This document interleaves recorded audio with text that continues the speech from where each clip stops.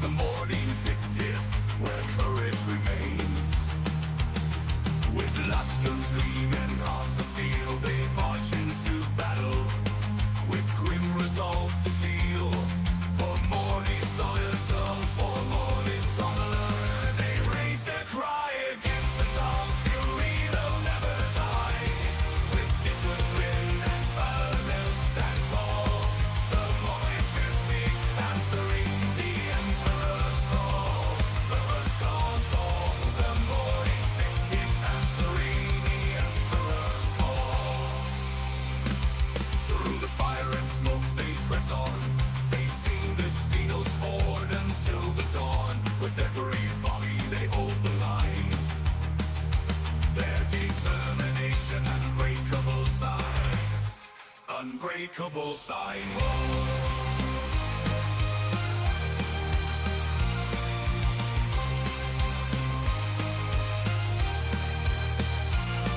For Mordian and Satan, they raise, he may be advanced. The Mordian spirit will never be chance. With faith in the Emperor, they fight as one. Their bravery shone, their bravery shining brighter than the sun. The light shining brighter than the sun.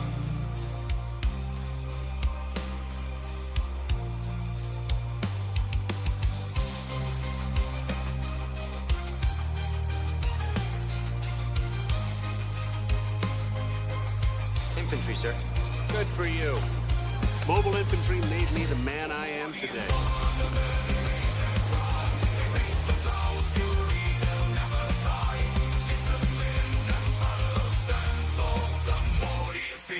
Answering the Emperor's call.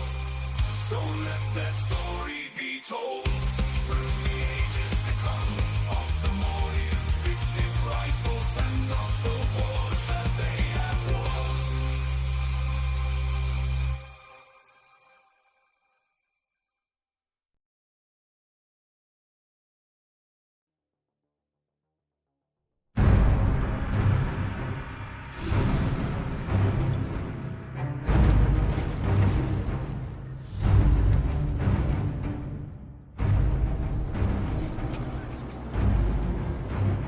Humans are no strangers to war. After all, we've been fighting for as long as we can remember. War is all we know. In the past, we fought for emulsion. We fought for country. We fought for freedom. But all that changed after E-Day. For 15 years, we've been fighting for our very survival against inhuman, genocidal monsters. But it is a fight we cannot continue.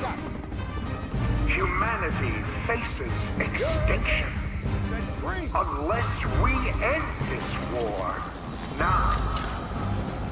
So why land down, Sergeant? Why not just drill down here? Jacinto's the one place it can't dig through, and land down's a perfect spot to hit them on their own turf. Heard there's a shitload of grubs there, Sergeant. More like 10 shitloads. We had hoped the light mass bombing would decimate the Locust Horde. But they survived, and have returned stronger than ever. They brought with them a force that can sink entire cities. Even Jacinto, our last beacon of hope through all these dark days, is now at risk. Soon we'll have nothing left to defend. And that means we have only one option. Attack.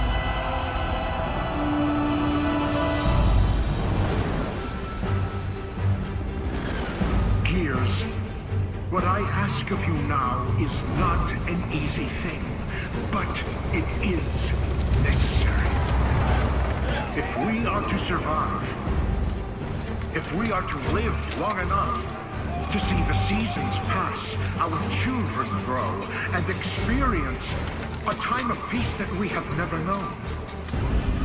We must now take this fight to the Locust. We will go to where they live and where they breed, and we will destroy them. This is the day we take the battle to the heart of the enemy. This is the day that we correct the course of human history. This is the day we ensure our survival as a species. Soldiers of the cog, my fellow gears, go forth and bring back the hope of humanity!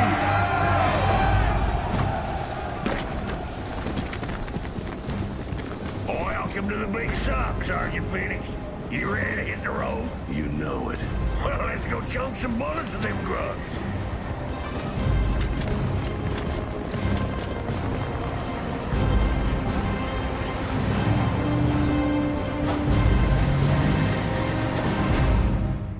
Hello again and welcome to the Mordian Glory live stream. It's an ugly stream, an early stream, a stream hostile to the normal schedule as we know it. For those of you curious as to why we are doing an early stream, I have a tournament tomorrow. And as you have seen with that intro, big shout out to Evan for an amazing job of putting that together. I'm hitting the tournament scene hard again. Before I went on holiday, I was a broken man.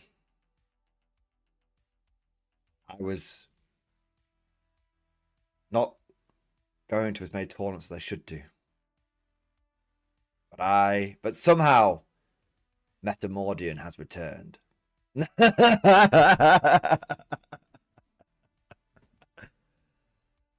Somehow Meta Mordian has returned, and this is the weekend where we return to the competitive scene. This is the weekend where we draw the line. We say, here, no further. We will make them pay for what they have done. So, yeah, basically got a tournament tomorrow. So it's only going to be a 4-hour stream today, and we're starting an hour early. So you can all lambast me greatly. Forward, you dogs, to victory! All right. We've actually got a potentially really busy stream today. It's going to be 4 hours of furious fun. I don't mean to alarm you. We've got packages that need to be opened.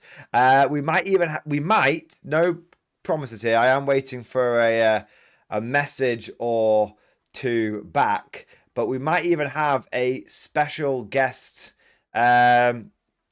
appearance today with some hot goss and hot news about maybe a bit of a big game that's incoming, potential 40k killer. Just saying.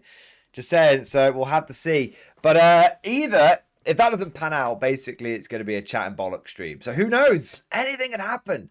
It could be we could have special guest appearance, we could have packages, or perhaps I'm just going to sit here chatting shit. We will see. So the briefing is anything goes, baby. Anything goes. Holy moly, holy shit. But I'm telling you, it's an exciting time. I have got so many tournaments I'm going to sign up to, and I'm just super buzzing, super jazzed, super fucking excited, absolutely fucking ready to rock and roll. So that is the briefing. The briefing is I am jacked to the tits. But of course, even though I've got a few things potentially planned for the stream, it doesn't mean we can't do our usual thing. Of course, we can talk about bot action, 40k, old world, heresy. We can, of course, talk about army lists. We can, of course, talk about hobbying progress. I want to make something clear. I got a few ideas planned, but you guys always come first. So if you've got something in particular you want to talk about, that is a-okay with me.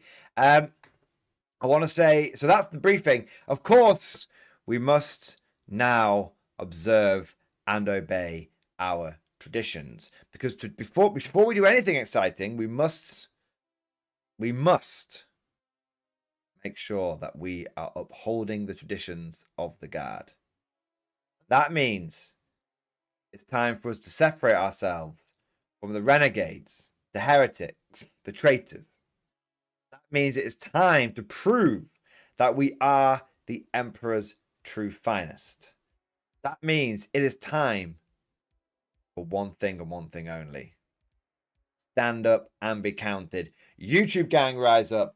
Twitch gang, rise up. Who is in the stream tonight? It's time for roll call, baby!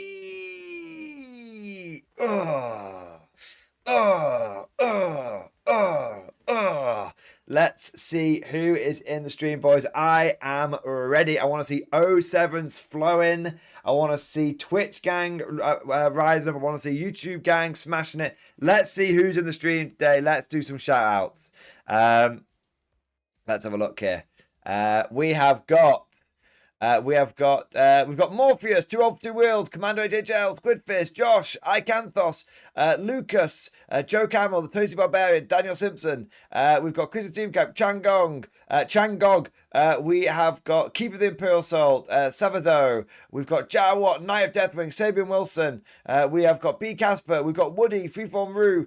We've got Tony. We've got Tiki. We've got Christy. We've got Bad Rabbits. Say my name, baby. We've got Butt Mountain, Keeper of the Imperial Salt, Marcelo, Airborne, Slapping Shovels, Andy Stocker, Ants Phoenix. We have got 1 minute. We have got Nick. We've got Roach. We've got Dan's Unit 804. And we've got Tobacco Dog. And we've got Chicken Detonator, Tur 10 Alpha, and Zero Hawk. Yes. Welcome to all of you Twitch Penal Legionnaires. Welcome to all of you YouTube Giga Chads. John Shepard sneaking in there at the end. Thank you for joining. And I hope you guys are ready for a hype fucking stream. Can you feel the energy? I can feel it. Can you feel it, Mr. Krabs? I can feel it. Don't forget, guys, to go ahead and smash that like button and subscribe and follow. You guys know we are trying to get the channel to 80,000 subscribers by the end of the year, and it's going to be a toughie. It's going to be a tightie. It's going to be a closey. So we need all of the interactivity that we can possibly have. If we get 80,000, subscribers, if we get the support that we need, I don't mean to alarm you, but I might just show off some feet pictures. I'm just saying, it might happen. I'm just saying. You guys know what you need to do. Also, don't forget, like the stream. A like for the stream means a day less that tower exists. There you go. Let's have a look, man. Let's have a look. Of course, I also want to say a massive thank you to everyone that's got the stream popping up, baby. Yeah, buddy. Huge thank you to all of you guys that have already gone above and beyond the Call of Duty, coming in with all of your support with super chats and gifted memberships and member flexes and all that great shit. And of course, all the people on Twitch who have done the Prime subs. Don't forget, if you do have Amazon Prime, please do a Prime sub over on Twitch. Let's go and make sure that we are saying our thank yous and wanking off as many people as possible.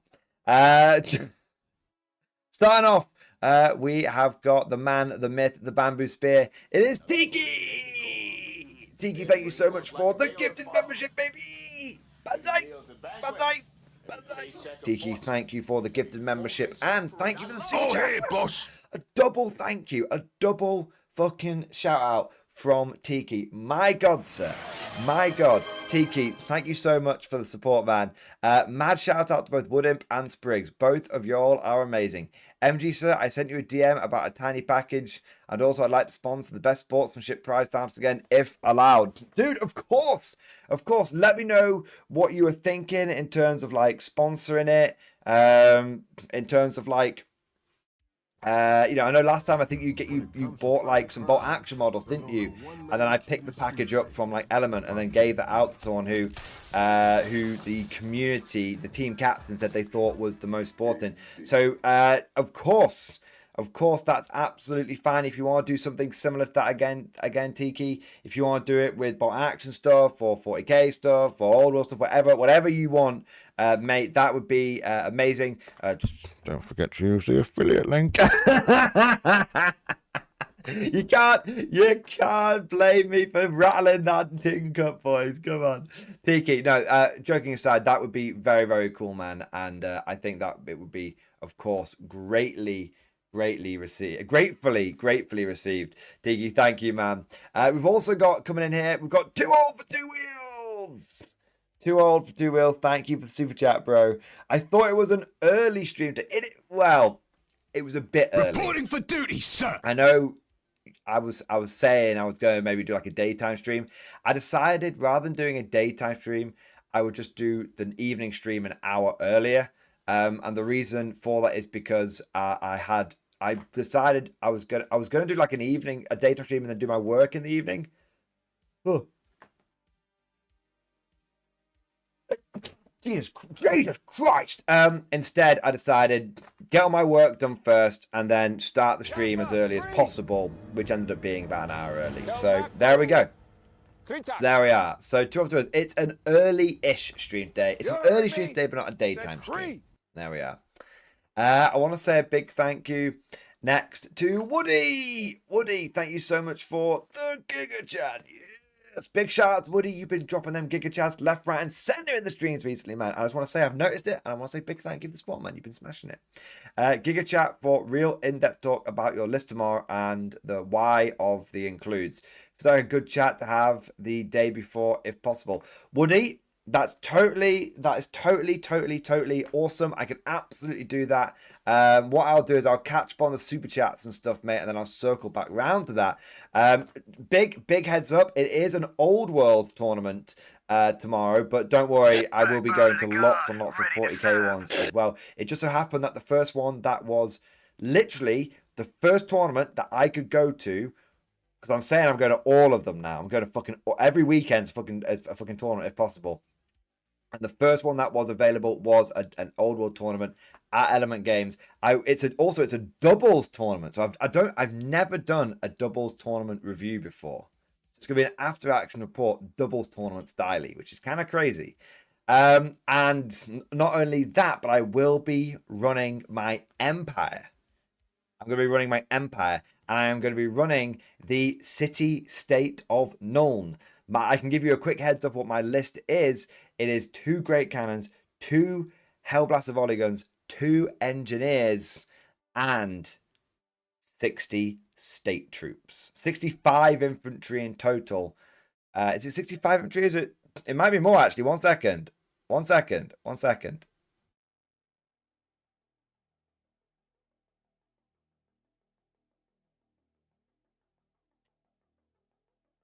It's 55 state troops. 50 state troops and 55 infantry in total. There you go. So that's what we are going to be. That's the list, and I'll circle back around and I'll explain what's going on with that tournament and everything, and all that good stuff. This is going to. Let me just tell you, this is going to be a bit of a proto. Ooh, my food is here. This is Mordian. I don't know. You've had an accident. By accident, does that mean you've just squirted? Ooh, la la. Mrs. Mordian has squirted all over my food. I did not mean to give you that much. I have pizza, and she gave me a bit too much ketchup with it. That's okay. That's all right. Thank you very much, sweetie. There we are. So yeah, basically, I am going to be running Nuln tomorrow, and I'm running a little 1,000-point Nuln army, but obviously it's going to be a 2,000-point army in total, but I'm running a 1,000-point army tomorrow. But the idea is I'm sort of play testing Nuln at 1,000 points for this tournament, and the next Old World tournament I'm going to, I am talking full 2,000 points, full Nuln, all the way. It's going to be great. All right. But Woody, I'll circle back around to it and give you the full deets on. Fuck it, I'll do it now. I'll do it now. Okay, so I've gone for infantry and guns in this Empire army for 2 reasons. One, that's what I love about Empire, infantry and guns. There's a reason I like playing Imperial Guard. The second reason that I've gone for that is it's a 1,000 point. It's a 2,000 point tournament, but it's a doubles tournament, and you can't both have the same faction. And my teammate, that rat bastard, that's his online handle, not my name for him. Sam is actually running Wolves of the Sea Chaos. And his whole army is built around a dragon, and then he's gone for loads of cavalry. He's got like Marauder Horsemen, and he's got like Chaos Hounds and all that kind of stuff. So the reason why we've gone for these two armies, yes, we don't have any magic. That is a bit of a meme. I'm not going to lie. It's a bit of a meme. But the thinking is that I have guns and infantry, and he has monster and cavalry. Monster and cavalry.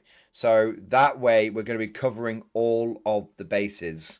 And the idea is, can you imagine how sick it would be if Empire had a legitimately good like dragon character? Oh look, we now have that with the Chaos Lord and Dragon. And oh, can you imagine how good it would be if Chaos had actual guns? Oh look, they've got that now. So it's kind of like, we don't know how it's going to go. We don't know how it's going to go, because obviously we haven't got any magic, but the thinking is it should, in theory, be quite a good pairing. Empire guns and Chaos monsters. He's also got 5 skin wolves as well, which we know are very, very good.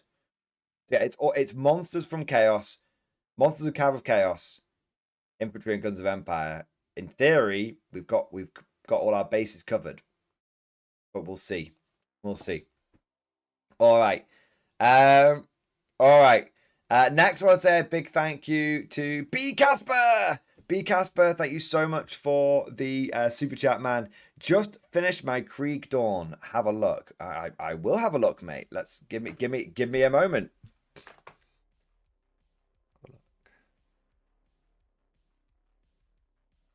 Nice. Here we go. Dude. Sick. That looks so cool, man. Dude, that's come out really nice. That's actually come out really nice. I really like the bluey grey that you've gone for. And I really like you've got like a lot of silver on there, but then you've broken up with things like the brass and the gold and the red. Mate, I like the color of the muzzle brake as well. It's a simple yet effective color scheme that looks good, and I think it's going to look badass on the tabletop as well. Excellent work, mate. Excellent. Okay. We've also got coming in here next. We've got some support over on Twitch. Twitch gang rise up. Twitch gang rise up. Big shout out to, we've got some people that have been coming in and following. So big shout out to Hachu, Fu, Ronin, 11380, and Charles. Thank you for following. And then a big thank you to Chicken Detonator, who, let me have a look here. Big thank you to Wango's Whimsies for the Prime sub. Thank you for the Prime sub, mate. And then a big thank you to Chicken Detonator for the resub, 12 and 3 sub. Pino X-Force, baby. Harvest Lion Core, first and never out. Yes, mate, you fucking know it, bro. But also big shout out to Chicken Detonator for the 5 gifted subs. Amazing, man. Chicken Detonator absolutely going above and beyond the Call of Duty. Holy shit, man. I've got a diva. We've got a diva emote now, apparently. Thanks, Chicken Detonator. We actually got enough hype going on Twitch where it actually unlocked a new emoji. That's cool as fuck. Chicken Detonator, thank you so much for absolutely smashing it. Big support over there. 07, you magnificent bastard. Shout out to you and all the Twitch Pinot Legionnaires for going above and beyond. Fantastic effort, boys. Nice. Okay, next I want to say a big thank you to John Shepherd. John Shepherd, thank you so much for Super Chat, man. Picture in stream discussion of a winged demon progress. Holy sh... Dude, I thought you'd finished it yesterday. Are you saying that you've actually improved upon what you painted yesterday? Because I thought it was already looking fucking Gucci as fuck. Let's see where it's up to now. I broke my wing demon but managed to glue it back together. I've sprayed it with clear lacquer and I've dark oil washed it next to remove with the sponge in about an hour. So that's where we were up to yesterday, and I was already like, that looks sick. Oh, mate. Obviously, the oil wash is going to come off, so it looks very dark right now, but you can already get a sense of like how organic that is going to make this thing feel. Like, holy shit, the way that red is going to come out is going to be insane. It's going to genuinely look like the color of dried blood. Fuck, man. Fuck. Dude. Very, very good effort, mate. Very, very good effort. Nice. Nice. All right. We've next got a double super chat coming in from Daniel Simpson. Daniel Simpson, thank you so much for in total double giga chat, baby. Yes, mate. I only have to double giga chat equals 007. I only have to paint a Catachan squad, a Russ, a Dawn, and a Shadow Sword. Downer, right? Right. Also, doable, right? Also, rattle your can. Screw autocorrect.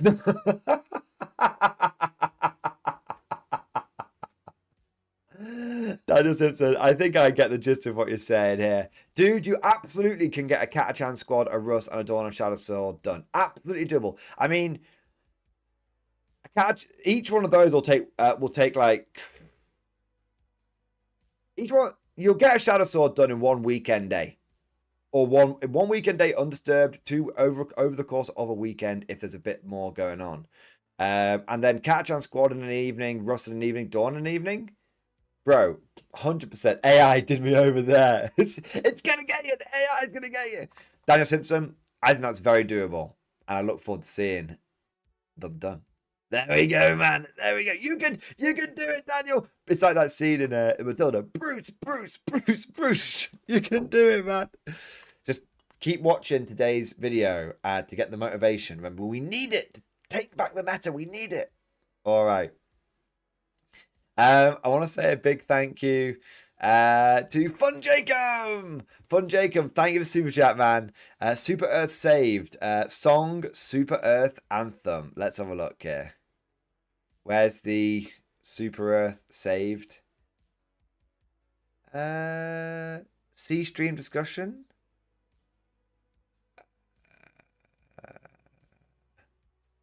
Fun Jacob, why are you lying? Why are you lying? Why is there's nothing? Oh, yes, it's just a bit further up. Yes, no, Super Earth is saved. The cowardly Lumen have fled like the dogs they are. Democracy is made manifest. Super Earth stands strong. This is true. So after some fantastic efforts from the Helldiver community, and I think the MG community, we did do our bit of contribution. Super Earth has successfully been saved, although the president did die. Although, personally, I think that is going to be part of a military coup sort of storyline that's going to be going on. Who knows? Maybe it's going to be Super Earth v Super Earth in an update. Maybe we're going to be taking those sea troopers on. Just saying, what if they brought in Super Earth as like traitor Super Earth people? I'm just saying, that would be kind of a twist for Arrowhead to bring in. Very, very cool, man. Very, very cool. Super Earth song for the anthem. Play the Super Earth anthem. I can play Super Earth because it gives me an excuse to eat some pizza before it goes cold. Although cold pizza is pretty legit. All right, let's give this a listen. I think I can actually play this, you know. I can show it off. Now, you guys can enjoy this for a second.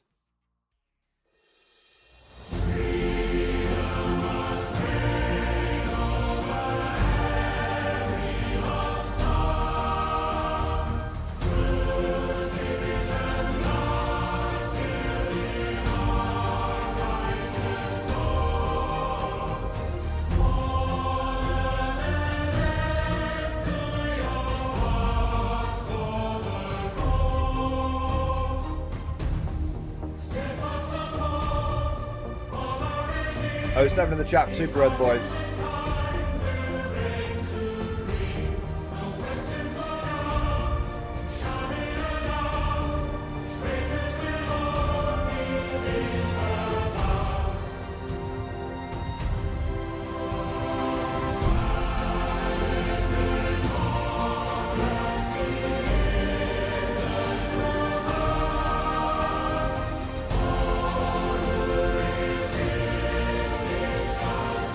think instead of 07, I think O and an I would look like Super Earth Salute, OI. Can we try it, chat, see what it looks like?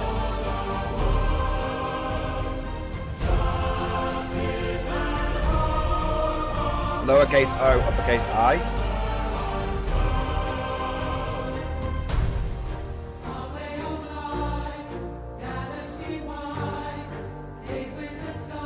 Not Oi, O capital I.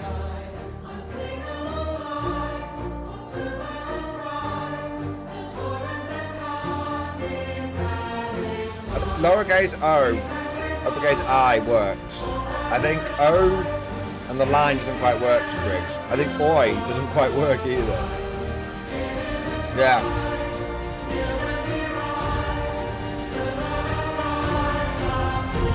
I think it works. Lowercase like a little bit. It sounds like Oi! Oi, mate!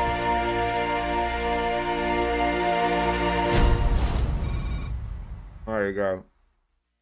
PlayStation. Oi, oi, oi!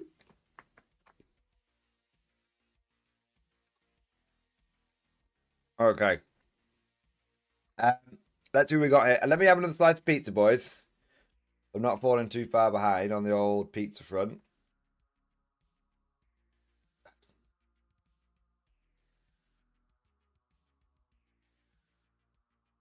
Oh shit. You guys all lose. Are you guys all losing your minds over having ketchup with pizza? What's the big deal? It's just a ketchup's just a dipping sauce, right? It's just a condiment. So look, pizza.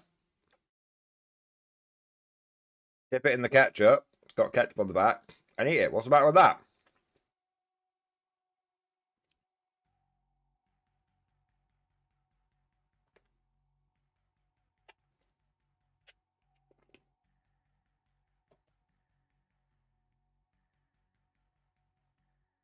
I dip it into ranch, I dip it into ketchup, I dip it into mayo. What's wrong with dipping your pizza in? It's especially good for the crust. Like, little dip. Now the crust isn't so bad now.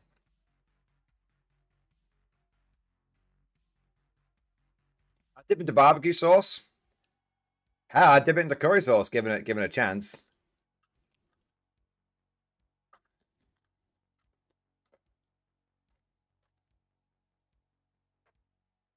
You know?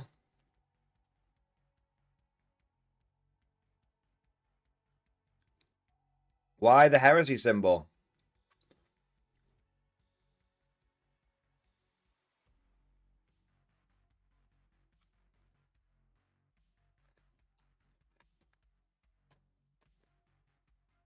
You guys are all telling me that you've never dipped your pizza crust into a sauce.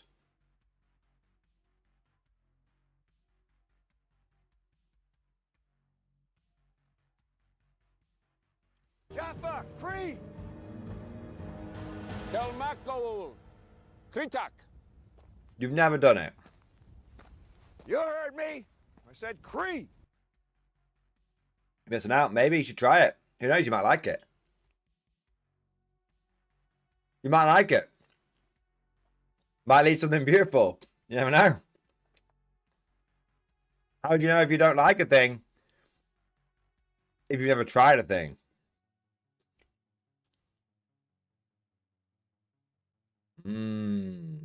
Ketchup on pizza.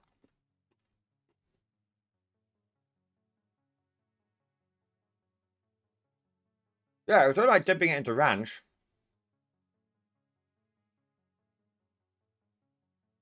Yeah, they sell dips at pizza places.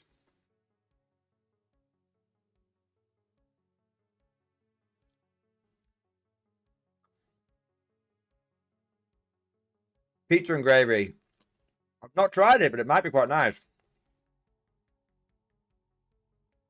Yeah.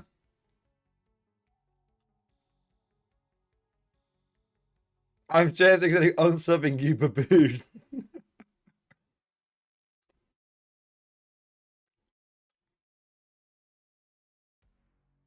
Come on, you if you wanna live forever!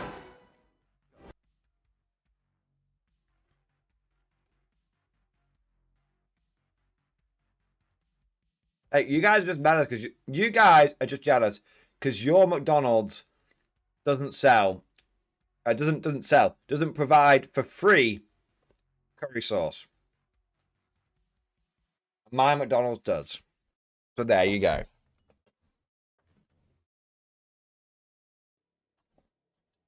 Let's poll it. All right, fuck it. We'll poll it. Fuck it. We'll poll it. All right. It's the top quality content that you guys have asked for. Do you use dips with your pizza? With your pizza?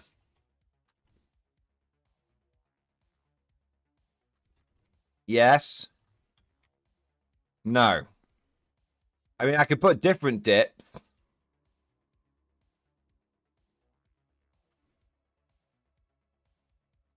There you go. Do you use dips?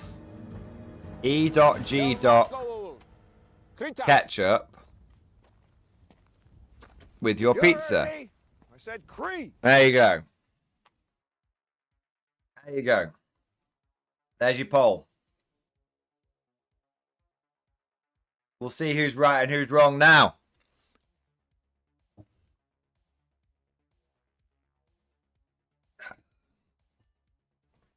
All right. Way to move the goalposts. What? Do you want me to ask specifically around ketchup? Right, fine. Fine. I was trying to be nice and be inclusive and include as many people as possible, but I'll do it again. I'll do it again. Right. Is it okay to dip pizza crust into ketchup? There you go. That's the real question, right? Because I don't really dip the main bit in, but it's nice to have it with the crust. All right? You heard me. I said Cree. All right? Fair enough? All right, there we are. Is it okay to dip pizza crust into ketchup? There you are. I will give the people what they want. There you are. So, because that's the crux of it, right? That's the crux of it. We've got some super chats coming in here. I want to say a big thank you. Whilst we're waiting, we'll answer some super chats. All right. I want to say a big thank you to Andrew Marlowe. Andrew Marlowe, thank you so much for the 30-month member flex, baby. X-Force, baby.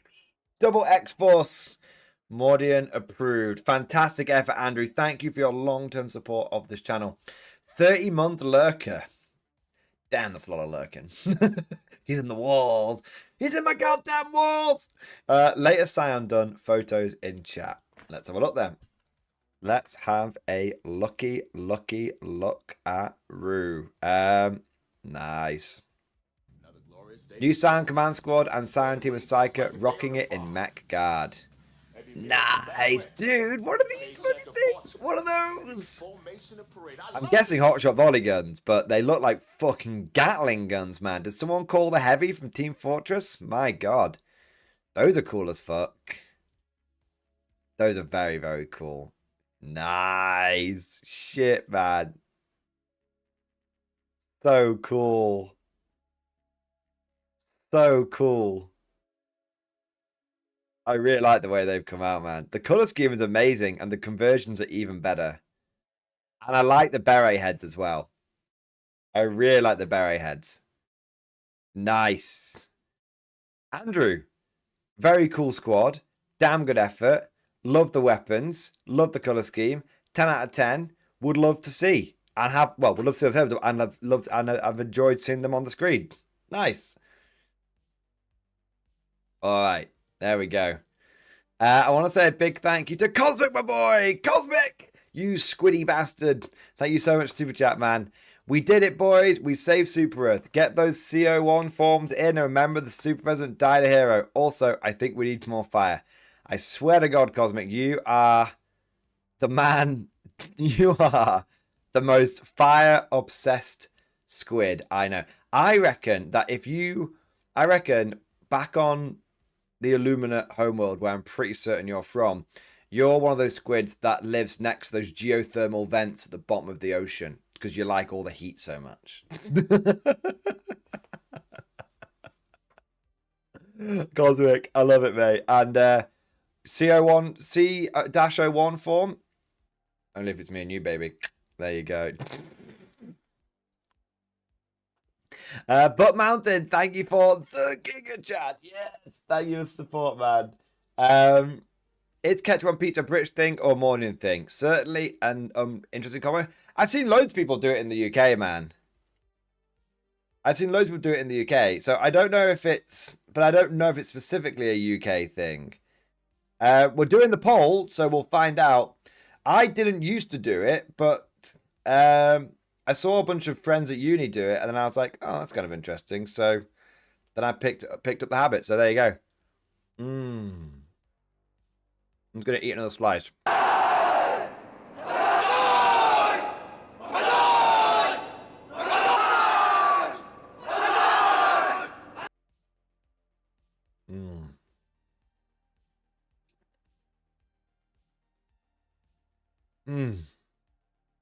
Very tasty.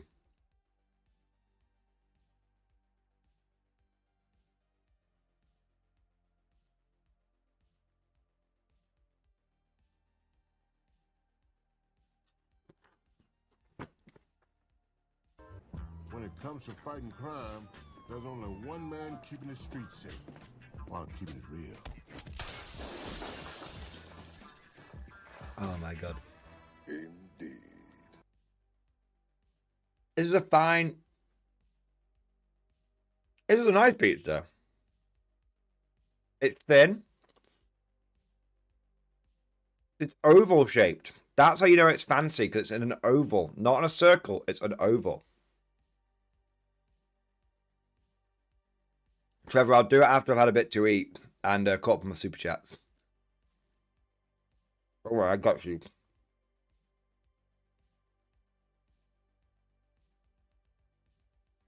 It's not a deep pan pizza. Deep pan isn't very popular in the UK.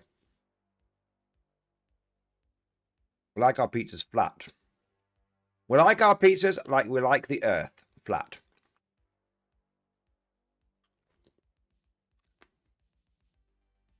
It's not smart fries, no.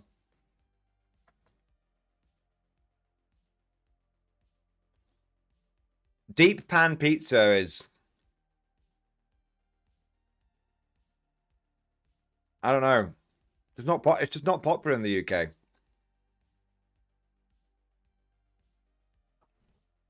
I don't know anyone who eats. I genuinely don't know anyone who goes for deep pan pizza.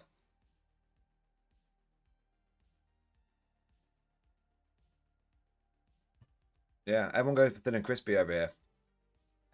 That's a UK thing. All right. Next one's a big thank you to Woody. Woody, thank you for the super chat. Mayo on pizza gang unite. Bring on the coronary. Mayo on pizza or dipping in? Dipping in. Because I squirting it on. No. Dipping it in for the crust. I could get there.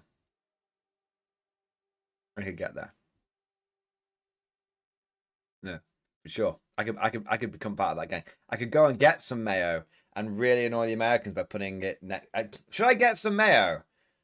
Do we have any mayo? I might not have any mayo, actually.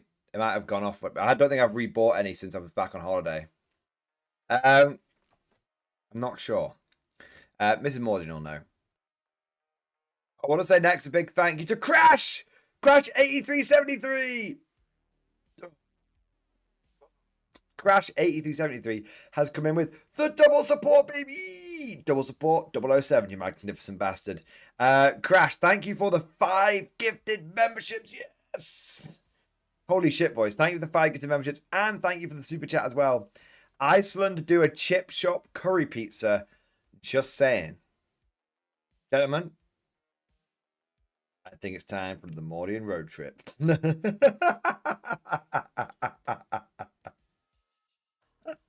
It's time for chips. Right. Mrs. Mordian, let's get the chip shop curry pizza and let's see what it's like on stream. Let's do it. I'm saying, boys, that it needs to be done. It needs to be done. It needs to be done. Crash, thank you for bringing this information to my attention. I know exactly what to do with it. Oh my god. I want to say next a big thank you to the Toasty Barbarian. Thank you for the 24-month member flex. Double X Force, baby! Mordian approved. Just realised I got a new badge. You did. Infantry, because sir. you've been supporting now Good for for 2 you. years. You are now Mobile officially infantry made me the man Mordian I am approved. today. The thing is, I haven't got any more badges after that.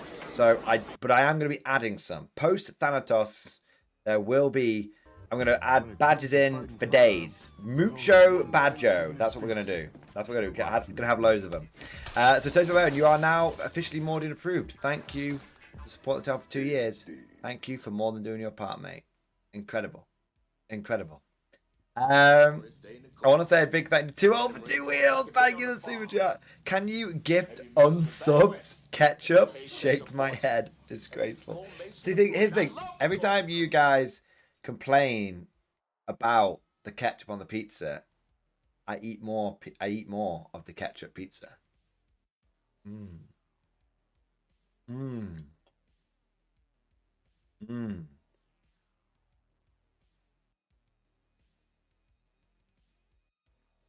So this next pizza is so I had the first half of the pizza was mozzarella and was cheese with mozzarella pearls on it and tomato and ketchup.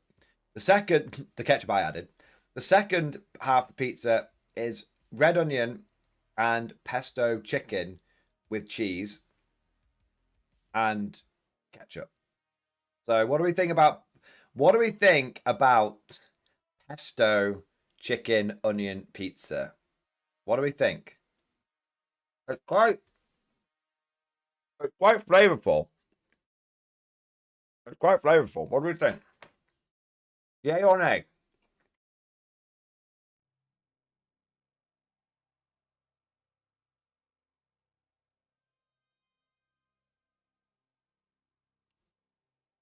Boy, I was going to start banning people saying the real savage ways. What's wrong with fucking onion and fucking chicken on it?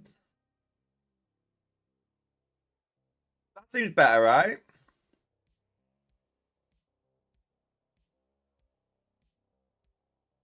Without ketchup, I'd try it. Remember, the ketchup's only for the crusts. The ketchup's only for the crusts. This is what I think you guys are missing. And it's not like specifically ketchup. Like, it's just ketchup just happens to be the sauce that Mrs. Mordian has given me. Normally, it would be ranch, or it could be mayo, or it could be ketchup, or it could be anything.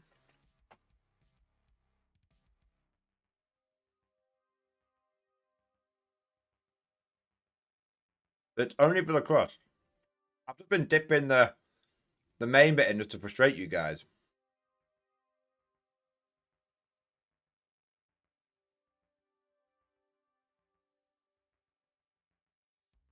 I'm getting kind of full now. 5 slices of pizza is enough for my little boy, my little tummy. Might save the next 3 for like tomorrow. I could have that for breakfast. Or save it for later in the stream. It will just be cold pizza, won't it? We'll see. When it comes to fighting crime, I didn't do shit, man. Street safe, while keeping it real. Not to throw my missus under the fucking... Not to throw my missus under the fucking bus, but she put the fucking ketchup on the plate, not me. Although, that's definitely going to get me in trouble with the fucking feminists, because, oh, well, your missus makes your dinner for you. Yeah. Every night.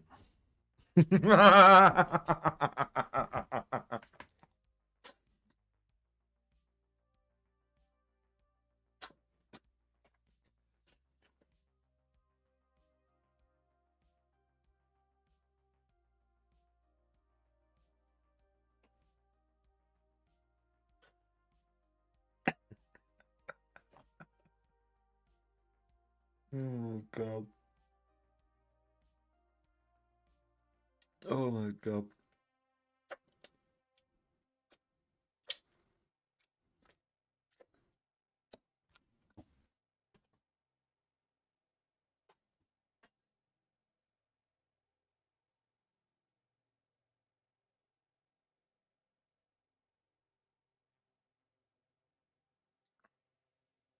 That's definitely gonna be one of those clips that gets brought up in like 2 years' time when inevitably the people come for me and they start like Mordian glory exposed, and look, he's such a sexist. It's like, god damn it.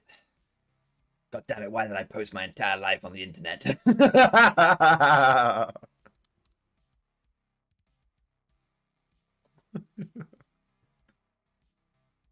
Oh my god. And you collect bolt action. Oh my god, it's all stacking up. All the evidence is just stacking up against me now. That's it. All the evidence is stacking up against me.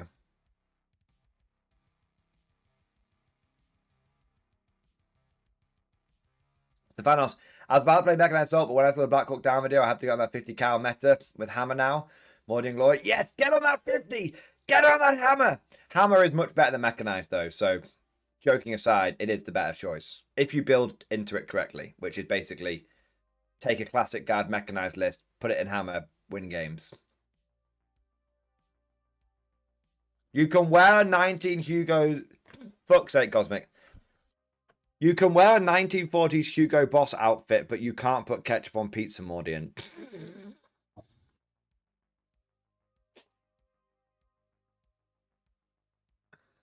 Oh my god. Fuck's sake.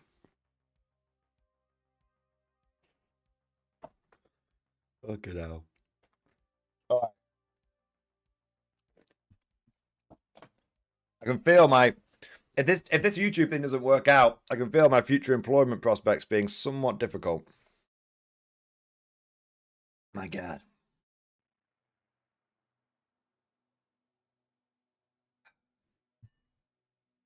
Okay.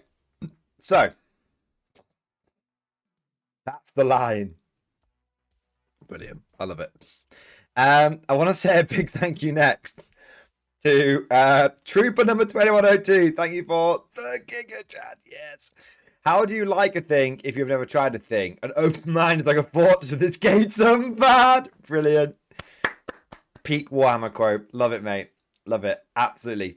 A closed mind is too small for doubt. There we go. That's the other half of the quote, isn't it? Something like that. You heard me. Next, I want to say a big thank you to Lucas. Lucas, thank you for the super chat, man. Personally, I'm someone who thinks you have to dip your food in something to enhance its flavor. The food isn't that good. I mean, that's a fair point. That's a fair point. But here's the thing.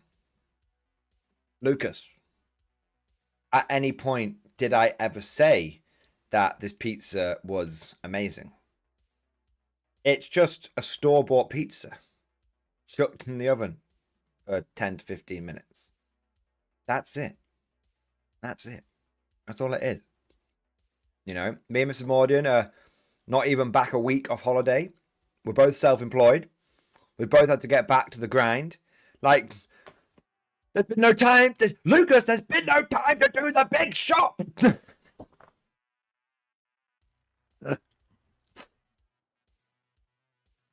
Lucas, I'm like a single mother. I wash and dry, okay? Jesus Christ. Next, I want to say a big thank you to Tiki. Banzai!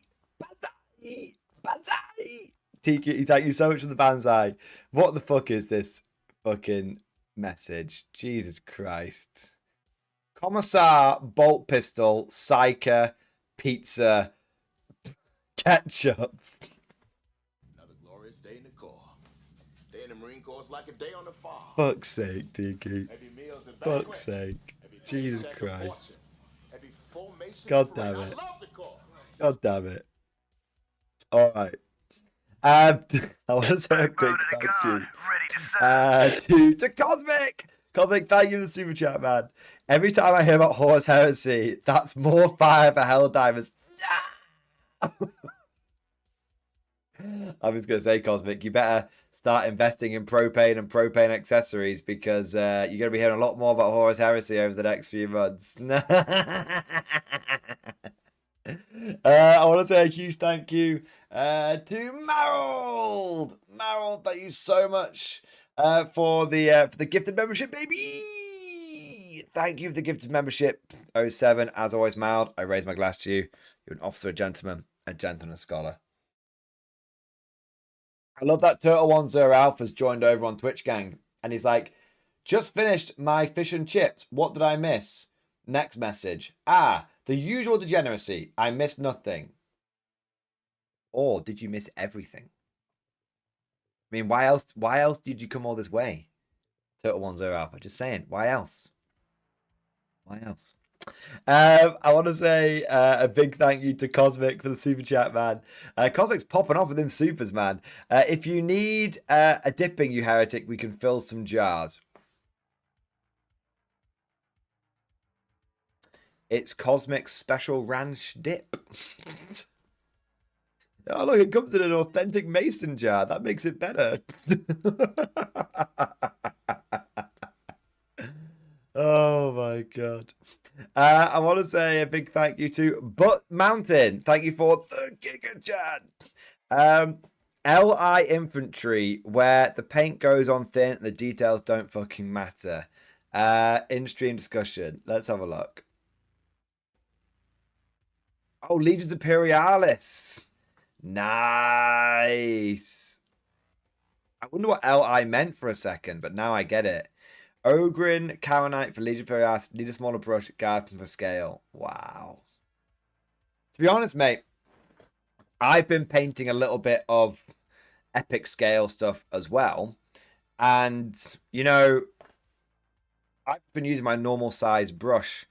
And honestly, when you look at the models like up close, you know, I've done this with my own models. I'm like, fuck now, I've fucking made that mistake, done that mistake kind of thing. Could need a better brush. And then when I put the models down and look at them from 2 feet away, because they're so small scale, I just can't see they look amazing. They look, you know, it's mad. Most of the models that I paint look, well, when I paint like traditional paints, they look better up close than they do further away. Most of the models that I paint nowadays look better further away than they do up close, especially the smaller ones. So I wouldn't worry about it too much, man. I bet if you were to put these on a Legions Imperialis table, film it from like 2 feet away, for example, look at it from 2 feet away, they would look stunning. And they look good up close, so I bet they'd look stunning from further away. So yeah, honestly, I think, I'm not saying you did it about paint, by the way, I want to make that clear. I'm saying you're probably worrying over details that you don't need to worry about, is what I'm saying. All right. I want to say a big thank you next to Cosmic. Cosmic, my boy! Praise be the squid. Praise be the ink. The rules are, if pizza, no ketchup, no pineapple. I don't like pineapple on my pizza. That is true. Pineapple is fruit out of context. It's just not acceptable. All right. For the jewel, sir, for the jewel, you have to pick up the glove. I'll pick up the glove and it'll be filled with ketchup. Next, I want to say a big thank you, a double thank you to Blonde Demon. Blonde Demon, thank you for the double super chat. Thank you for the support, baby.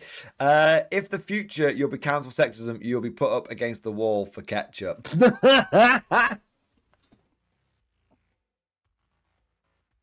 Gets cancelled for sexism, gets executed for ketchup on pizza. You know what? I understand that. Makes sense to me.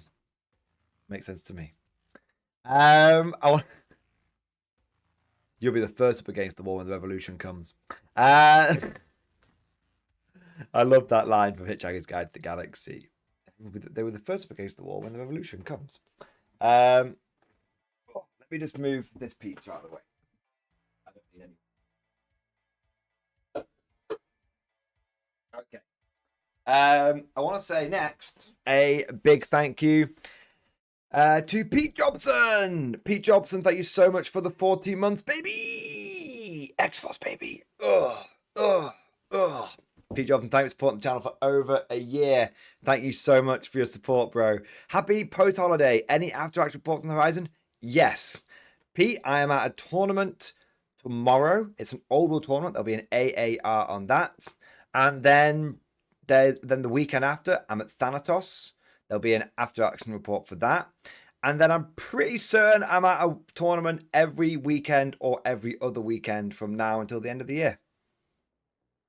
From RTTs to GTs to Super Majors, from 40k to Old World to Bot Action. So yes, many after action reports between now and the end of the year. Many. You guys are gonna have a feast of after action reports. There you go. All right. I want to say a big thank you next to Cosmic Drew. Cosmic, my boy. Good news. The tank is back. Bad news. I'm on a 48 hours. Well, Cosmic, at least it made it back in one piece. I recommend maybe if you put it in like quite a square box, I recommend trying to like get it in a more sort of rectangular one. It seems that Customs likes rectangular boxes over fully square ones. I don't know why. That just seems to be the case. Also, one of the things that seems to really hold them up is so Trevor, and I'll be opening his box in a moment. Trevor sent me a package and it got straight through customs. And I think one of the problems with using the US Postal Service is that they don't do the customs charge. So what ends up happening is it gets stuck in customs. So what I would do is either talk to the people at your local post office and be like, can I pay the customs charge on this end? Or try someone like FedEx that might sort it out. So yeah, it's the custom. It seems to be if the customs charges haven't been taken into account on the sender's end, it gets fucky on my end. Because sometimes I've had it where they've not sent me the notice. More than once I've had it where they've not sent me the notice. So yeah, a bit of a funny one. So I'm not sure what caused it, Cosmic, but that might have been one of the things. Private courier, that might go better. Yeah. All right. I want to say next a big thank you to Commander HHL. Commander HHL, thank you so much for the super chat. My man, thank you for the support, bro. But can it fit through a hole in a piece of paper? Can the ketchup fit through the hole in a piece of paper? I don't know. The pizza probably can, but will the ketchup be allowed to go through the whole piece of paper, or will people not like it? Okay, let's see what the poll is saying. By the way, we've got 90 votes. It seems like ketchup is not an acceptable medium for pizza crust. It seems. The people have spoken. People seem to have spoken. Turtle 10 Alpha and pineapple added torture. Yeah, pineapple on pizza is a big no-go for me. Big no-go. I like pineapple juice, but I don't like pineapple on pizza.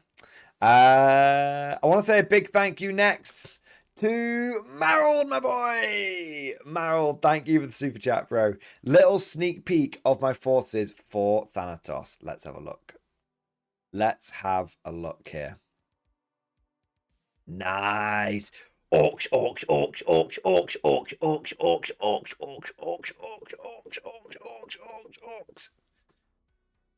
Nice. Marold, yes. I'm guessing Marold's going to be playing on Osland Shield this time. Shit. Baby. Oh, damn. Dude, I love it. Marold. I love it. I'm looking forward to seeing the orky goodness Thanatos this year. Shit, man. Very, very nice. Very, very nice. All right. Now, I don't mean to alarm you. When it comes to fighting crime, I do mean to alarm you because Cosmic has just interrupted what I was about to say, which is I've caught up on my super chats. But Cosmic's like, caught up on super chats? Never. Try and get an early night tonight, Mordian. It's not going to happen. Cosmic, thank you for the super chat, bro. Catch up on pizza is why Super Europe fell. Bro, I don't know what you're chatting shit about. Super America fell as well. In fact, we all got shown up by Super China and Super Scandinavia. You know, and even then, it was really Super China that did it. I'm just saying, in the Battle for Super Earth, China number 1. Everyone else kind of shit the bed. China number 1. Just saying. Just saying. Just saying. Cosmic, you need to show the picture in Discord. Which picture? Cosmic, you have to send me a picture in order for me to be able to show that picture off. I don't know if you know how that works, but you have been here for like nearly 3 years. So I feel like, Cosmic, you should know the process. God damn it. All right. Chat. I gotta message a motherfucker. Give me a second. Wooden. I don't know if you see it. Hi, mate. Are you free to jump on now? There we go. I've messaged him and I've said it out loud in case he's in the... Trevor, I'll do your package. If Woodimp's not free now, I'll do your package now. If Woodimp is free now, I'll do your package afterwards. Okay, so don't worry. It's all part of the plan. I've planned things out. All part of the plan. Don't you worry, good sir. He might not be ready now. We'll give him a minute. We'll give him as long as it takes me to make love to Mrs. Mordian. 30 seconds. Let's see. Woodimp! Woodimp! Wilson! Let's have a look. If he's not free now, hopefully we can grab him tomorrow. But we'll see. Wouldn't disgrace pizza with ketchup. That's true. That's true because he is a wood imp. He subsides off a diet of beetles and berries. There you go.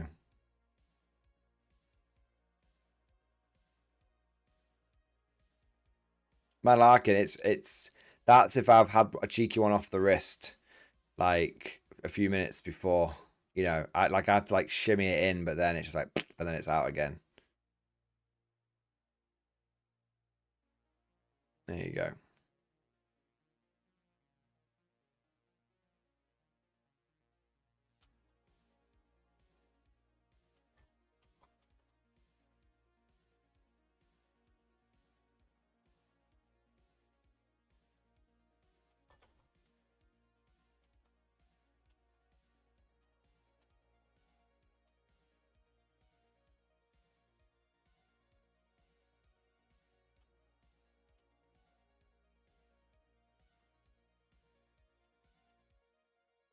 Might have a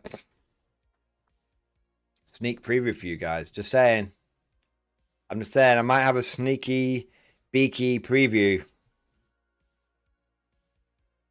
If Woodimp is available. He's green on Discord. And he was in the stream earlier. I'm just saying. Oh.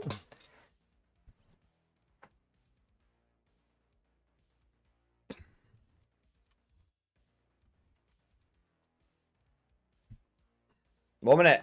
Things are happening.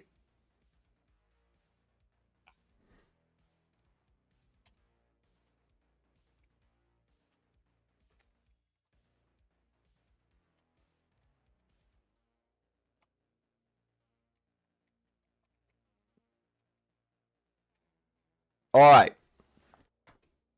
Nobody panic! Nobody panic! It's happening! It's happening. So I don't mean to alarm you. I don't mean to alarm you. I'm gonna get. I'm not gonna. In fact, I'm not going to reveal anything. But I have got. All I'm gonna say is we have had a roving reporter on the ground. On the ground, and it could.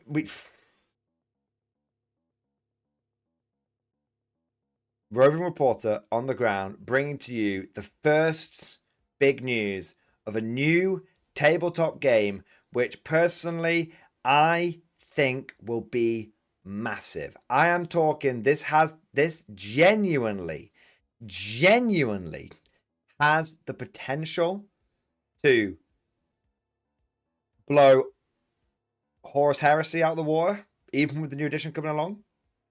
To blow Old World out of the water, and it might even, especially with might even rival 40k. And those are big words, and I know they're big words. And there's a little bit of hype there.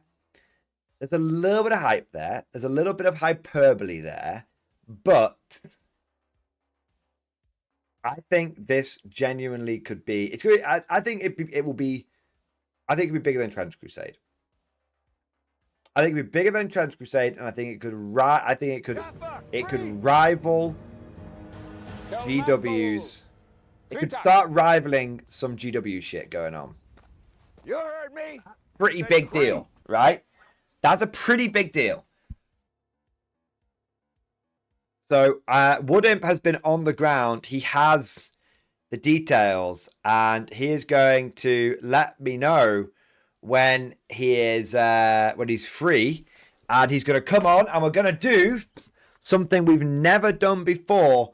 We are going to do a live saltcast. We do a live saltcast. I'm going to update the the stream title and everything, and for whilst we're doing this bit. And you guys are going to be able to do some Q&A, and it's going to be kind of cool. It's going to go on for like half an hour to an hour. I think it could be pretty badass. I think it'll be pretty good. And I'm going to make a stream. I'm going to make a stream highlight out of it. So it's like live Saltcast, and then it'll be a stream highlight Saltcast later as well. So just saying, this could be YouTube gang, Twitch gang. It could be pretty big. It could be big. I'm going to ask Evan to make if he's free. He might not be. He is away at the moment.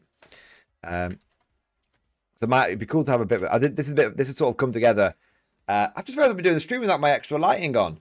Oh my god, what amateur hour is this? It's because I had it was daylight outside before, and now I didn't need the artificial light, but now I need. There we go. It was daylight, and now it's gone dark. I need my ring light on.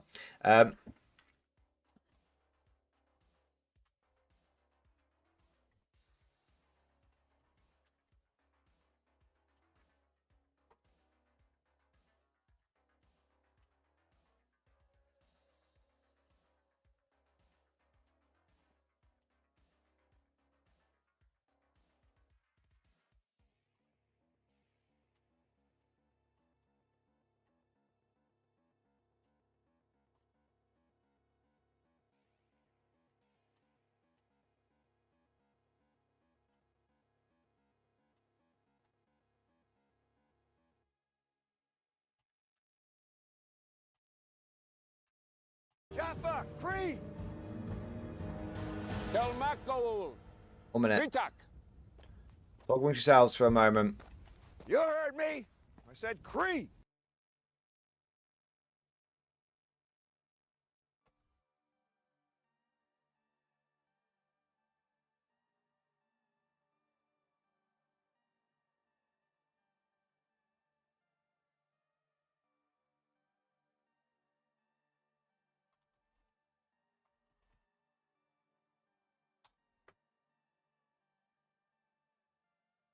Evan's getting back to me, so we'll see. Let's have a look.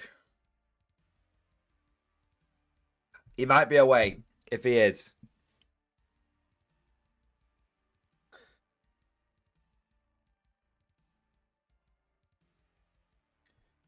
He might be he might be away. If he is, that's fine because this is very, very, very last minute. But it'd be cool to be able to sort of make a big thing out of it on the stream and everything. It would be cool. He's typing back to me, but I think he's probably out, to be fair.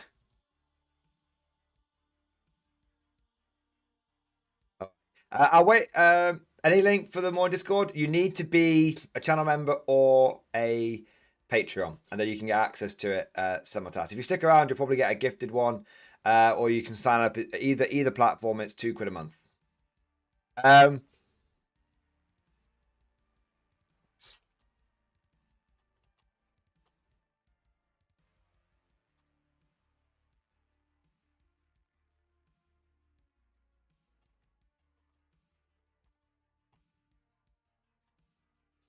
All right.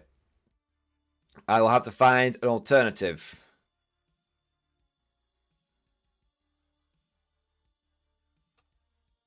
Which I should be able to do.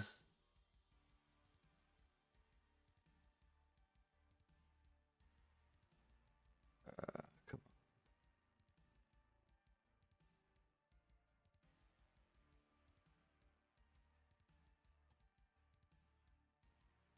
That'll do. Yeah, that'll fucking do.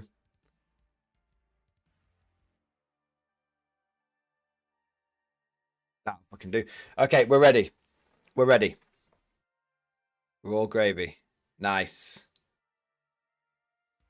Okay. Yeah, that's fine. That's fine. That's fine. That's fine.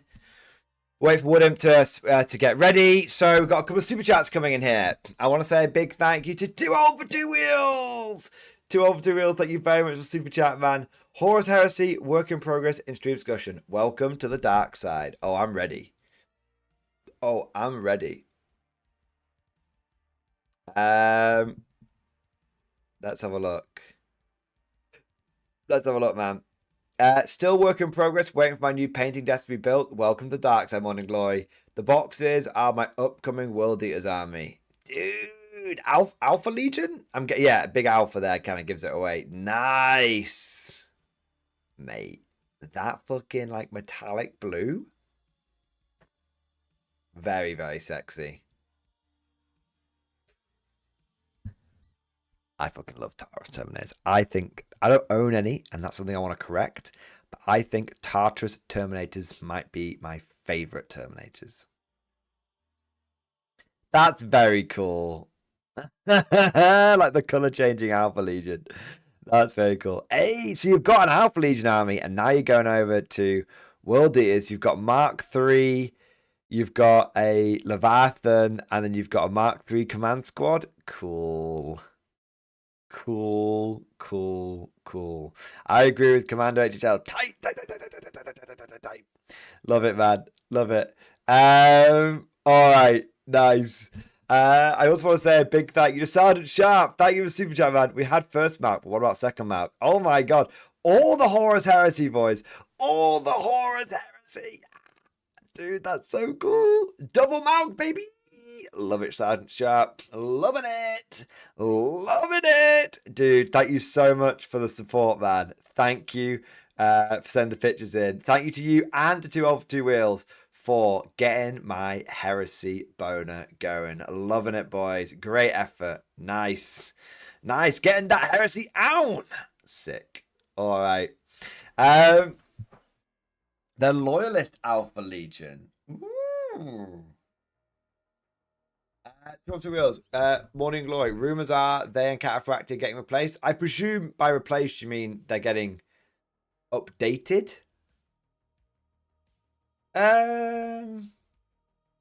With like, you know, the newer sculpts. I could see it for Tartarus. I don't think I see it for Cataphracti. And the reason I don't really see it, well, maybe actually. The reason I was like kind of maybe not for Cataphracti is because they were in the Age of Darkness box set, but then I think they were actually the same models that were recycled from the Betrayal at Calf box set, weren't they? Upscale Tartarus. I'll wait for the upscale then. Yeah, I'll wait for the upscale. They said current Cataphracti stream. Fair enough. Fair enough. They're 10 years old, yeah. Betrayal at Calth was, yeah. It's kind of funny. You know what's kind of crazy? When Betrayal of Calth came out, I didn't even think of it as a Horus Heresy box set. No word of a lie. No word of a lie. Because at the time, I was just like so not bothered by Horus Heresy.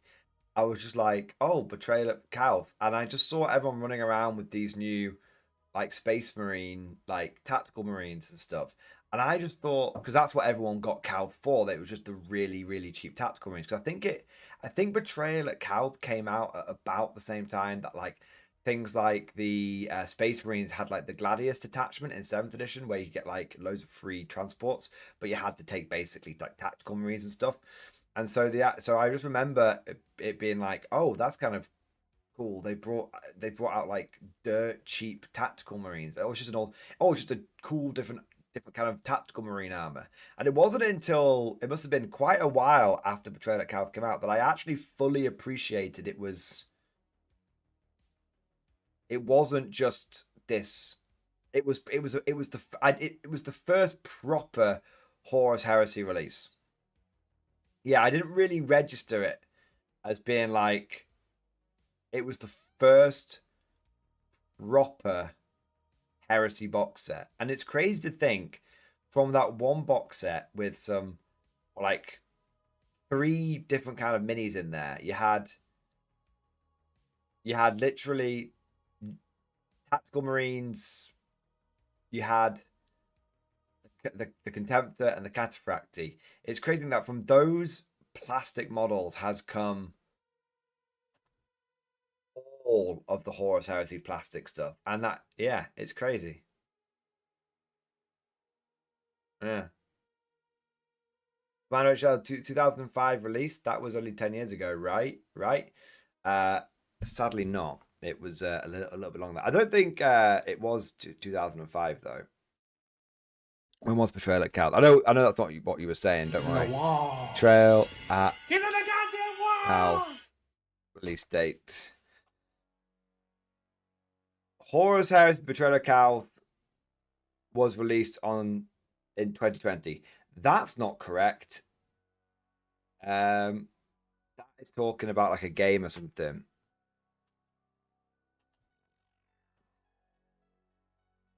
$2015. Yeah. Oh, I forgot about Burning of Prospero. I forgot that Burning of Prospero was even a thing. Holy shit, man. That's Betrayal at Calth, I remember. Burning of Prospero, I don't really remember what was involved in it. I don't remember what you got with Burning of Prospero. Oh, that's when you got like plastic Araman. Oh yeah. See, everyone remembers Betrayal at Calth, but I don't know anyone. It's like it's been memory hold. No one talks about Burning of Prospero.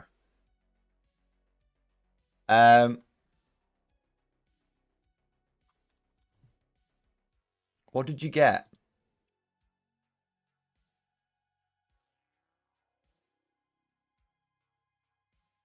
I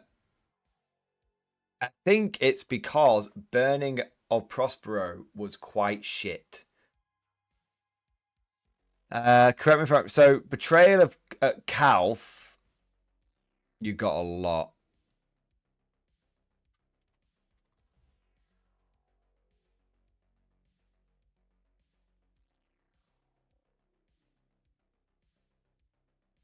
Okay, so chat, which of these, if you were to buy a box set, which of these boxes would you buy? Option number 1.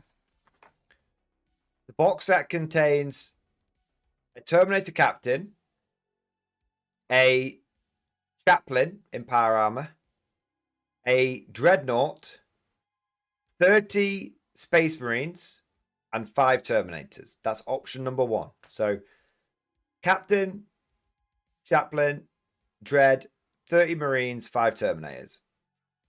Or Captain, Librarian, 5 Terminators. Oh, wait a minute. It came with loads. Oh, no, fuck me off. Yeah, no, call me. I'm a big man. I thought it only came with 10 Marines. No, it comes with Captain, Librarian, 5 Terminators, 30 Marines, 5 Custodian Guard, and 5 Sisters. So that's actually a better deal? What?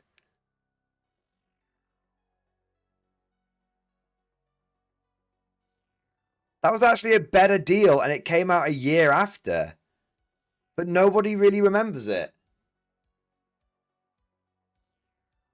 I was wrong. So why is everyone... Is it because... How much was Betrayal at Cal? That's the cost. Okay. How much is Betrayal at Cal? Betrayal at Cal box set price. Someone's got to have a picture of the back of the box, right? How much was it? Can anyone remember?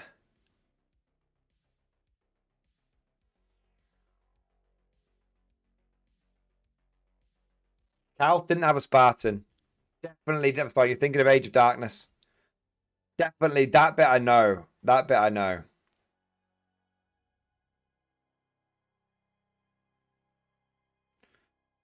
So it was $150. All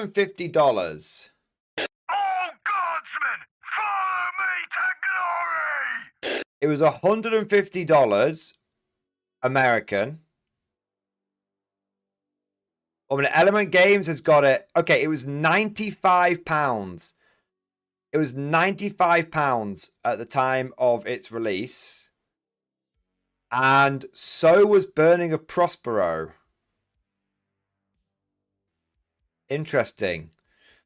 So they were both the same price. They both came with the same amount of Terminators, the same amount of Space Marines, same amount of Tactical Marines. They both came with the same amount of characters. So the big question is, would you prefer to have the Custodian Guard and Sister Silence? You got 5 Custodies, 5 Sisters.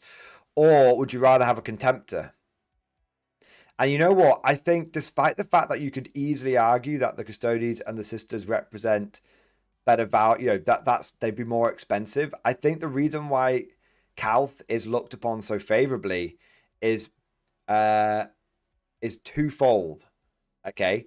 Firstly, the Contemptor can be used with all the other Marines to make an army, whereas the Custodians and the Sisters can't. That's like, oh, here's a little bit of another army. Yeah, you want the Dread all day. Exactly. And then I think the other reason is if you look at if I share this with you guys for a moment, if you look at this, these characters are very much like, this guy is obviously Thousand Suns. This guy is obviously Space Wolf. So it kind of locks you into those legions, and they don't really look that great working side beside each other in the same army. Whereas if you look at Betrayal of Calth, 1 minute. If you look at Betrayal of Calth, we can get the minis there. They look like they're part of the same legion. So the models, it's interesting. The models are more generic, but that means they all go together into the same army. With Prospero, there was these, technically you're getting more value for money. Yeah, but they're for models for an army that I don't want, and the characters don't work as well together. I mean, look at this. Like, literally, someone painted all of the Betrayal at Calth models the same colors, and it just looks like a starter army. Yeah. Yeah. I think the biggest thing to take away from all this, though, and bear in mind, I do have some super chats and stuff coming in here, which I'll need to catch up on in a moment. JP Greer and Chicken Detonator. I think the big thing is here is what a deal. What a deal. Gentlemen, let me just get this as a big picture. It might be a bit low res, but 1 minute. All right, fuck it. Right. Look at all of that, right? 30 Marines, 5 Terminators, By the way, these Marines didn't just come with bolters. They came with plasma guns, missile launchers. These were 30 tactical Marines that were very, very much usable in the game at the time. They weren't just bolter Marines like they are now. So 30 Marines, 5 Terminators, Dreadnought, 2 characters, all of that £95. £95. If we go to Games Workshop now and look at, well, a start collecting set for the Marines. So Warhammer 40k, Space Marines. Just go to start collecting Space Marines.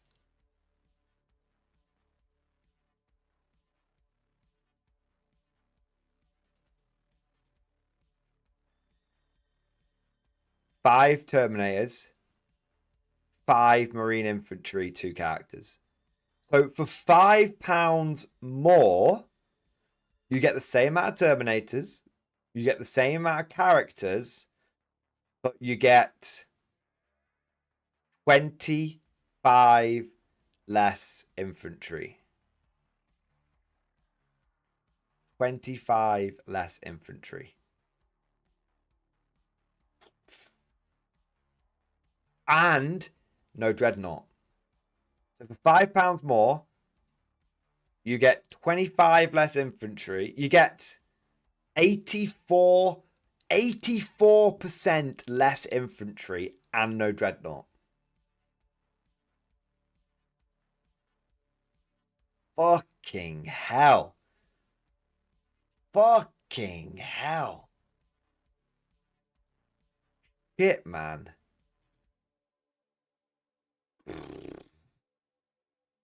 Damn. Damn. If only there was a... If only... 1 minute.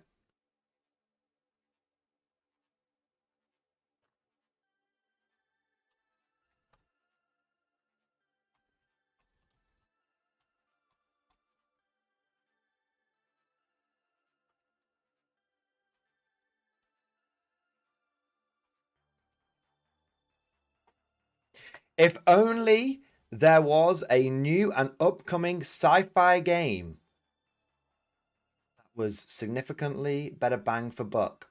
Maybe there is. Maybe there is. Give me a second. Right, I got 2 super chats to do, and then I'm going to bring Wood Imp in for an impromptu collab and also on the ground frontline report. So, firstly, I want to say a big thank you to Chicken Detonator. Thank you for the 100 bits, mate. Let's have a look here. Thank you for the 100 bits. Some modern armor in stream discussion. Let's take a look, bro. Hey, what is this? A friend had these 3D printed and I got around to doing some paint and detailing on them. TOR SA-Gauntlet, the big one, and the Strela 10 SA-13 Gopher. Well, not used for any game right now, though they turned out nice regardless. Dude, they do look pretty cool. I would love to play a modern bolt action. I'm telling you right now. I know it's probably, you've got to be careful, because obviously there are conflicts going on right now, and you do have to be sensitive to that. Although, to be fair, I'm pretty certain Command and Conquer generals came out at the height of like all the mad shit that was going on in the Middle East and in Afghanistan, and that actually helped its sales more than anything else. So maybe, but I think generally speaking, you do have to be sensitive to that kind of thing. But I think, you know, having it as like a bolt action Cold War would be very, very, very, very cool, dude. I love it. I love it.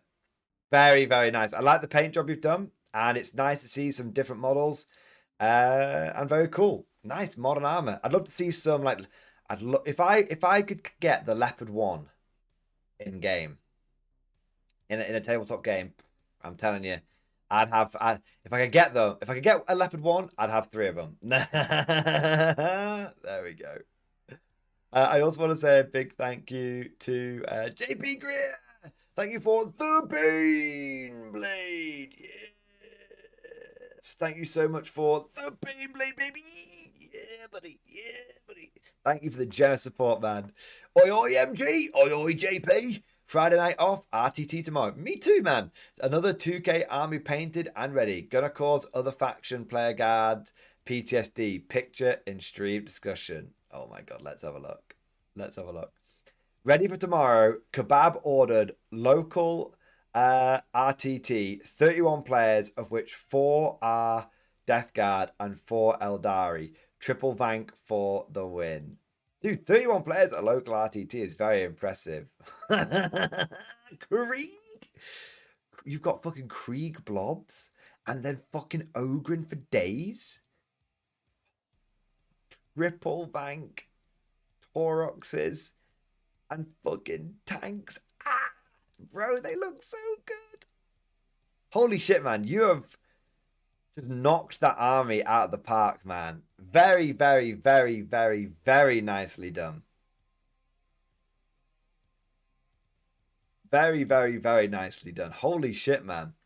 Gentlemen, can we get an 07 down in the chat to respect JP for just casually knocking out a 2K army and also to wish him luck in his tournament tomorrow. 07 JP, excellent work. Beautiful models. Good luck, mate. And may we both earn victory. I hope to get some glory in Old World, and I hope you get some glory in 40K. There we are. Nice, nice. Okay. Sick, man. Holy shit. And last but not least, before we get to before we ring up Woodimp, I want to say a big thank you to the Lower Decks. Lower Decks, thank you so much for the super chat, man. Well in stream discussion. All right, let's have a look here. Sir, I have a plan. While banging one of the local bikes back into shape, the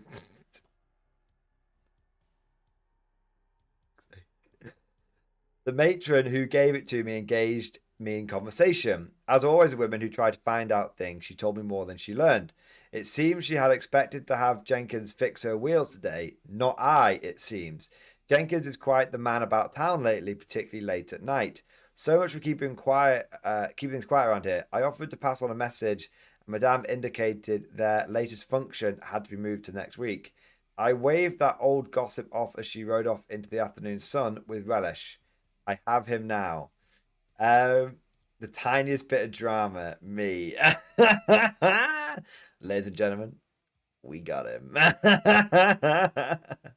This is loaded with innuendo, for fuck's sake. I love it. I love it. Oh my god. All right. Lower Decks, JP, Chicken Detonator, thank you to all of you guys for the brilliant support. Now, give me a moment here, boys. I just got to tidy a few tabs up. Got to tidy a few bits and bobs up. All right, where are we up to? Okay, cool.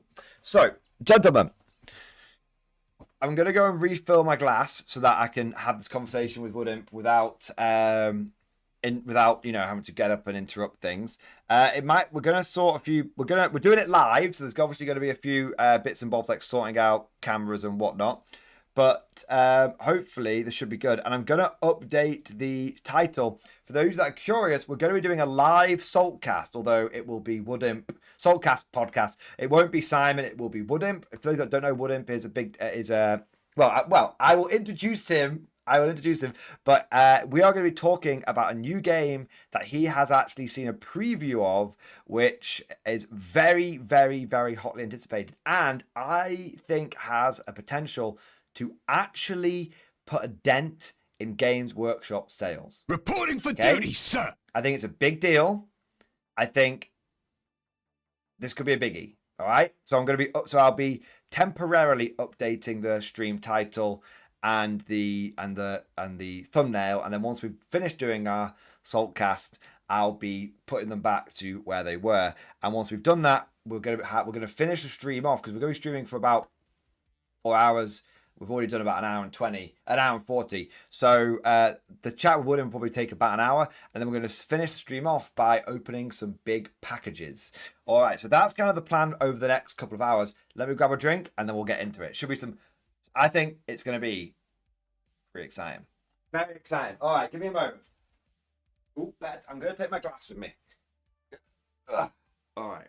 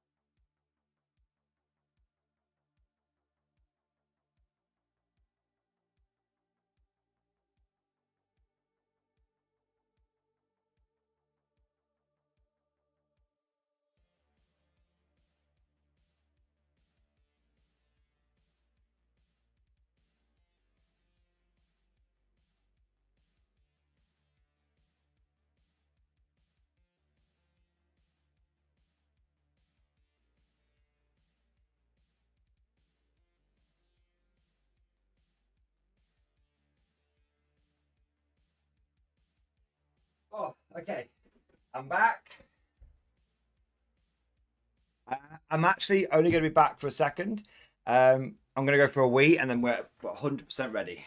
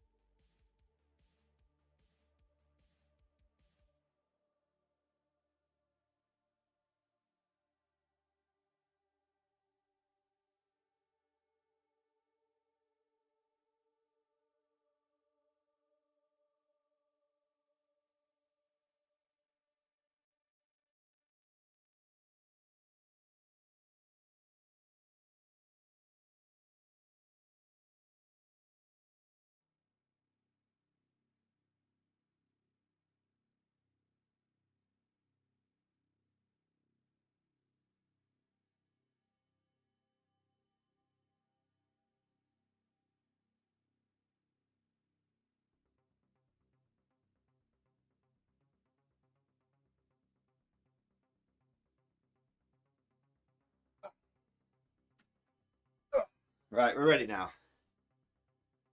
Okay, we're ready.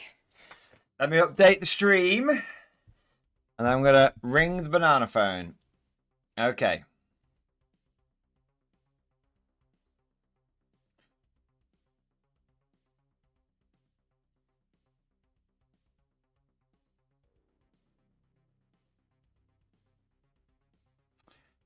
Uh,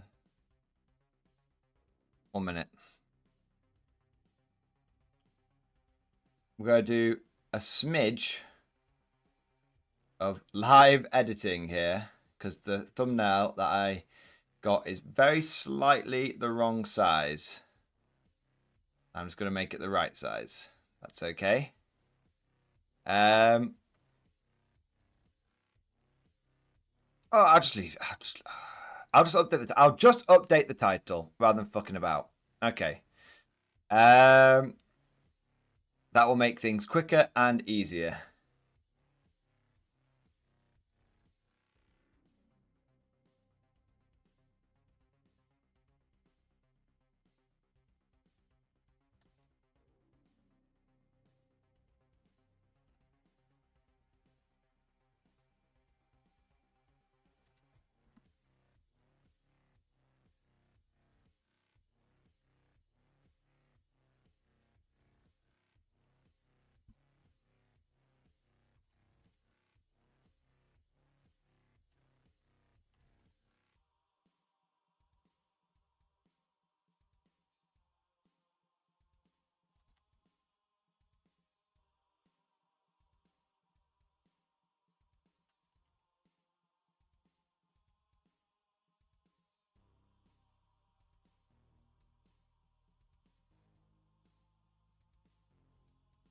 Okay, cool. Okay. Oh, I've had a couple of super stickers come in. I think it was from Sprigs. Let me just double check here. They don't show up on my back end, so you'll have to forgive me, Sprigs. Sprigs, thank you for the double super sticker, baby! Thank you, mate. Thank you for the poo emoji and the wait for it. All right, so let's have a look here. I'm going to try and ring up Wood Imp now. If I get my headset on so I can actually hear him. Oh, I turned it off, not on. Professional streamer at work. Got enough battery, that's good. All right, here we go. Ring, ring, ring, banana phone.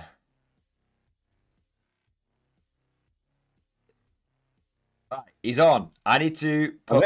I can hear you. Right, I need to get my camera to work now. So you have to hang on a second. All good, mate. All good. I need to deactivate my camera on OBS. So now the people won't see me, which is, I think, probably a blessing for them. Or they can see me instead. And they can see you instead. Okay, I've got it. Okay, here we go. I'm genius. Sometimes my own genius astounds me. Let's have a look, see if this works. Oh no, I'm upside down. 1 second. Take your time, man. No, it's right. It's right. I'm trying to think the best way of which camera to use. This one, or because we'll be facing away from each other. That's okay. I can fix it. You can flip me. Do what you need to. You are. Wow, you are upside down. I am upside down. Yeah, I'm gonna use. Where is it? That one probably. I'm just gonna see. Better with overlay there, and then what would probably be easier is rather than fucking around is if I just move my camera there, because He is. Because I want us to be facing like the same way, so it doesn't look like I'm talking off that direction. That's fair enough. Do you see what I mean? That's fair Yeah. enough. So now I can face like this, and I can see you. Look at that. It's never. Look at this. It's never been done. It's never been done. Okay, so I want to say, firstly, I want to make sure that obviously everyone in chat can see what we're up to. Hopefully, chat, let us know. Can you see the beautiful bearded face of the wood imp? And are you unfortunately still afflicted with my own presence? That's the first question. And the second question. That's actually the only question, actually, for now. We'll have a 30-second delay, so it'll take them a moment to be able to reply. Right. They can see us, they can hear us. We're all good. Okay, so firstly, the first thing we have to say is thank you for coming on. More than happy to come have a chat. There we go. So for those of you that don't know, Wood Imp, wow, how can we introduce such an epic figure as yourself? I don't know if I go that far. I mean, competitive bolt action tournament winner.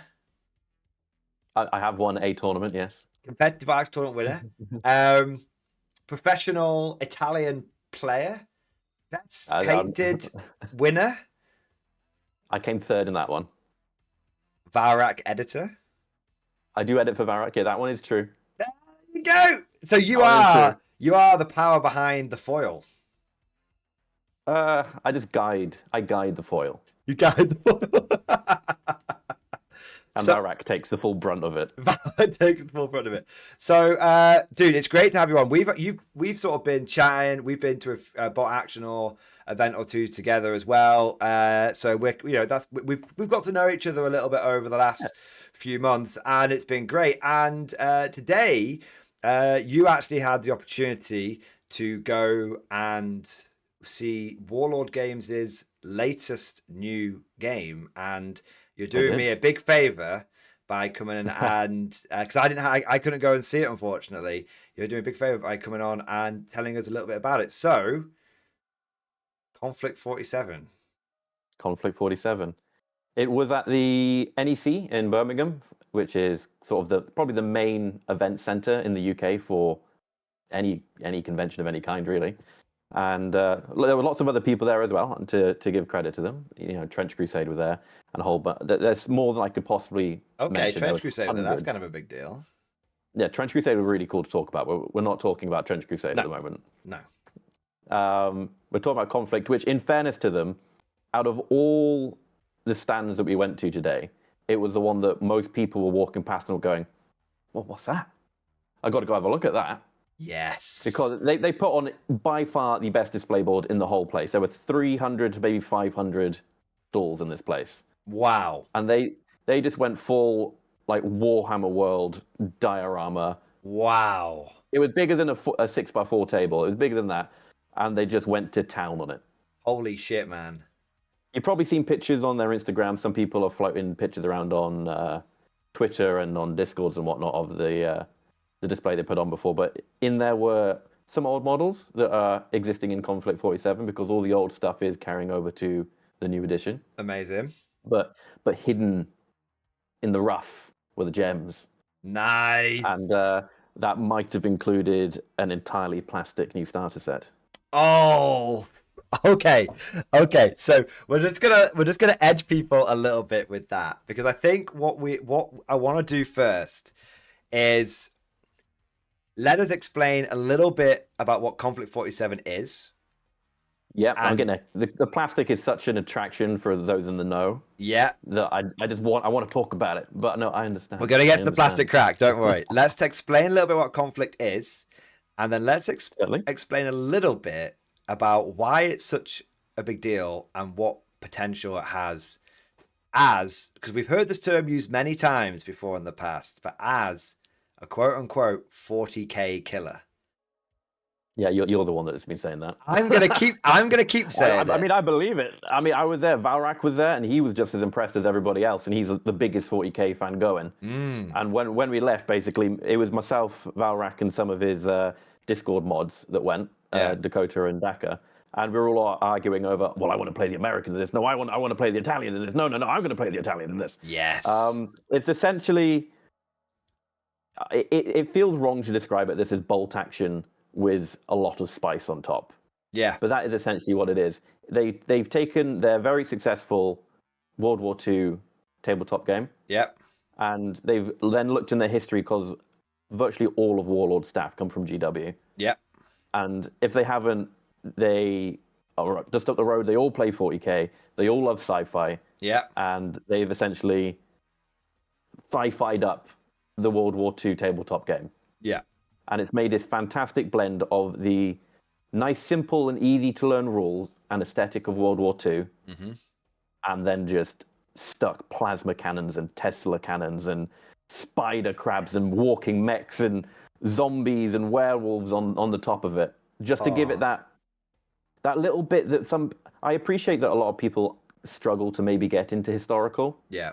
Because it's a little maybe too serious or old man like, I guess could be, it's sort of, that's what the old boys at the club play. I'm into my sci-fi games. Yeah. And they've gone, all right then, have all the sci-fi. There's more sci-fi in this than you could possibly imagine. Everything that's in bolt action is essentially also in Conflict 47, but with that little twist on it. Yeah. Yeah. And I think that's very important. So good. I think that twist is very important. So it's a brand new sci-fi game. And as you said, we say brand new. It did have a first edition, but the first edition was very much just an expansion to bolt action. And yeah, there was a few there was essentially a handful of resin kits put together for it. If I recall, it was originally written by, I can't remember, I'm terrible with names, so apologies for not remembering. There were the chaps that basically came, or maybe two guys that came up with the original idea of Conflict 47, which was an add-on to bolt action.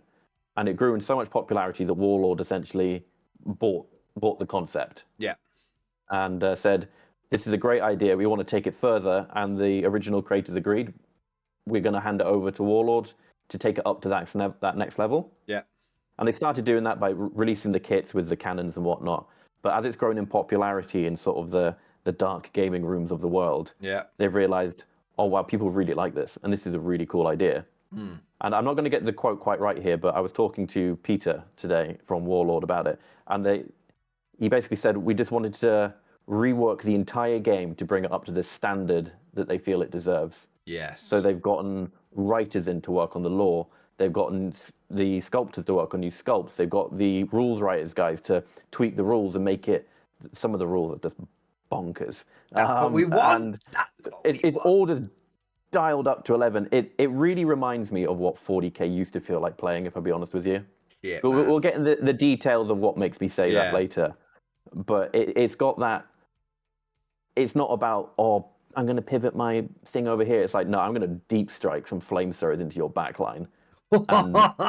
Yes. By doing that, you're just going to shoot me in the face, but I don't care because I'm deep striking a mech into your backline with flamethrowers, and it's just chaos everywhere.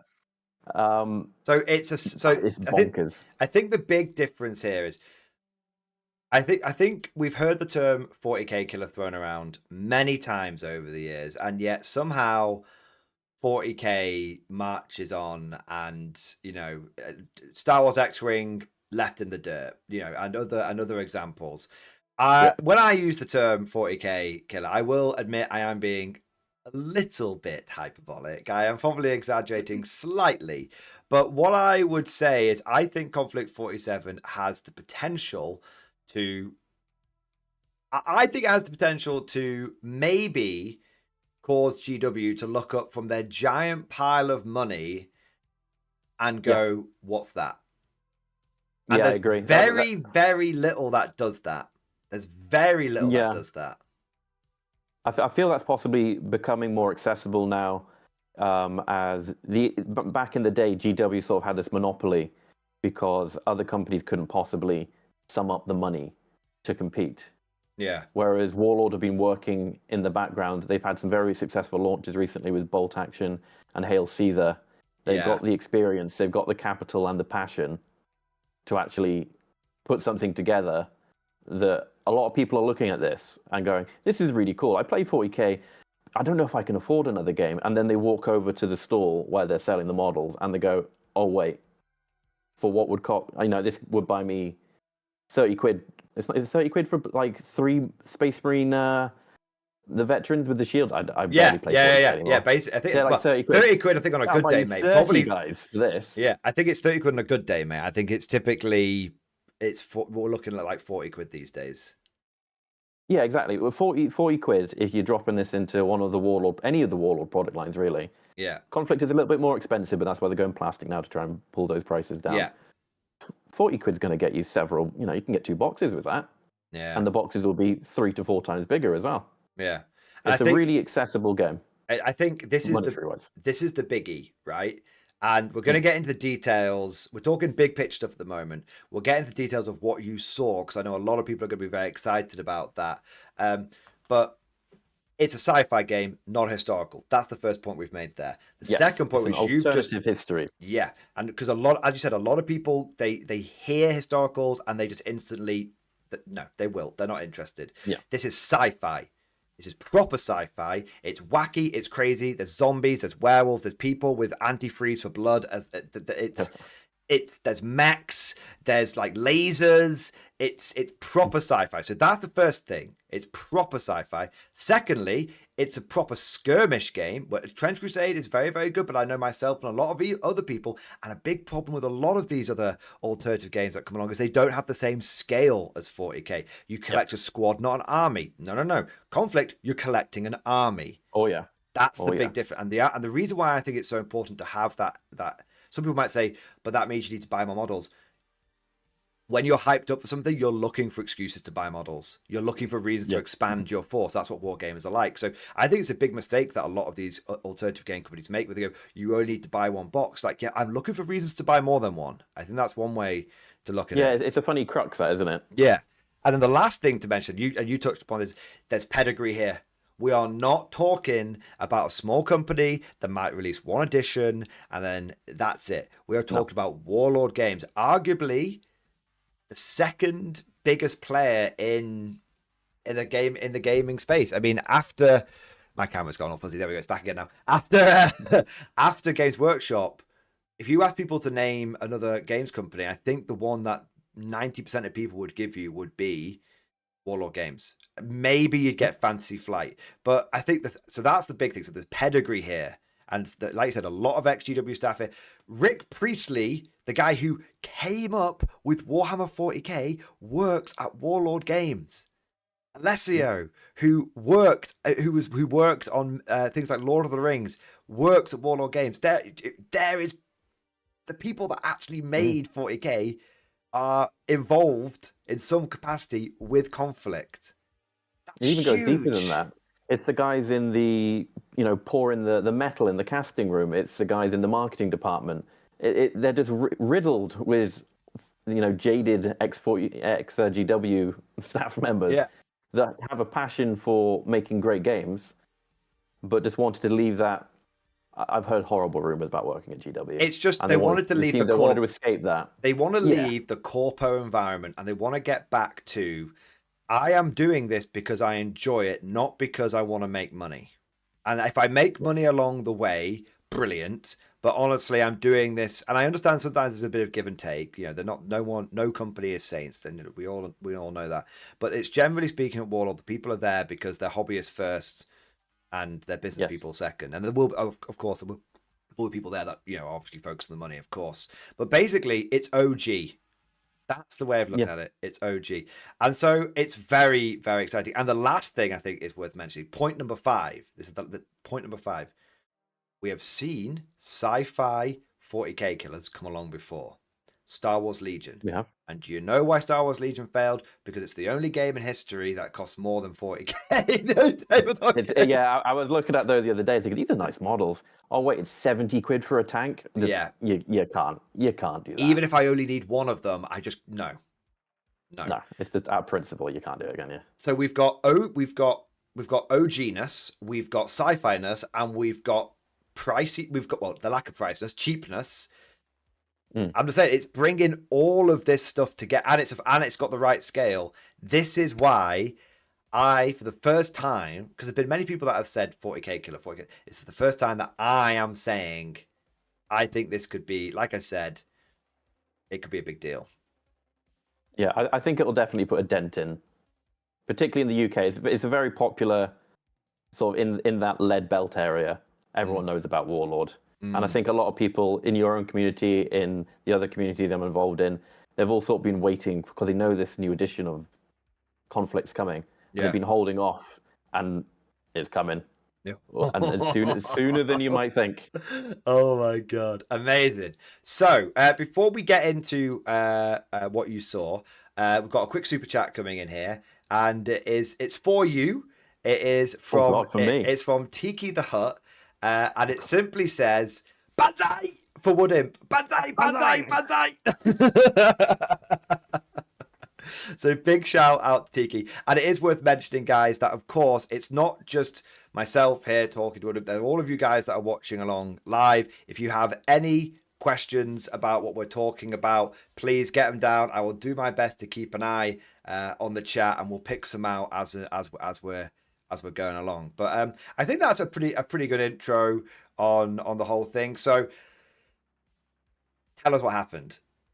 Give us the deets. Spare no expense, spare no detail. So much happened. It's hard to almost know where to begin. I think you got to start with the giant table. Okay. And you can see it from a mile away.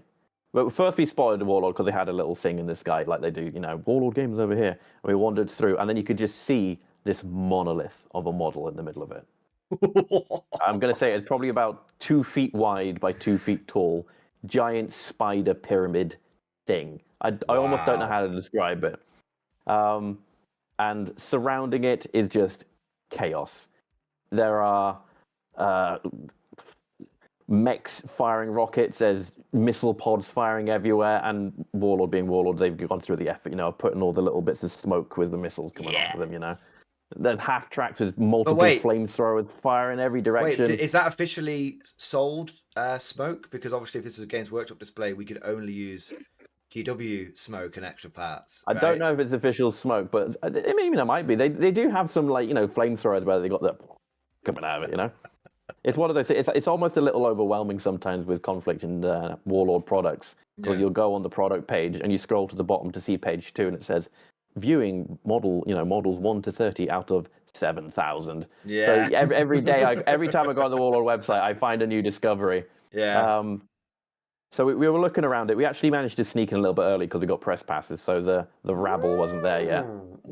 I know, right? They weren't quite finished setting up yet, though, so they were like, piss off, come back later when we're done setting up.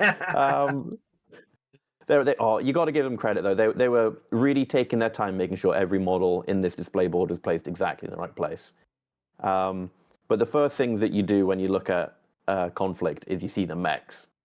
And the first corner that we happened to approach, you had one of these big mechs in it. And we're showing some of the guide viewers, this is Conflict. This is the mech game we've been telling you about. And they're like, oh, these are really cool. And then we picked it up and we're like, hang on. This isn't a metal model. This isn't a resin model. It weighs nothing. No. These look better than they used to. And then one of the guys came over and went, yeah, that's the new plastic kit for the American, I think it's called the Linebacker. And is it a new model or is it a remastered model? Yes, it's a remastered one. So it's not just they've actually got lore reasons they're explaining as well. So in the lore, it's also been upgraded Okay. where because what they do is they'll fly transport planes and just push the mech out of them. It doesn't get a parachute. It just has to bend its knees when it lands. Yeah. They were having problems with the previous design buckling under the weight of it landing. Okay. So that's what the law justification for the new is slightly bigger. It's got so many weapon options on it. It's Wait. bonkers. They had a law justification for introducing a unit. That's so weird. You know, because they got like 3 authors that they brought on to work on the project. But I thought the way you did it is you made a tank called a Rogel Dawn and then missed the bottom of it off and then introduced it and then never explained where it came from. I mean, I can confirm that all the tanks did have their bottoms. That's good. That's good to know. That's a good start, right? And That's a very good start. they're all multi-pose models as well coming in this. There's no monopose stuff, with the exception of one, which we'll get to because I might possibly have a Conflict 47 3rd edition model with me. No Maybe. way. We have actually got yeah. a few people asking about like pictures and stuff. So if you've got any pictures that you're allowed to share, I have pictures. Share them. If not, I won't be able to share them right now this second, if I be honest with you, because they are on the camera that I am using to talk to you with. I'm afraid. What we'll do is, for those of you that are wanting pictures, I'll probably, once we've had a bit of a chat, I'll look at the Warlord Instagram page because there's loads of stuff on there I've just looked at. And also, if you're watching this as the stream highlight Saltcast, we'll have Evan. We'll drop them in. Evan will drop them in. Evan will drop them in. Yeah. Like a linebacker, it'll just drop in from the sky. There you go. There you go. All right. So we will edit them in on the post live version. There we go. All right. So yeah. First one was the brand new mech linebacker. It seems to come with just a plethora of weaponry on it, and it's completely multi-pose. They were really proud of the fact actually that when you're putting it together, it's not just the legs are 2 like blocky legs. You can bend the toes. You can have it kicking stuff. The kit bashing potential with this is unlimited. They were saying even the toes are posable. So if you want to have some, funky toe action going on, so you can make it look, how you want it to. They know. They're gamers. They get it. You know how to sell models to this community. You can. It's got good feet. It's got good feet potential. Goddamn linebacker feet picks. Yeah, it can be kicking in a Sherman tank. No, it wouldn't be a Sherman because it's American. Kicking in a Panther tank if you want. Nice. And you can get it just the way you want. You can yeet that across the board. But then we were looking around, and there were some more new models around this mech. Okay. More new models. So the American force as a whole, as was explained to me, because we went in a little blind, is all about sort of the airborne and mobility. Okay. And all around them, these are another upgraded kit that they previously had, but again, all in plastic now. Is this the heavy infantry? I don't know if I describe them as heavy, because we did talk about stats. Okay. But what they are fast. Okay. They're jump pack boys. I want to say they're called Fireflies. I might be wrong because that's Firefly's already a tank in World War II. But essentially, it is a group of paratroopers who have given up the parachute and taking up jetpacks instead. And they have just juiced up Thompsons on them. Wow. In bolt action, like the rule-wise, they're basically Pen 1 submachine guns that they have. Wait, Pen 1 small arms? Yeah. Pen 1 small arms that still get the 2 shots. We got that. We got that AP ammo. Now they also said they can move 12. Now all infantry can move 12, but that makes me think that they can advance 12. All infantry can move. Oh, yeah, because it's move. What they wouldn't say? And they can move 12 inches. What, like everyone else? No, they. Unless something really big has changed. I'm just saying. I mean, maybe. We'll get to their other little rules. I don't because there's so much to talk about. I'm getting it muddled. That's okay. They look fantastic. We're here to enjoy it. Yeah, these are all multi-pose kits. They're very similar to what you'd expect for a bolt-action sprue for infantry. Okay. But they got wings on the back. But they continue then to explain, not only can they move 12, something we've not talked about, which is probably Tiki's raging about in chat, is Rift Dice. Okay. Which is the additional mechanic to Conflict. Okay. So in the story and concept of Conflict 47, during the Manhattan Project, I'm going to really summarize here. Something went wrong, and it opened a rift through space and time. And Oppenheimer was like, "Oh shit!" Something went wrong. Yeah, and there's lots of all the different nations eventually caught on with the technology that was produced from this rift in various and interesting ways, because people were trying to hide it from the Russians because like we can't trust the Russians with it and stuff like that. And the Germans, I think the Germans stole some information. There's a whole bunch of lore around behind it, but essentially everyone's got this little technological boost, and that's what bumps it into the sci-fi space. That's cool. And in Conflict, it's all... worth mentioning lore-wise that the Russians are not part of the Allies anymore. Nope. So there's actually Russians, there's the Russians on the Soviets that are one side. There's the Axis, which is one side, and then there's the Allies, the Western Allies, which are the other side. So it's actually a three-way fight. Which I just want to say, Red Alert 2, the tabletop game. This is what it feels like. Red Alert 2, the tabletop game. And as a millennial, I don't think I can get more erect. I'm just going to say, I don't think it's possible. Now, I hate to do this to you, but actually, the the Allies are also slightly split in this as well. I don't know how much of this is new. Okay. So you actually will have the Allies are the Commonwealth. Okay. And then you have the Americans. Okay. They are the whole own separate faction now. And then you forgot about a little fella that Tiki will also be raging about. Okay. Japan are their own. They got their whole own nation thing going on as well. Okay. The Italians are a bit weird. So the Italians are mixed in with the Axis, but they're also with the Commonwealth. Oh my God, you're talking in the context of Conflict. I thought we were getting a little bit... Yes. Well, I mean, not lying, in the law...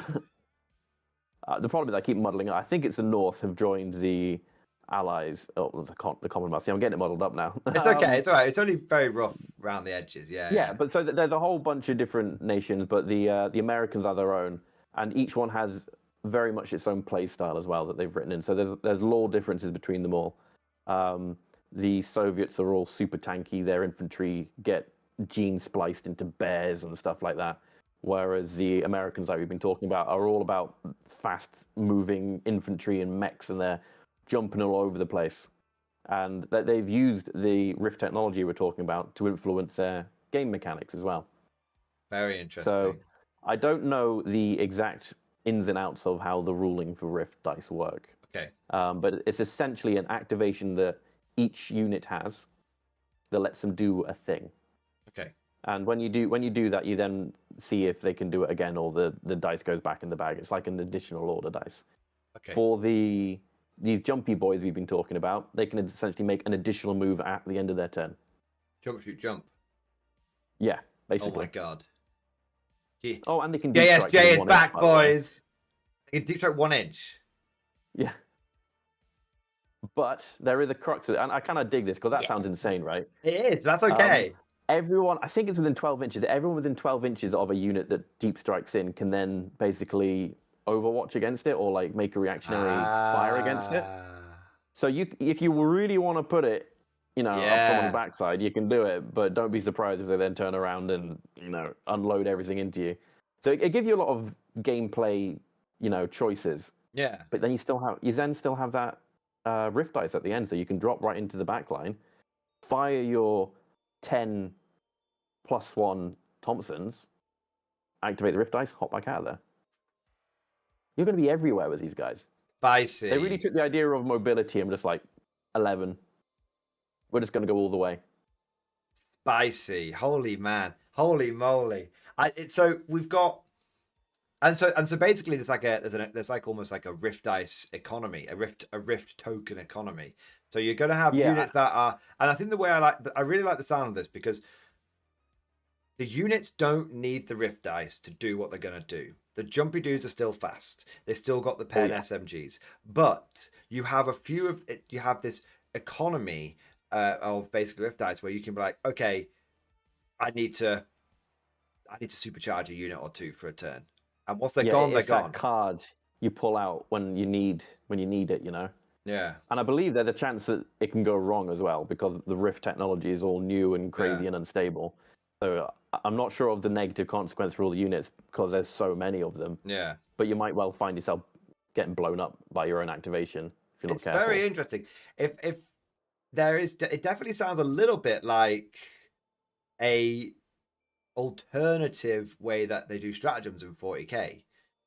That's what I've sort of. Well, it's a theme in multiple games, isn't it? It's that bonus activation skill kind of thing that's attached to the unit. It'll be, yeah, that's really, and the thing is, like, but I think the big difference in obviously 40k, how it is at the moment, is you have this constant drip feed of CP to do your stratagems. Yes. And stratagems don't really have any downsides either. It's just, here you go, go nuts. And also you've got, I think, a bit of a problem with stratagems in 40k is they're quite liberal with what units they can go on, and so sometimes an interaction that GW doesn't anticipate happens, and then that unit ends up being broken. Whereas what it sounds like, you know, we are going to talk about this through the lens of 40k, because obviously we've hyped up as being a bit of a 40k killer. Well, I say but I'll take the blame. But I think the way of looking at this, it's not really CP to activate stratagems. It's, imagine if you had CP to activate the abilities on your data sheet. That's the way of thinking about it. And so you're not going to have this case of, oh, well, we didn't think that someone would use stratagem A on unit B. We thought that stratagem A would really get used on unit A, but when it gets used on unit B, it breaks everything. And so instead, it's like, we've got the ability on the data sheet. I think they call it unit entry over at Warlord. We've got the ability on the unit entry. So the CP is the Rift dice. It's just the generic currency, and it only gets used on specific abilities for that unit, which should actually, to be fair, bolt action isn't a particularly balanced game, but that should actually that should maybe contribute a little bit to being able to control it, because if something feels a bit wacky, there is potential to just tweak it in like an FAQ, because Warlord aren't against FAQing things sort of once a year, so there is a little. No, they're not. They used to be very anti-FAQ. Quite a bit recently, yeah, they used to be very anti-FAQ, but now they do little tweaks, not big tweaks. They don't really change points. They just occasionally tweak something. I'd say probably once every 6 months. Yeah, I think they tend to try and target things that are actually broken. I feel is rather than just power creeping like 40k seems to do in my limited experience. The example I'd think of is the Comsomolets that the Finnish have. They was way too cheap. They put out an FAQ, increase the price cost. Okay, fair enough. Arguably too much, but you know they addressed the first it. Points increase they've done in a while, because they don't normally do points increases unless they absolutely have to. No, but it was bonkers. Let's be honest with us. The Comsomolets, it was 16 points for a veteran transport with a machine gun on it. It's Hey, they're the free rules, baby. The free rules. They're the free rules. Occasionally something sneaks through, right? Okay, so that sounds really cool. We have a couple of super chats coming in here. So we'll dip onto those, and then we'll actually, before I forget, before super chats, one thing I wanted to mention, the whole faction thing we talked about. One of the other big criticisms that people tend to have towards historicals is they don't feel like they could do Germans versus Germans, or Germans versus Japanese, or British versus Americans, and so they feel like they're constantly stuck into doing allies versus Axis. And I think the big thing to mention with conflict is that it seems that the alliances have definitely broken down across the world, and so Americans versus Russians could happen, Germans versus Japanese could happen, Italians versus everyone probably. I think Brits. I think you could definitely have it where the Brits and the Americans fight over a piece of Rift technology they want to scavenge or something. So that is, I think, a really, really, really big deal, because again, it opens up the potential for people to make their dudes. Not, oh, I'm collecting this US infantry division. This is my dudes. These are my dudes, and they're going to fight in this way, and they're going to be on this side. And also, I think there's potential, like we sort of mentioned with like Red Alert 2 vibes. You want to paint your allies in blue and your Russians in red? Go for it. It's Conflict 47. Who knows? That is exactly what Peter said today, is that in bolt action, they feel like there are some people in the community, which I don't really meet them that often. You know, the rivet counters. They're like, oh, you painted your full Shimmiager in the wrong shade of field grey. You should feel ashamed of yourself. They're really trying to push with conflict that you paint whatever color you bloody want. Yeah. You want to do blaring red, Germans, you do that. You want to do them in green, go for it. Yeah. You can do whatever you want. Have fun with it. This isn't real. This is fun. It's meant to be an environment that they're using to build whatever you want with. They're giving you the tools to do it with. Yeah. It's great. It makes it accessible. It makes it really important. Very accessible, and it's like all of those. I dare not use the term excuses, but all those reasons why maybe a fairly entrenched 40k player like I'm not leaving. It's kind of those don't really apply to conflict. Oh well, it's not sci-fi. It is sci-fi. Oh well, it's not the right scale. It is the right scale. Oh, well, I have to paint the Germans in field grey. No, you want to paint them in glaring pink and say they worship the pleasure god? You can do that. It's Conflict 47, baby. Who knows what's coming through that rift? I don't know. Do you know? I don't know. Like, it's really is. All the old reasons seem to not apply to conflict. And I think that's a very big deal. Absolutely, yeah. Tiki says, Daughters of the Revolution in swimsuits. Tiki, you got them. I will confirm I saw no swimsuits in the on the table. I assure you the 3D printing community will solve that problem. We do have two super chats going in here. Yeah. Both of them are kind of funny. So the first one is from John Shepherd. Thank you very much for the support, man. I have a question. Has Woodimp ever played Chain of Command? Now, this is a bit of a meme question because John Shepherd has, I think for the last 2 weeks, every stream been sending me Chain of Command things to try and convert me over to it. I'll be honest with you, I've not. It's something I've seen in my local stores, but I already played too many games. Yeah. And now I've got conflict. I'm juggling in my mind. Unfortunately, I haven't. But it's something you hear quite a lot of, particularly in the bolt action community. Yeah. It's sort of Chain of Command, Flames of War, and bolt action. Yeah, there's three. Yeah. There's three primary ones, aren't there? Yeah. Different scales and stuff, but yeah, generally speaking. And then Spriggs says, thank you very much, Spriggs, for the support. Did all the Warlord employees have their bottoms? They're what? Their bottoms? In reference to the Rogal Dawn. Did all the Warlord employees have their bottoms? As far as I'll be honest with you, I didn't go around and check everyone in detail. But from why do you think we sent you all this way? Yeah. Everyone seemed fully intact. That's good. They were as charming as ever, and we all had a great time. There you go. Which is what you always get when you go to a Warlord event. Yes. Whenever they're anywhere, everyone's always really nice, and you always have a good time.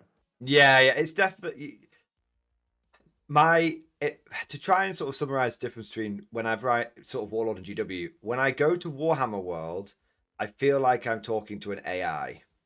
When I talk to the staff, and they're like, "Yeah, oh, what are you working on today, buddy?" That is exactly the quote that we were talking about this today. You go to the till and like, "What project are you working on today?" It's like you don't just leave me alone. That's fascinating. Yeah, it really is like that. Would you like some Marines? Would you like some Marines? Would you like some Marines? Okay, it's not quite that bad. And then when you talk to the people at Warlord, it's like you talk to real human beings. And like, especially if you speak to someone like John Stallard, who last time I spoke to John, he went off, not off on one. Like it was, we had a good conversation, and he just started talking about was it Black Powder game? And he's got like is it the Scottish Rebellion and like Black Powder? Is it like the Jacobites? And he's been working on like covered by Black Powder, yeah. Yeah, and he's been working on the army. And he was showing me all the pictures and stuff and everything. It's like I was like, dude, this is like this was before I even knew what Black Powder was, and I was like, I don't even know what this is, but now I want Scottish and Black Powder. Like it's like I actually talk to a real human being. So yeah, that's definitely a little bit of the difference. But I think there's an element of it's a smaller company. There's still like hundreds of people that work there, but it's a smaller company. Also, I don't think there's quite as much of a cult around Warlord as there is around 40k. It definitely feels like you have to join the cult of GW to work there. If you've ever spoken to ex-employees, the ex-employees always say, they're all just gamers. Yeah. You know, and when we in the conversation we were saying about the what project are you working on? We were talking about how we all know someone that's gone to a tournament at Warhammer World, and they've looked over and gone, "Is that a 3D printed shield on your model? Don't bring that here again." Yeah. Whereas I've taken 3D printed stuff to Warlord, and they've been like, "That's a pretty cool tank you've got there." Warlord HQ, yeah. Yeah, they just love it. They're just involved in the hobby. Yeah, well, they make great products, but they recognize other great stuff and they acknowledge it, and they're just there to have a good time. I think there's also there's two things I want to touch upon with this, because we are going a bit off topic. I think it is important talking about. We're wildly off topic. It's okay.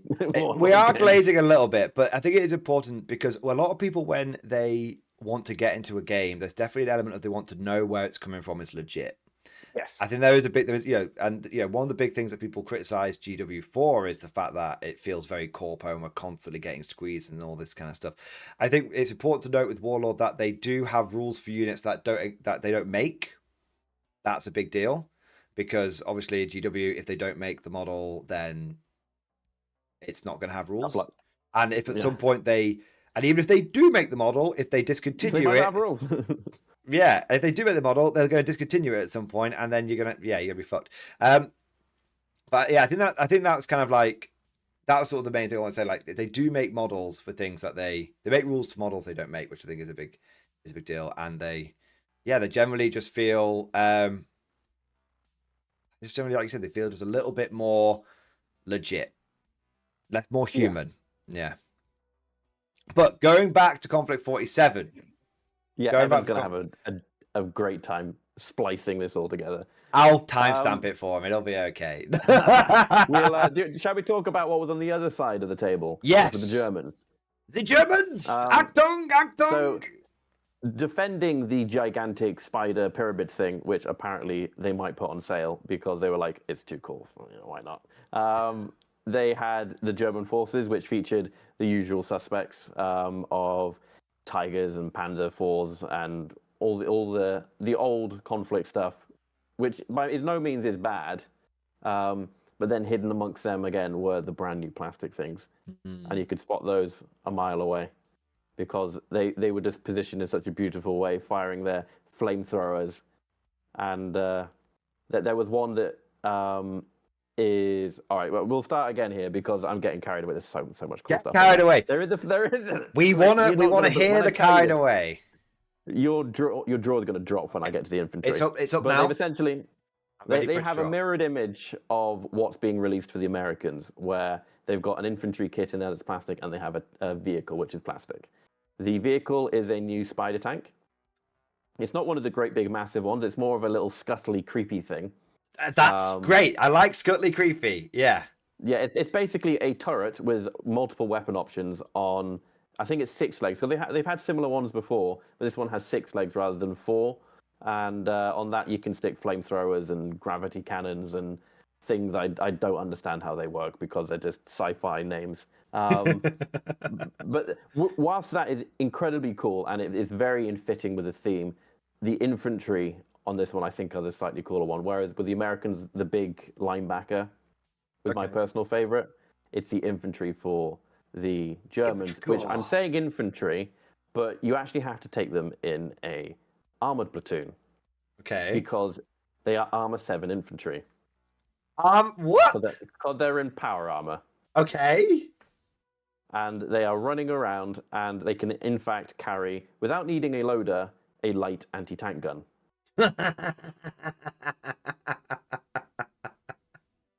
So you can have a dude like Halo 3 when you pull off your gun and you run around with it. Oh yeah, that's so cool. Thick boys, they are thick. Proper heavy infantry, clad in armor.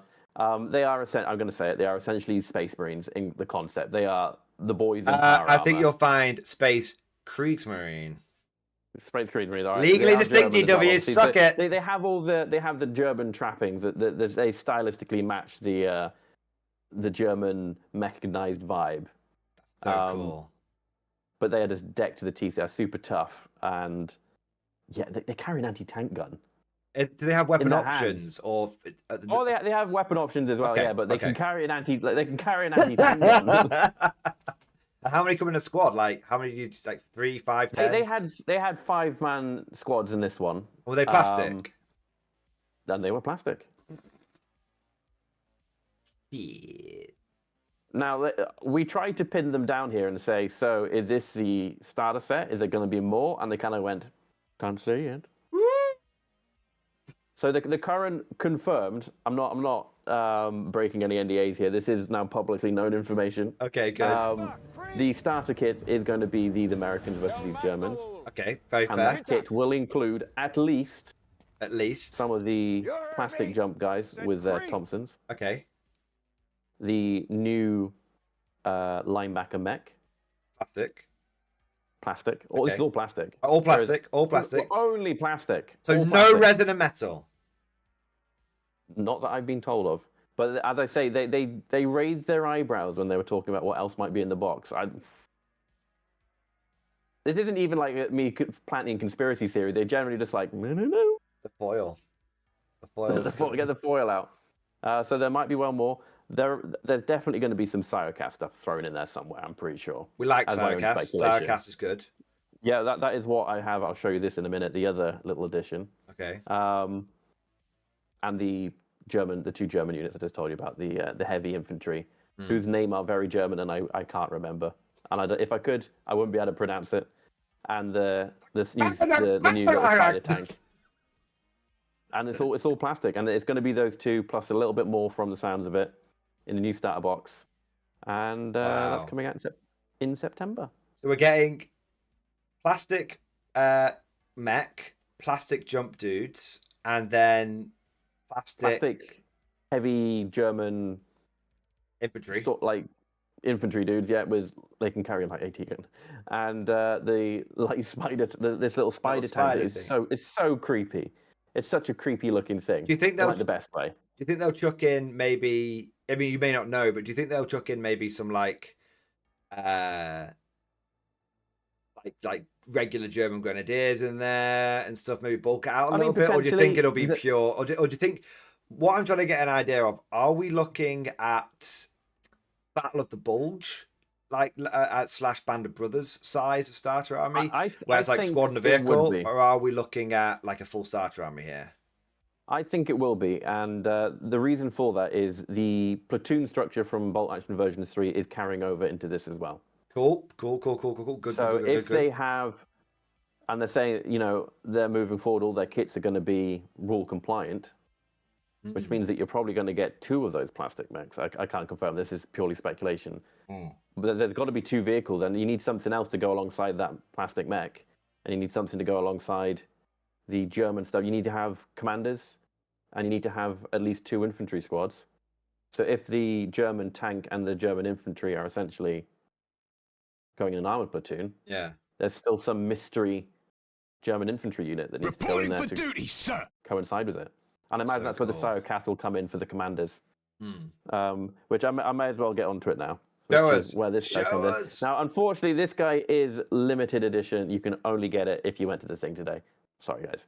But I will find there one. will be more of these down the road. I'm going to see if I can get a little zoom in on him here. Put your hand behind the cap. Put your hand behind it. Yeah, you can tell I'm new to this. There you go. There he is. So he's one of the American paratrooper guys. What the hell is that, man? That's the +1 pen submachine gun Thompson thing he's got on there. As you would expect with Siocast, he's looking great. He's a little bit dusty still, but you just paint over that. So the thing with Siocast, you just paint over it now. I'm gonna paint tomorrow. I'm gonna paint him tomorrow, and I'll send you a video of him painted up because he's just so cool. Okay. I don't know if you can see the detail on it. We can. Yeah. It came up very nicely. Yeah. A Tesla Thompson is what Tiki's saying. Yeah. Oh no. Yeah. No. You might well be right. Tiki would know. Tiki is the community. So can we just aficionado for let's just take a moment here to take. How sci-fi does that model fucking look? He's very sci-fi. That's not a World War II I've just noticed in the chat. Stephen has asked if you can use standard historical stuff too. You can. Okay.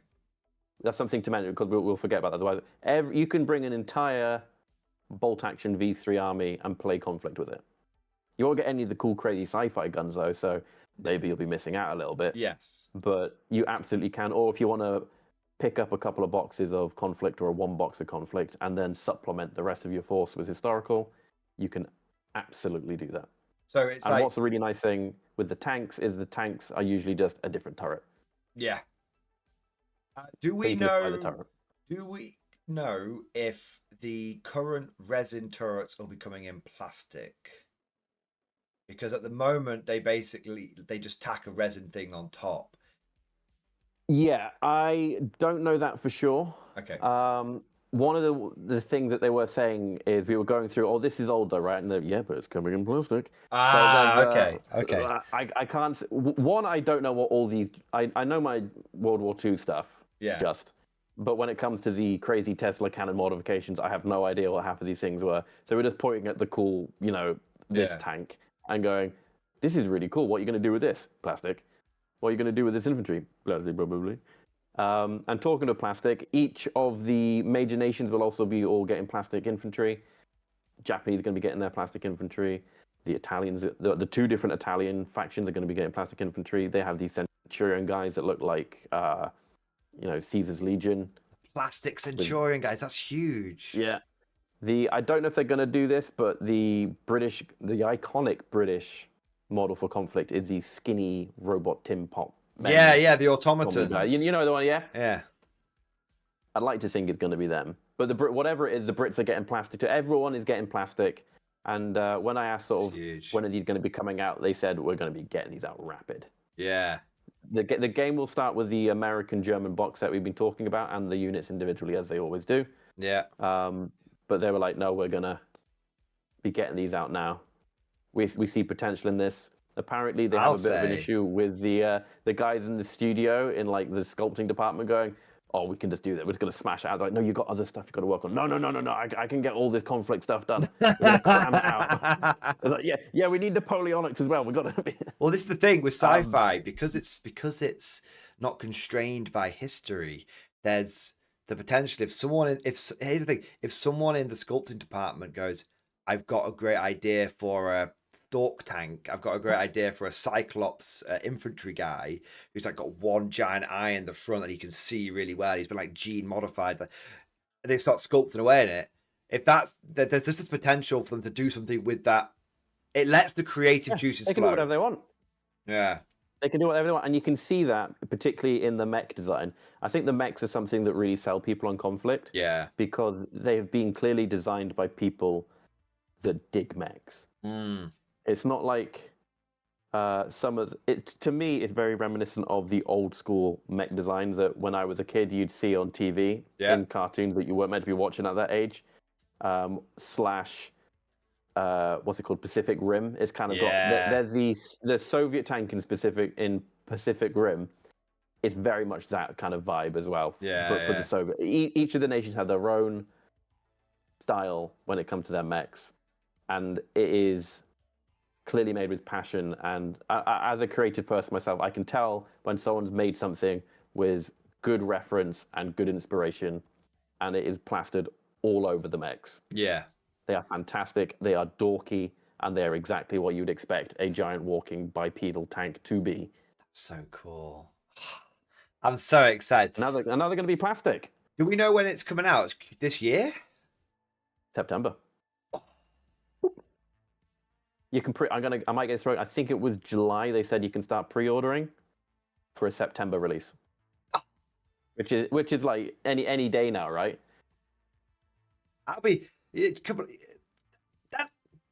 That's too soon. That's almost too soon. Holy moly, that's so good. It's out of nowhere, isn't it? That's out of nowhere. Oh my god, this is gonna be big. This is gonna be big, man. Oh my days. We've got a couple of super chats coming in here.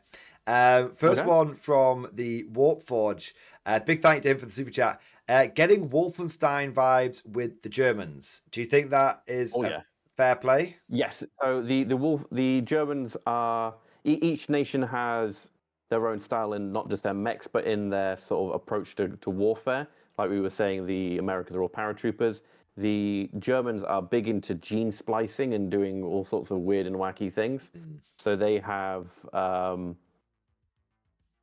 sort of made super soldier kind of monstrosities. Of course they have. Of course they have. You know, the Germans, obviously- the Germans like- seeking out the perfect soldier. Of course they have. God damn what it. happens if we stick Ah. bat venom in our soldiers? And then you Is get the bat these an Aryan bat? horrible Yeah, sure. abominations.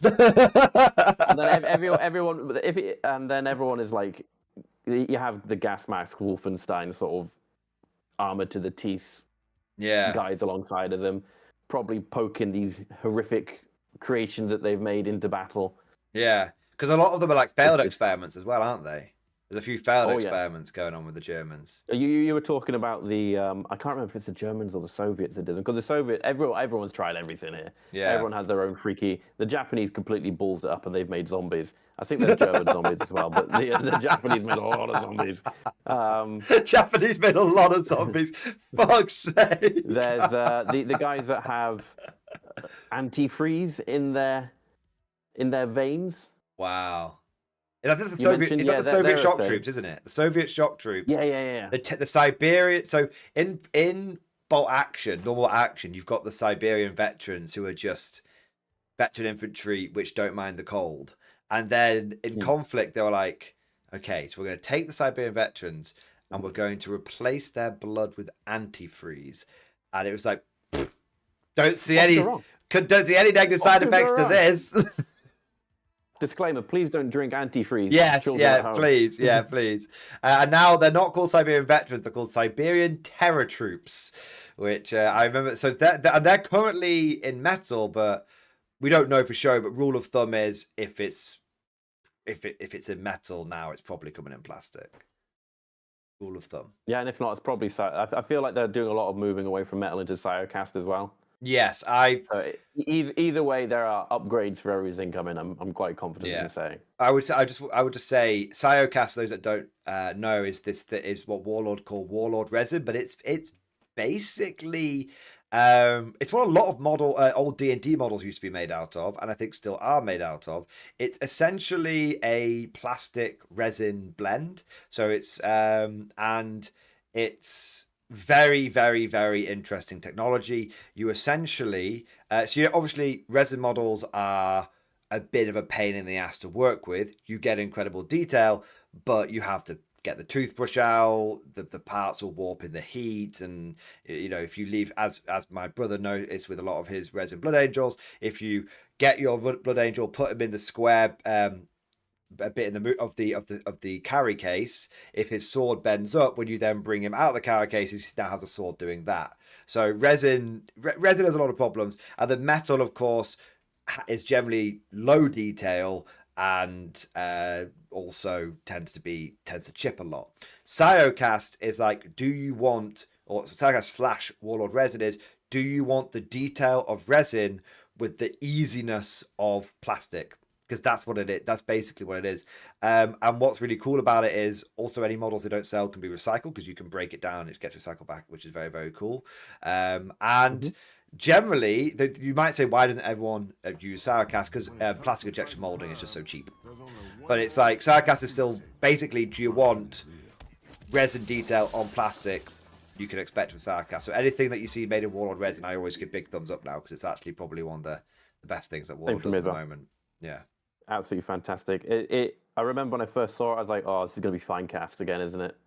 But I've not had a single issue with any of the many Cyocast models I've had from Warlord now. And you were saying the convenience of plastic. I also feel it's got some of the convenience of metal, where sometimes you just want to have a model and just get painting with it. Pull it out of packet, stick on base. There you go. Go. Yeah. You don't need to wash it like you do with resin. You don't need to leave it in hot soapy water to get all that crud off of it. You just go. All I've got to do with this guy, I've got to put him on a base. He's going to be painted in this time tomorrow. Yeah. There's going to be no faffing about. I love One Piece models, man. And the fact that you get detailed One Piece models is so good. And whilst plastic is cheaper large scale, this is cheaper small scale. Yeah. So this is what allows them to have 7,000 different products on their website for you to choose from. So you can have, particularly in like the bolt action side of things, you can have Fallschirmjäger mortar teams, you can have SS mortar teams, you can have all the different subsections of the military which is going to carry over as well into conflict, I'm pretty sure. Yeah. It gives you that range and flexibility, which a lot of other companies don't necessarily support all the factions in their lore particularly well. Yeah. As Mordian Glory might be well aware of. I'm very aware. Yeah. Yeah, I think it's one thing that we're getting slightly off topic, so I'll just literally one line on this from me. Yeah, rein me in. It's been a long day. Rein me in. No. I will not. I want you. I'm giving you all the rope, man. But it's just I've spoken about this before. How does Warlord Games, a company which, whilst sizable on its own, is still relatively small in comparison to Games Workshop, how do they have a web store that probably has more items than Games Workshop does? The reason is because they engage in using technologies like Siocast and like metal casting, which incredibly are actually very cheap for small scale. They just don't scale well. So so they produce all of the stuff that they sell shitloads of in plastic, and then they go for those little niche bits. And Warlord Games have spoken about this before on their seminars. They often feel like they can go for things that other companies, both GW and not GW, can't go for, because they do use these other technologies. So yeah, it's really interesting, and I think so. I really like Sirecast. I really like Warlord Resin. We've got another super chat. 2 more super chats coming in here. So we got Tiki Banzai. He says we get Conflict 47 second edition before.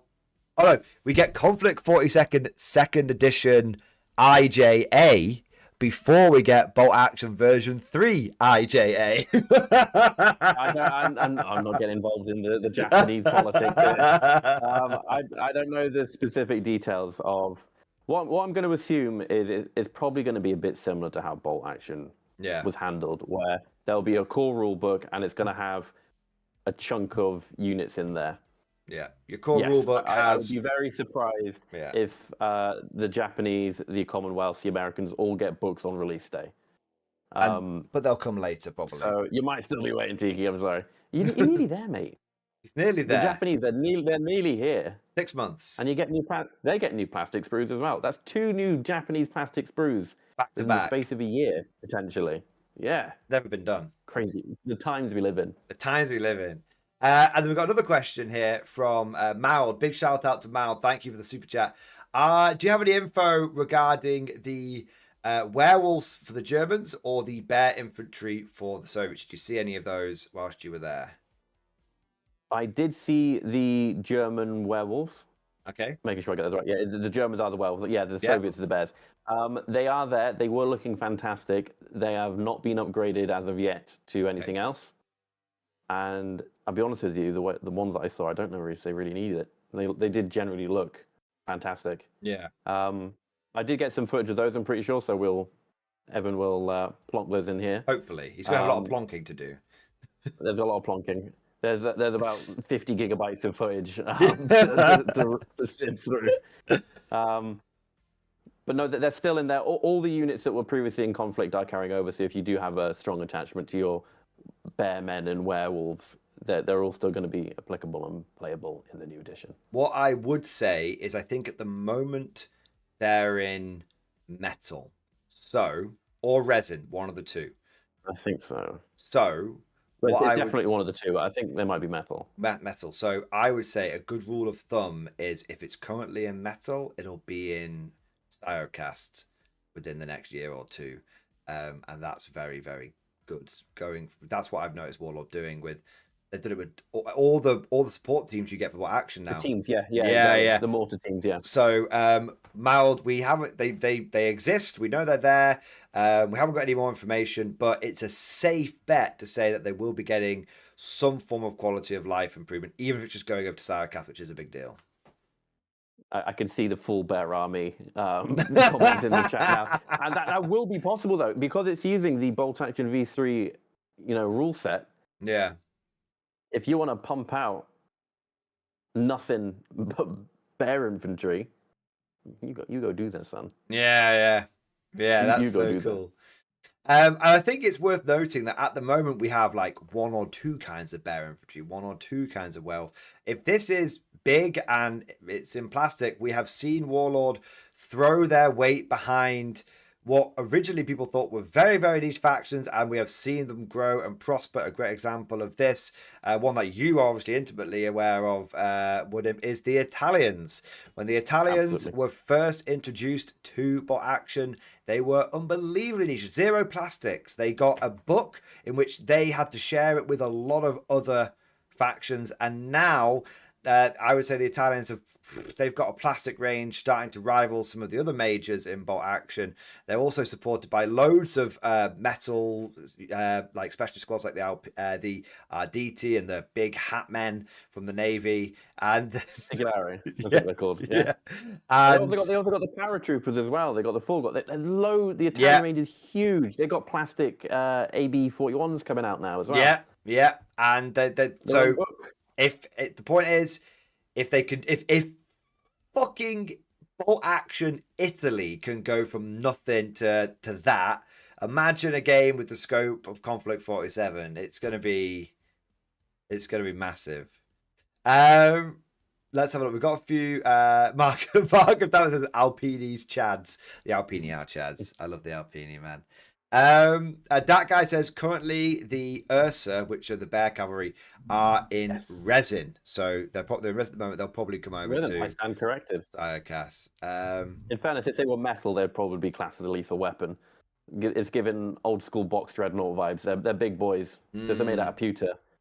Which is another benefit actually of the Cyocast is if your minis suddenly go from being made out of metal to being made out of resin, it is significantly lighter. It really adds up. I can tell. I've got a lot of plastic Soviet. I got an army that's almost entirely metal Soviets, and you can tell when you're carrying that case around. Oh, it's heavy. Yeah. Heavy. It's like you can put them all in a pillowcase and beat your opponent with them if the dice don't go your way. So one thing I think that's worth talking about, because we've talked about war in general, we've talked about conflict big scale, the potential, lore, blah blah blah. We've talked about models, new releases. But one thing before we move on to that, is there anything else you saw on the day that you want to mention now? Anything that people can get excited for? We saw big all of it. It'll make more sense when you. I'd almost suggest you actually quickly hop on and show the viewers the Warlord Instagram page, so you can see do it now. The gigantic pyramid. Is it on the Instagram page? Inside of it. Is it on the They Instagram? posted a picture, I'm pretty sure, on their Instagram today, yeah. Because they said it's one of those things where they were just like, it's too cool. So, shall we sell it? Yeah, let's sell it. So they're strongly considering selling this, which is possibly going to be the biggest model Warlord have ever sold. Yeah. And we were joking about it might have to be delivered on a pallet. It is ginormous, and I don't mean the giant two-legged mech thing. You can win that if you I think if you pre-order or something, you can maybe win the gigantic version of the linebacker. I can send you a link potentially if it helps you out. I have Instagram on my phone. It's being a bit of a pisser now, but I'm gonna try and log in. We have the power. Hang on.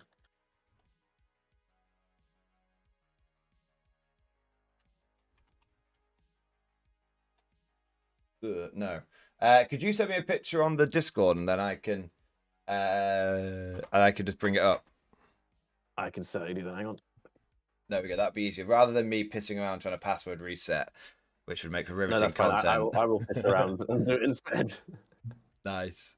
Spick says he's put it in stream discussion. So I'll tell you what I'll do is I will go off your face for a moment. I wish I could have had this more organized, but I've literally just gotten back from Birmingham. No, I live in the west coast of Wales. Totally okay. So I thought it'd be a good idea to talk about it now, though, while it's fresh in my mind. Yeah, of course. Splitters off. Okay, so here we go. So this, fucking hell. Hang on, I've closed you. What is so I didn't get distracted. Is it the big crab thing? Dude, what is that? They have to sell that. Yes, that is it. Yeah. And that's the new It's mech, gonna- the new scuttling mech there. That's it there. So you see at the top, there's got this. That's a Tesla light bulb in the top of it, so it goes all around it. Oh, And you mean like the plasma balls? Yeah, at the very top. Yeah. Is that a working plasma ball? Yes. Oh my god, that is such a cool idea. What you're circling? I think I'm watching your stream now, so I'm a bit behind you. You're circling the little crab tank. Yeah. A moment ago. That's the new 6-legged German tank. Okay. And the walkers that you see for the Americans in that particular image are the old ones. That's not the new one. Okay, that's fair.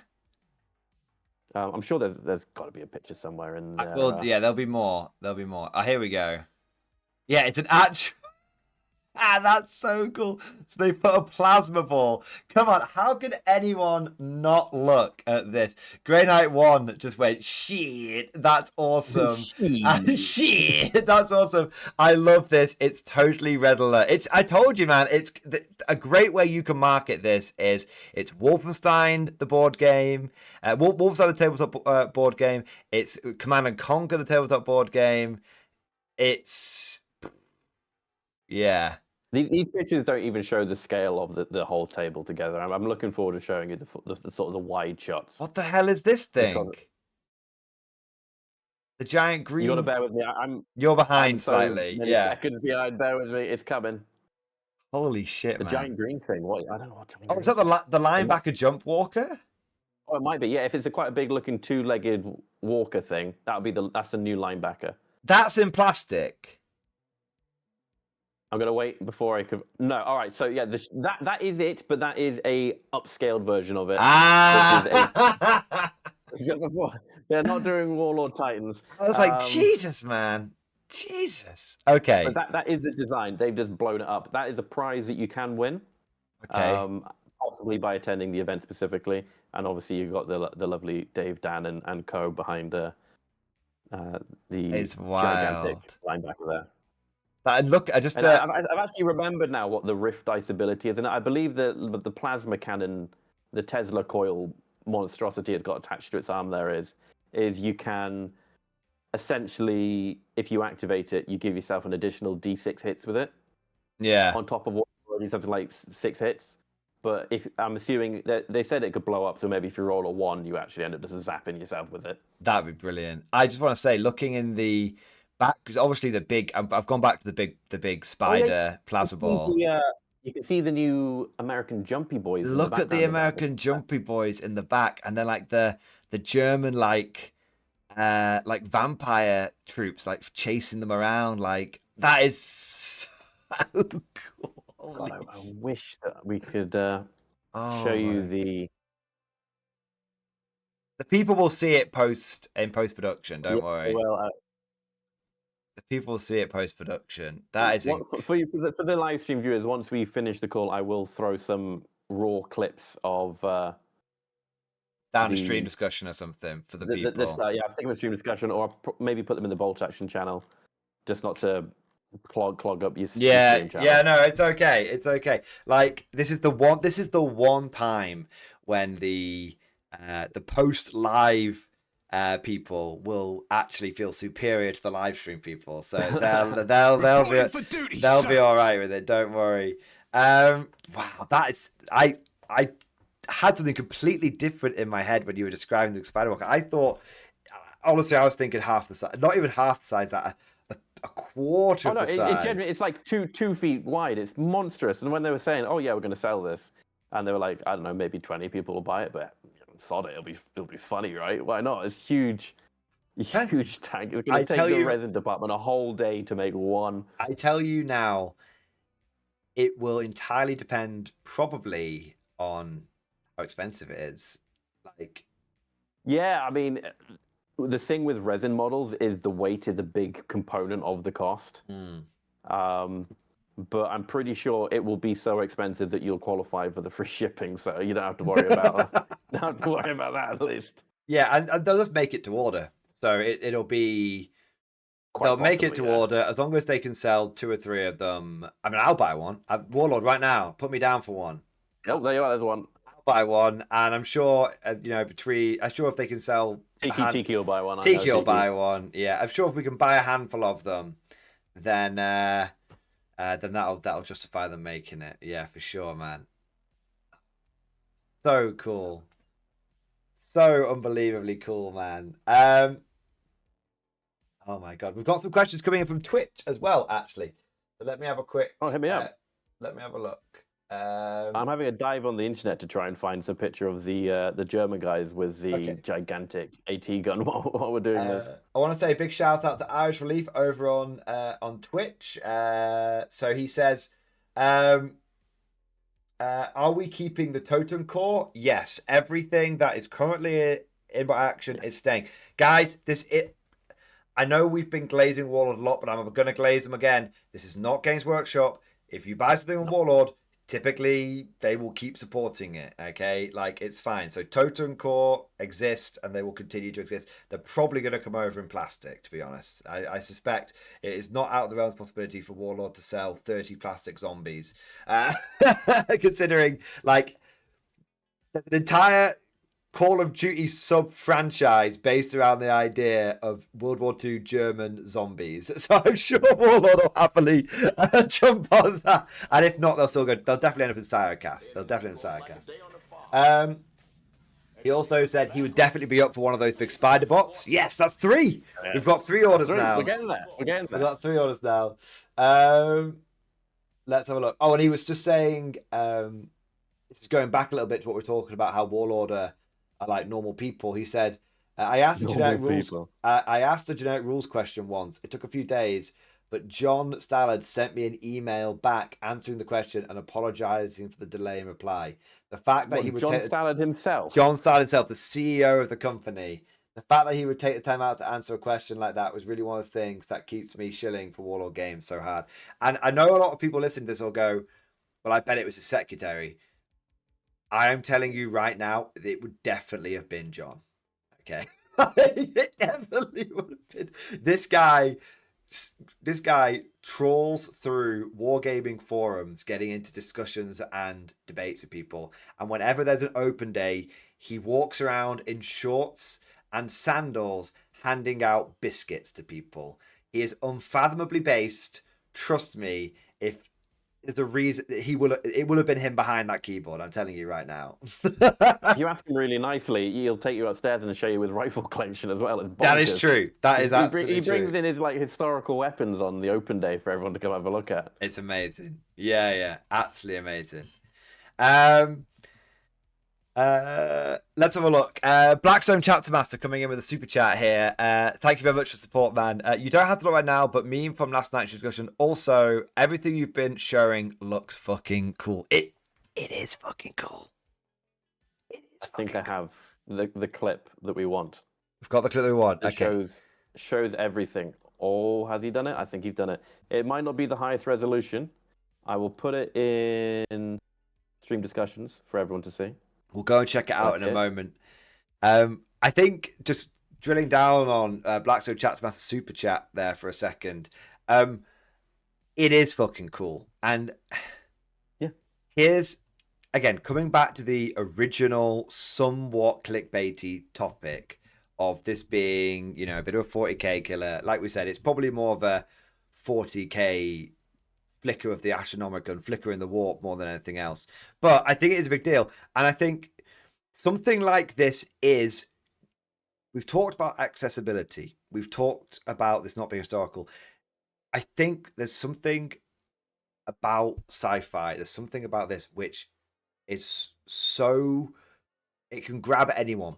Because World War II, if you're just not interested in World War II, it doesn't matter how cool the models are, you're not going to get them. And with sci-fi, because it's less constrained, it's so much more available for someone to go, this looks cool. And this comes up from multiple levels. But the moment someone thinks something's cool, they start getting inspired by it. They start thinking about it. They're at work, they're thinking about it. They can't help themselves. They're going to get home and they're going to start thinking about buying it. I don't know if that's about you, but that's how I think. If I see something cool that someone's done or a company's released, I know I'm going to get it. Eventually, I know I'm going to get it. But yeah, I think I think what's really important here is like, if you're not into World War II, you're just not going to be interested. If Warlord Games releases something sci-fi for this game, that can grab you. But what's really going to grab you is when you see a conversion or a kit bash from the community. The first time, the moment we start seeing people's like kit bash like spider legs, where like there's one of the legs, spider walkers, one of the legs is about to like stamp down on top of like an American infantry. He's like, what will happen? That's going to happen. Someone's going to see that and go, what the fuck is this? And can I buy it? And then they're going to go, oh shit, this isn't like a random model that someone's made. This is actually for a game. So I have a reason to buy it because I'm going to be able to use it. I think that's what's so massive about it. Yeah. It's not just the inspiration you can get from the company. It's the inspiration you get more, which is more important, you're going to get from the community. Anyway, let us now have a look at what have you put it in stream discussion? But in stream discussions. Now, I should say, I'm not sure if... No, this is it. Yeah, this is from today. I was checking because obviously they made the board ahead of time. This is the board, and you can see underneath the giant crab thing, it doesn't have a name yet, I don't think. You can see the new German... 1 minute, I'm going to... Power donned guys. You can also see there's some standard World War II American stuff in there as well as some Tesla cannon Shermans. You can get a better look at the table as a whole. Let's have a look at this. Whole, it's still about a quarter of the table because there's so much more to it. Oh my god, that looks so fucking cool. And actually, the mechs at the front there, I believe, are the new one. No, I think they're still the old one as well. Warlord, show off your products in your promotional video. I know. Look at that though. You've got your American infantry walking up behind. Is that a Greyhound with a fucking Tesla turret? Maybe, I can't quite tell from the back, but yeah, Greyhound. Why not? And then you can see you got some German tanks there with Tesla mortars on the top. I don't know what's going on. The big Cyclops eye things. Yeah, the big Cyclops eyes. That's so cool. And I just want to say, third dimension, this American infantry that we can see here, that looks a little bit like an ahistorical color scheme of that infantry. Are they wearing like white? You do what you want. Yeah, do what you want. And like, when was the last time you saw fucking teal on any?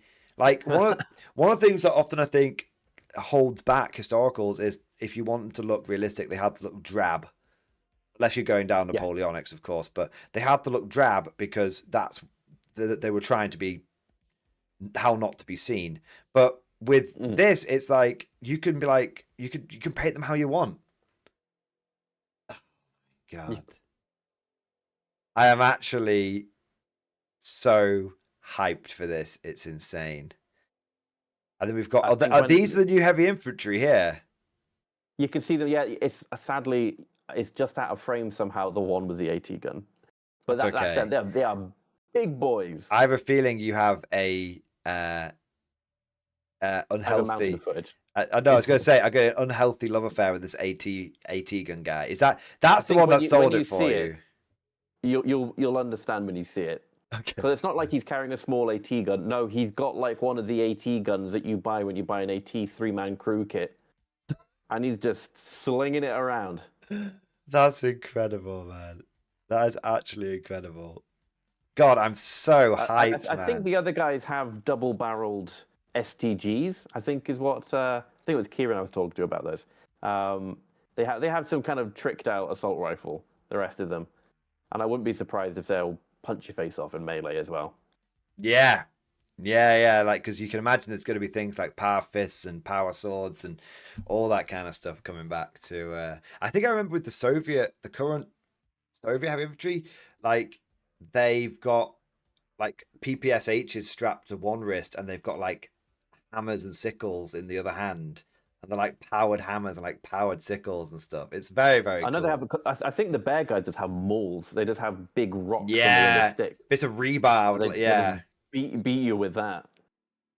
Yeah. Godlike Poet says, he says, brother, I try to do this in a terrible, demonetizing German accent. Brother, The tank got destroyed, but don't worry, I took the gun. That's the power armored guy with the anti-tank gun. So true, man. Oh my god. Oh my. Nice cracker stuff. You're probably going to see more stuff coming out about it from Warlord over the next couple of days. Yeah. They'll have their own degree of promotional what they put into it. But we're saying, what else can you tell us? How much more is going to be in the kit? And they're like, there's so much more to say about this. And we're going to be stringing it along until September, because it's going to take up until September for them to reveal each little bit more and more and more and more. Today was just the first day. This is just the beginning. I'm telling you right now, man. I'm telling you, I've already got a million ideas going through my head. I've already got a million I still haven't ideas. decided what I'm going to play. Well, that's a good question. What are you thinking? Italians? Obviously, I love my Italians, but the Germans are really cool as well. Yeah. But so are the Americans, and so are the.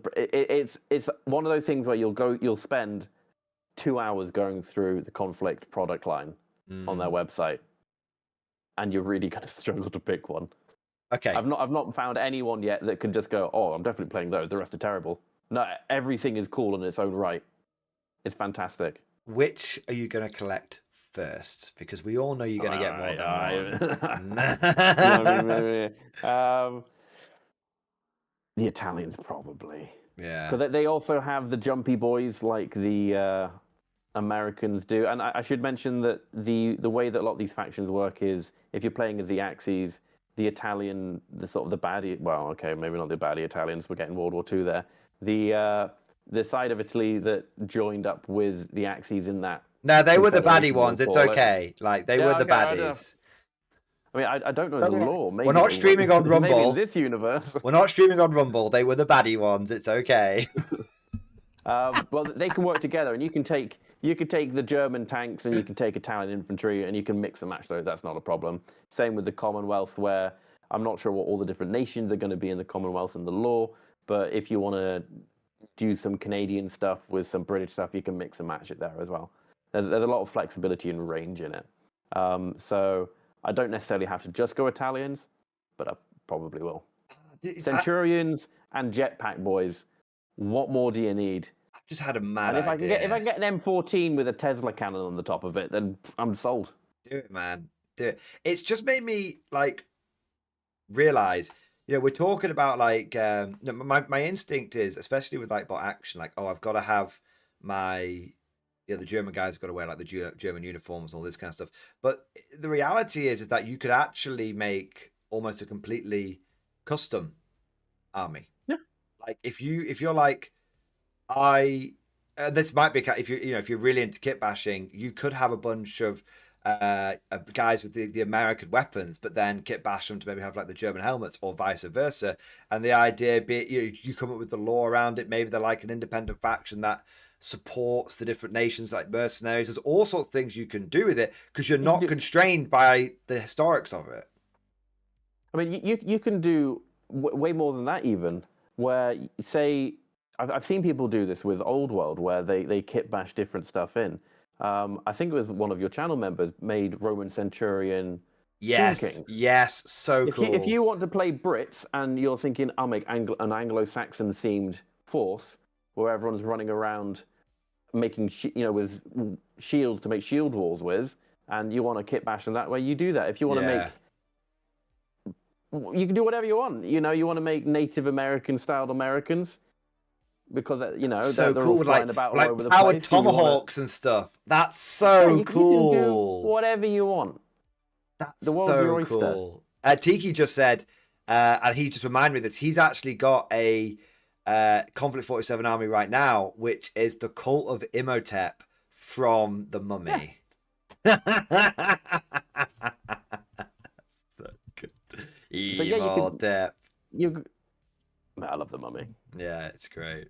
The beginning scene of the Mummy is an iconic scene. That's near and dear to my heart. Yeah. But thinking of Tiki though, you can do some crazy. You can do samurai. Well, they're kind of samurai-ish already. Actually, if you want to do the Japanese special units, but you could really lean into the Bushido thing if you wanted to.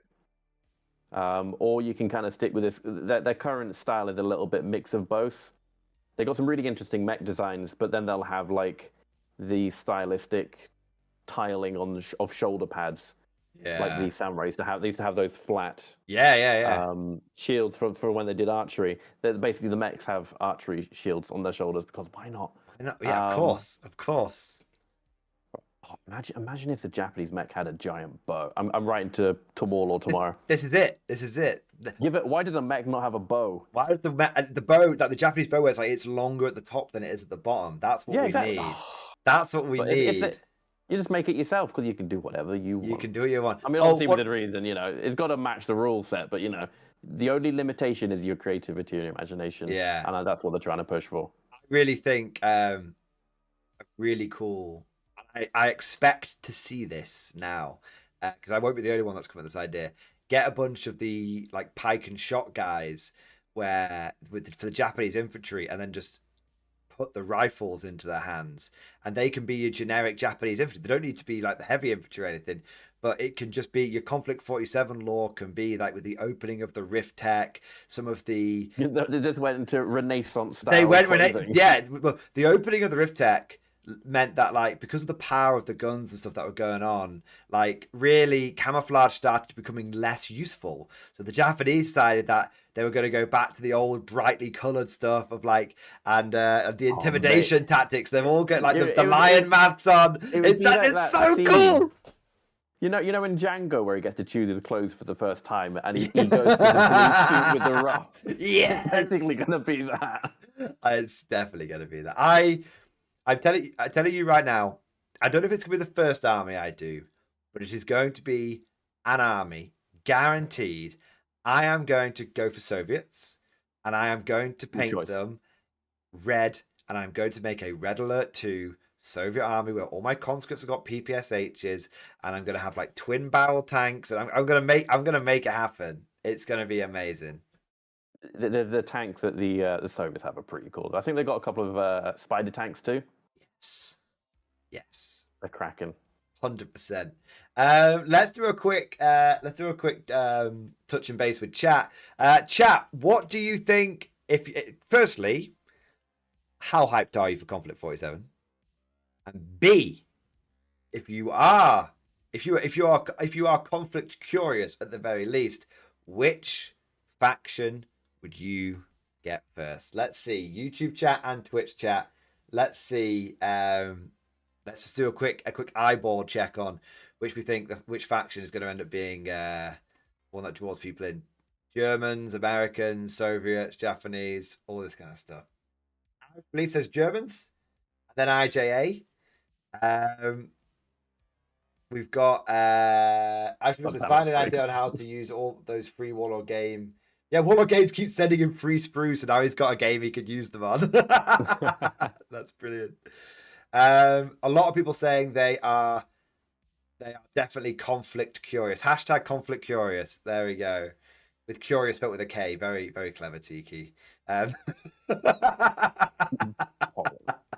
find it really interesting how popular the Japanese are, because they're obviously a very popular faction in bolt action as well. But people seem to that weird little quirk that makes Japan an interesting nation to play seems to almost be amplified in its crazy madness. In conflict, because we've not even actually spoken about the crazy units that the Japanese do, because they have samurais that can run through walls and ghost like troopers phase in and out of reality. Yeah. So what, you can banzai charge through walls now? I don't know the rules, but it's a really there's so much fun little interesting quirks to each nation. Yeah, and man, people like Japan. It's such a popular faction. Yeah, Japan. I mean, you were a Japanese player, but then you're a meta chasing piece of shit, so you jumped over to the Italians. Mate, I went to one tournament and I got dumpstered by one of the top Spanish team members, and I was just like, I can't touch this army again. I just can't. I got trauma. Next time we see them, they're all going to be repainted in bright Bushido colors for conflict now. I mean, I am tempted by Japan for conflict as well. I'm very tempted by Japan for conflict. The Japan book's not that far away for bolt action too. There's a good time ahead for the Japanese players. We've got let's have a quick sort of eyeball poll. We've got IJ coming up a lot. Soviets a bit, Germans a bit. Got a couple of people saying Americans. Mal saying he's doing a full bear army. So it seems, I would say, based on our loose eyeball poll, it looks like IJA followed by Germans followed by Soviets seem to be the favorites, which kind of does make sense because they're the ones that have the opportunity for the craziest shit. Well, because less constrained by things like mixer, right? Yeah, less constrained by things like human rights and stuff. So they just go for all the mad stuff. All right, amazing. All right, but I think that just about brings us to a close. Is there any last bits you want to throw down? If you're watching the live stream, give me 10 minutes and I will dump high definition 4K 60 FPS footage of all the models in the channel. People that were watching on YouTube, you will have already seen those, so enjoy. There we go. As I say, that there's more to be announced that Warlord are going to be trickling out at different events, so it's something to follow. I'd recommend following Warlord Games on their Instagram because that's quite a common place for them to share these things, as well as obviously the Mordian Glory channel. Of course. And you know what? My final thoughts are I really need to get back in touch with Warlord. I have been basically incommunicado for like 6 months, and I didn't even know Kieran was in a different department now. So I need to meet new Kieran. And I need to basically, I'm telling you, like, because I obviously covered a lot of the hype from 3rd edition bot action, but then my head got turned to things like heresy. All I'm going to say is my head is turning back a little bit. I'm just saying. Well, here's an idea then, actually, because we myself and Vanrak were there today talking to the Warlord team, and they were talking about maybe him and I revisiting the Warlord HQ. So what if I was to propose to him that Varak, myself, and you were to go over to Warlord and maybe take part in a demo game of the new Conflict 47? Yeah, that has to happen. And we can film that, we can have a chat, and we can interrogate every member of staff there. So what little we haven't been able to discuss today, we can start filling in the gaps. I think that will leave that has to happen, and we'll leave that as a to be seen soon. A little teaser, a little cliffhanger. That's it. A cliffhanger for the viewers. All right, amazing. Everyone in chat, let's get an 07 for Woodham. Massive thank you to him for A, going to the thing, and then B, giving up his time after having a busy day. And mate, thank you so much, man. It's been fantastic. Really appreciate it. No, I'm happy to be on, and it's great to talk to you. All right, catch you later, buddy. Catch you later. Ciao, guys. There we go. Holy moly. Let me just come back over here. But seriously, massive shout out. Let me move my camera back. Massive shout out to Woodham there. I think we can all agree that was above and beyond anything we could have expected. And I am very excited about Conflict now. That, holy shit, boys. Holy shit. I mean, I said it could be a 40k killer. Those of you that are just joining us, we've got a few people that are just joining us now. Like Ix, I missed the whole thing. What they talk about. We've just seen the first pictures of the new Conflict 47 game. The new and improved sci-fi game from Warlord Games. And it is beyond anything that I think any of us expected. And I'm going to throw a few pictures for those of you that missed it. Don't worry, this will be going out as a stream highlight within.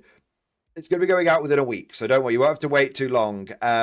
But if I can show you just a few little bits to wet the whistle, let's have a look at some of this stuff here.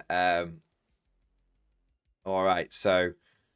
This was the display board that they had for Conflict 47. You've got new jump pack infantry for the Americans. You have got new Tesla Greyhounds, Tesla Shermans, Walkers. You've got mechanized, literally mech suit heavy infantry for the Germans. You've got Panther tanks with giant Cyclops eyes, and of course, you have a huge, genuinely huge, Titan-sized model for the Germans. Currently, it's a one-off, but Warlord have said they are probably going to make it as something you guys can actually buy with a genuine plasma ball in the top. And you've also got we've also got some other pictures coming in here as well. You can see, look at that for an angle. Look at that new little spider mechs for the Germans as well. Honestly, and pretty much everything is either in plastic or is coming to plastic. It is sci-fi. It is not constrained by historics. It is not. It's just amazing. There's so many things I could talk about with Conflict, but I am telling you, I think it's going to be massive. And I, for one, will be 100%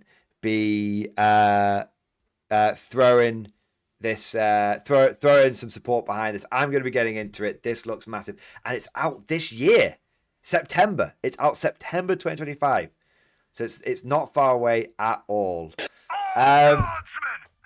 Holy shit. Holy shit, man. Hey, huge shout out to CV Cooper, baby. Yeah, buddy. Yeah, buddy. Oh my god. CV Cooper, thank you so much for the I was gonna say Baneblade chat, but should I say the linebacker chat? Yes, it is the linebacker chat. Thank you so much for super chat, man. At Woodimp has pushed me over the edge. I can no longer resist Conflict 47. And bro, me too. I tell you what, I have to admit, I didn't think Warlord were going to go that hard. I thought they were going to do a little bit with it. But looking at what they have done with that, I am very, very, very impressed.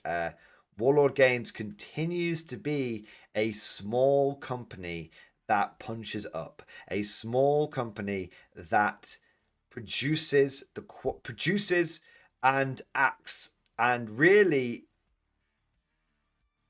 just goes above and beyond they're like a big company. They're a small company that competes with big companies, and I just think they are phenomenal. I think they're amazing. Yeah, so cool. So cool. I know the Warlord Glaze is thick right now, guys, but come on, how could it not be? How could it not be? CV Cooper, I am actually going to be getting into Conflict 47 as well. I'm more than Conflict curious. I am Conflict pilled. I'm square based, Conflict pilled, boys. This is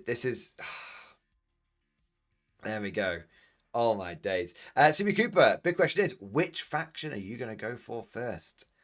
Which faction are we thinking? Are we thinking Germans? Are we thinking Americans? I have to say, I really like the Americans.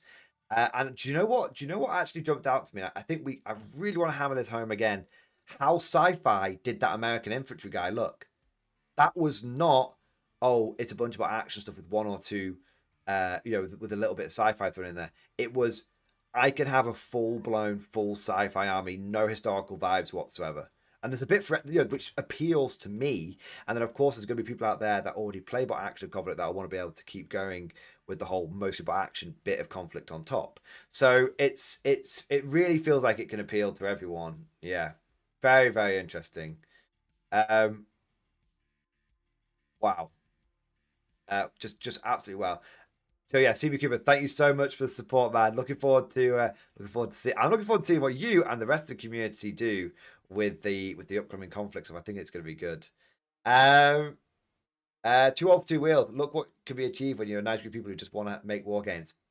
Look what happens when you don't sell your soul to the corpo life. Very true, Too Old. Very true. Soviets, yes, fucking love the Soviets, man. Nice, CB Cooper. Big shout out to Blackstone Chapter Master. Thank you for support, man. Okay, I think you can look at the meme now. I'm ready. I'm ready for the meme. I love it. I saw this before. I love it. I find it funny how we got German werewolves before we got Crusader werewolves and Trench Crusade, but the stuff looks fucking cool. Cool. Also, enjoy the meme. Our Dan's Hill, they are blue. God damn it. Blackstone when he can't convince anyone his Night Lords are blue.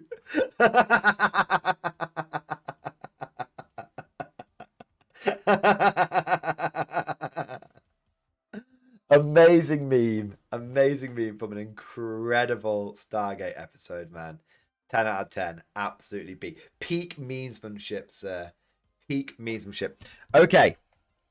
Now, we need to have a poll here. We need to have a poll here. Let's take a poll. Let's take a poll. Okay. Okay. Let's take a poll. So I'm not going to say is Conflict 47 a 40k killer, because it's very difficult to kill 40k because it sits on top of the whole industry, right? These, you know, but what I will say is, do you think Conflict 47, do you think Conflict 47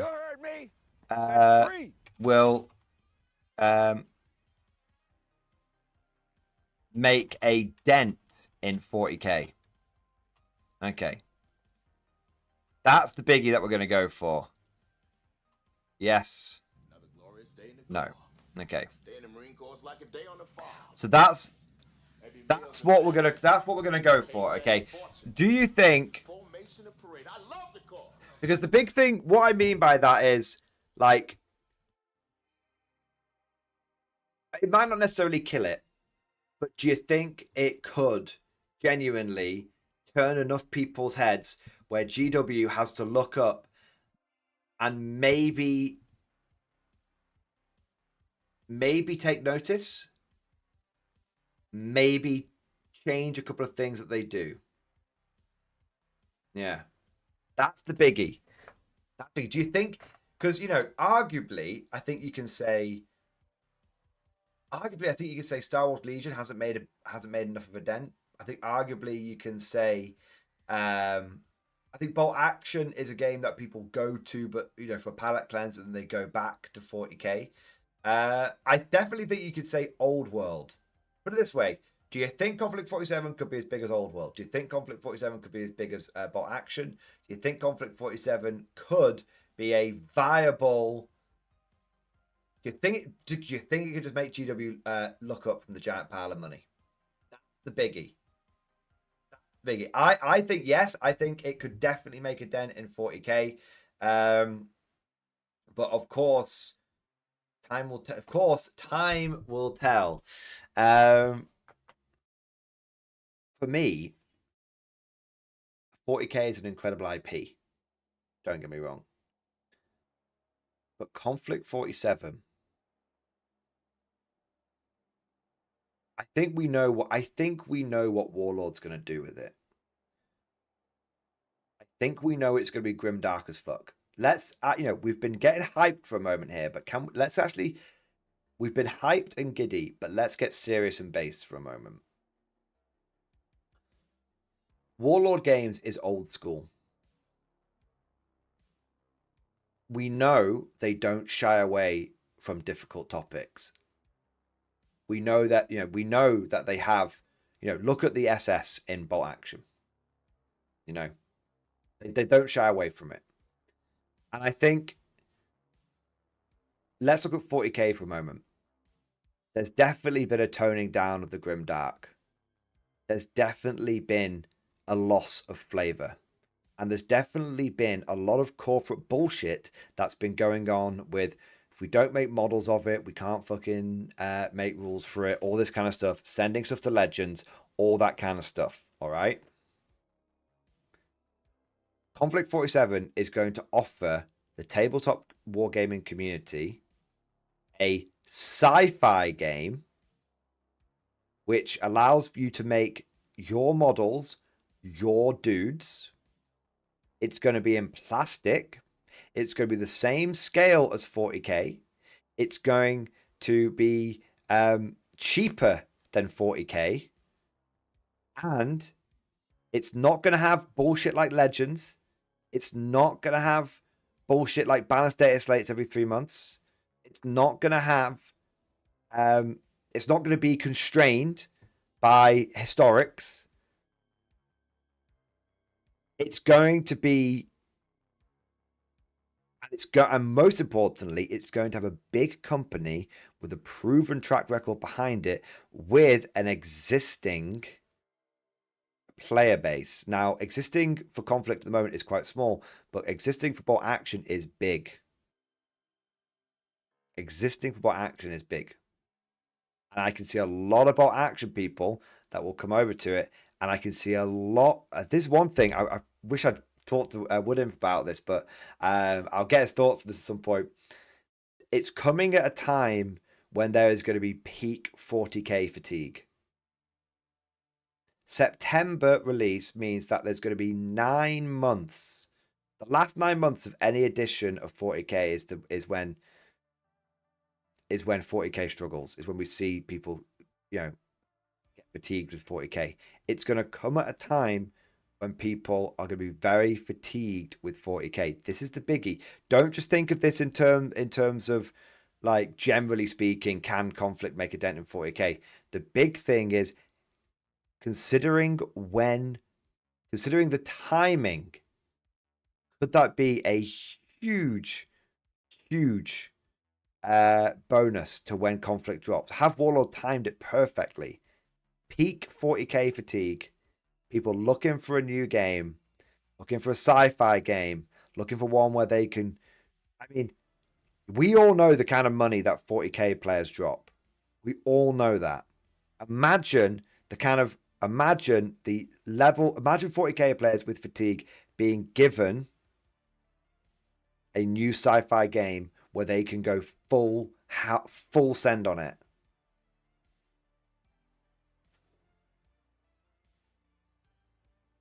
And even if they go half send, because they know they're going to get back into 40k in 9 months' time, that can still be enough to get the fucking ship sailing, to get the fucking rocket launched to the moon. Yeah. I think it could be big. I think it could be big. We'll see. We will see. I think it has the potential to make a dent. I think it has potential to be massive. I am very, very excited for it. I am definitely going to be getting into it. I can see it beating Heresy. I love Heresy, don't get me wrong, but I can see it. If it doesn't beat 40k, which I think it's realistic to say it's not going to beat 40k. I'd love it to, but I don't think it will do. All right. But I can definitely see it getting up there, being, I can see it becoming equals with Old World. I can see it becoming equals with Bot Action. I can see it becoming equals to Heresy. I can see it becoming equals to those, if not beating those games out. Even with things like Cathay coming. That's the biggie. That's my thoughts. That's what I think. I'm very hyped for it. And it's always great when you see a new game joining the ecosystem. Let's keep our fingers crossed. Let's keep our fingers crossed. All right. Got a few super chats coming in here. Firstly, I want to say a big thank you to... I've got some super chats, and then I might not have time to do... I don't know if Trevor's still here. If not, don't worry. I'll message him on Discord. I might have to do the box opening tomorrow. Because I need to go to bed in 20 minutes. But I will be there's a very big chance I'll be streaming tomorrow, even if just for a couple of hours. All right, so I want to say a big thank you to the Lower Decks. Thank you for the super chat, man. I need a shower in stream discussion. Let's have a look. Let's have a look. Sir Problems. I followed Jenkins as he slipped out to attend his function. Across town, his path took me to a bar I have never been to. Of course, I am loyal to my local, the Wank Shaft. This place seemed wholesome on the outside, but I suspected something rotten was in there under the surface. I went around the back and waited for an opportunity. I could see a stream of young folk heading in over the next hour. I saw a beer elevator for kegs open up and took my chance. Sir, it's worse than I feared. In a darker storeroom packed with people, the final ugly truth revealed. Amongst the fair maidens of Bazonga, Jenkins was there in the center, the ringleader, nay, the ring master, leading a Morris dance, dancing, fucking dancing, a gateway drug to depravity. The moral rot starts right here, and I brought it to this town in that snake in the grass. I need a fucking Morris dancing.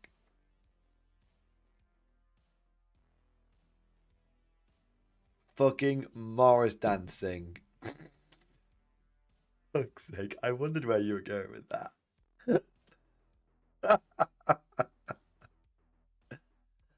Brilliant. Brilliant. Lower decks, there's obviously cannot be. Morris dancing is actually completely and utterly outlawed by the Von Shithouse dynasty, for it is well known. Slanesh's #1 pastime.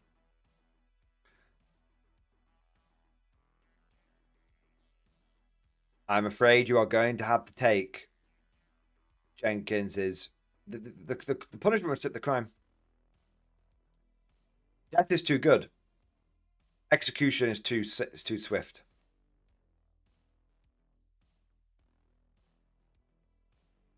You must. Jenkins must give up his codpiece. And he can only have it back when he has performed an act of penance. I know stripping a man of his codpiece seems extreme, but Morris dancing cannot be stood for. We cannot allow it. We cannot allow it. Next, I want to say a big thank you to John Shepherd. Thank you for the super chat, man. Pictures Street discussion. I have a first edition conflict book, but not played it. Here we go. So the pictures are of the big devil, the big demon prince. Dude, I think a lot of people, I don't know many people who actually, I know a lot of people that were conflict curious with first edition, but with a lot of it being resin and the prices and stuff, people ended up not pulling the trigger. I think with things coming in plastic, it'll make a big difference. Dude, taking the oil off. Dude, it looks so good. Mate, I didn't think this thing could look any better, but those oil washes have actually made it peak. It looks proper visceral, proper organic. That red is just incredible. Excellent work, mate. Genuine 10 out of 10. Phenomenal. Excellent. Last but not least, I want to say a big thank you to Trooper, my boy. Trooper, thank you so much for the Giga Chat. Exciting announcement in stream discussion. I tripped and fell, then suddenly the models were already bought. Lances of Icothan, sons of your household, advance. Let's have a look here. Oh, this is so cool. The Icothan Bulldogs make the way to the universe of Baltec. The mechanized expertise of the regiment is sure to serve them well. PDF has each unit listed with its role. Nice. Dude, Battletech is cool. I love how you've gone for like almost... I was going to say you've not gone for many battle mechs, but you actually have done in the end. Nice. That's a cool one. Never seen a four-legged mech before. That's cool. Is it wrong that my favorite bit is the tanks and not the mechs in Battletech? All right. Let's have a look here. Nice little force. Sweet. Six. So cool. You need to get some of the infantry as well. Apparently they're pretty shit, but of course you got to have infantry, right? The infantry corps. Yeah, there you go. Yeah, I love Battletech, man.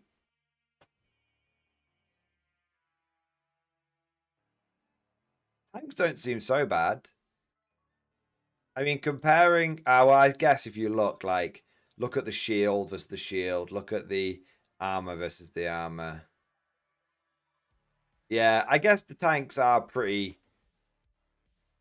I guess tanks are like, I mean, this one's really like It can barely keep up with the mech, can't it? Yeah. Yeah. I guess at the end of the day, Battletech is a game for mechs. But it is kind of cool seeing that you can have, like, tanks and stuff. That's pretty badass. Nice.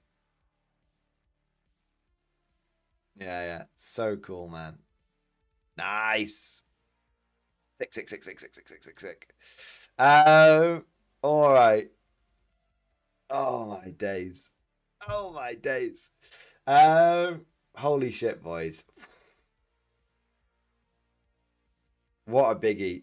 What a biggie. You know what's interesting? The poll has swung over to 48% yes, 52% no. The fact that we even got close to 50-50 is amazing. I also think it's important to note that a lot of those votes are probably going to be coming from people that are coming in post and haven't seen all the stuff that we've seen. So it will probably, there's probably a few people that haven't seen all the new cool shit that have voted no instinctively.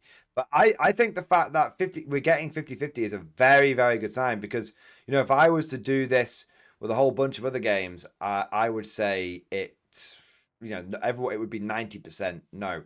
If I did it with Bolt Action 3rd edition, for example, I don't think Bolt Action is a 40k killer because I don't think it competes, or not competes, but I don't think it's in the same wheelhouse. I think it's important to note, look, okay.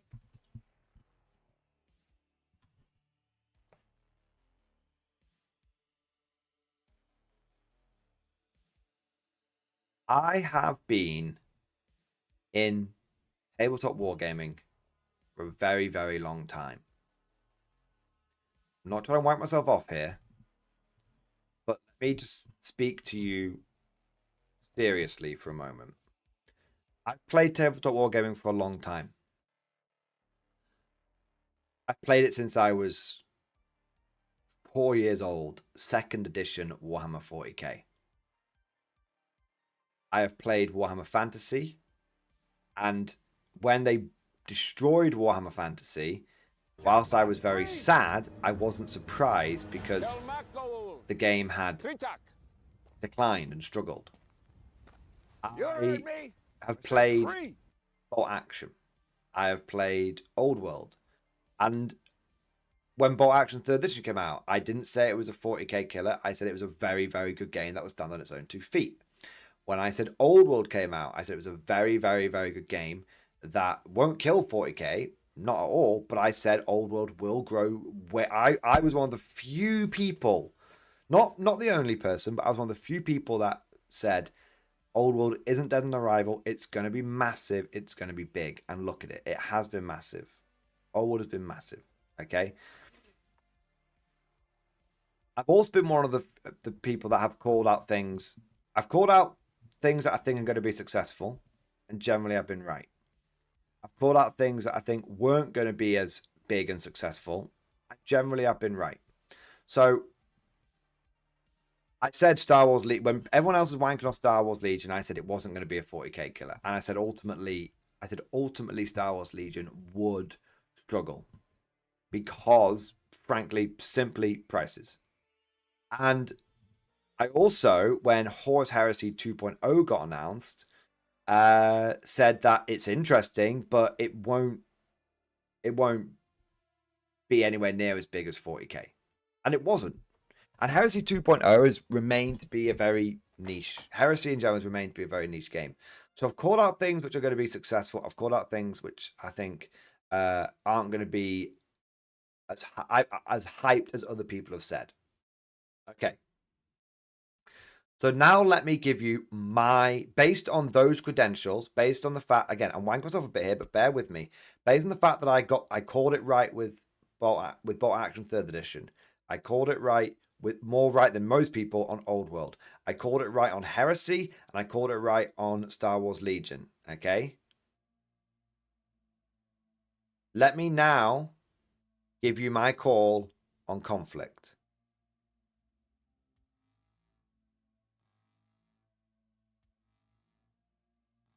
It's going to be good. I think it's going to be big. I called out Trench Crusade as well. As a Trench Crusade would be popular, but I said ultimately because of the scale of it, it would fail. So that's 5. Not fail. It wouldn't. It would be big, but a flash in the pan. That's ultimately what has happened with Trench Crusade. Okay? Go back to Conflict. 40k is massive. Before we can talk about Conflict, let me talk about 40k. 40k is massive.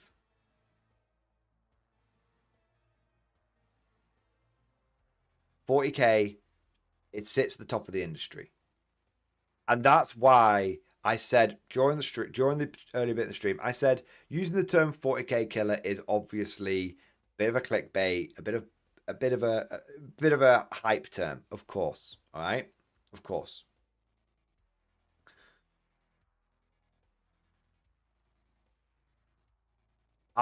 If I was to call it, I think that Conflict 47 will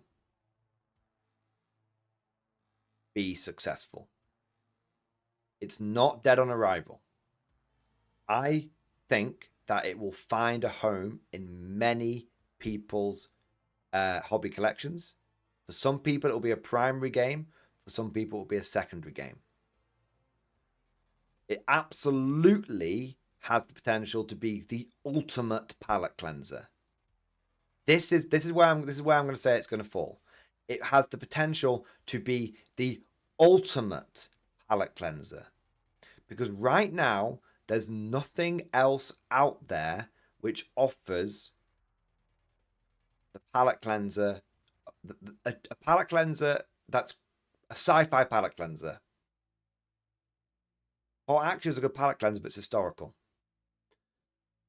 Old World is a good palate cleanser, but it's fantasy. Battletech is sci-fi, but it's not the right scale. Trench Crusade is alternate history / sci-fi, but it's not the right scale. Okay? Heresy is a good palate cleanser, but will never get and without some things like adding Xenos and stuff like that, will struggle ever to shake off it being labeled as just Marines versus Marines. Okay? So there's all Conflict 47. If you're someone that gets sick of 40k and you want to go and play another game, you've got a sci-fi palate cleanser. That is where I think it is going to absolutely fucking smash. And I see this game genuinely as being up there. I think over the course of the first 12 to 24 months, bear in mind that of course 11th edition 40k will come out, which could be a bit of a pisser, but I think that Conflict over the course of the first 12 to 24 months will be up there as equal to fantasy, equal to bolt action, equal to Horus Heresy. That's where I think it will go. So I think you can all say that's a pretty fair take. I've not been like, in 12 months' time, everyone's going to be playing Conflict and no one's going to know what 40k is. I think it is a big, it's a sci-fi game. Who knows? I think that's very, very, very, very, very unlikely to happen. But do I think it'll be successful? Do I think you'll see people who? Do I think you'll see people who will convert completely to it? Like we've seen people who convert completely to fantasy. Fuck yeah. But I think ultimately, as someone said earlier, nothing will topple 2 of 2 wheels. Nothing will topple 40k. Sad but true. I wish someone could because I loathe you, but there's too many diehards who defend it through all its faults. That's a good point. And someone said there's just so many people who Kevin B. Conflict 47 handled well will be awesome, but Warhammer diehard fan base has had so much of the Kool-Aid they won't even give it a chance. Yeah. Yeah. I just think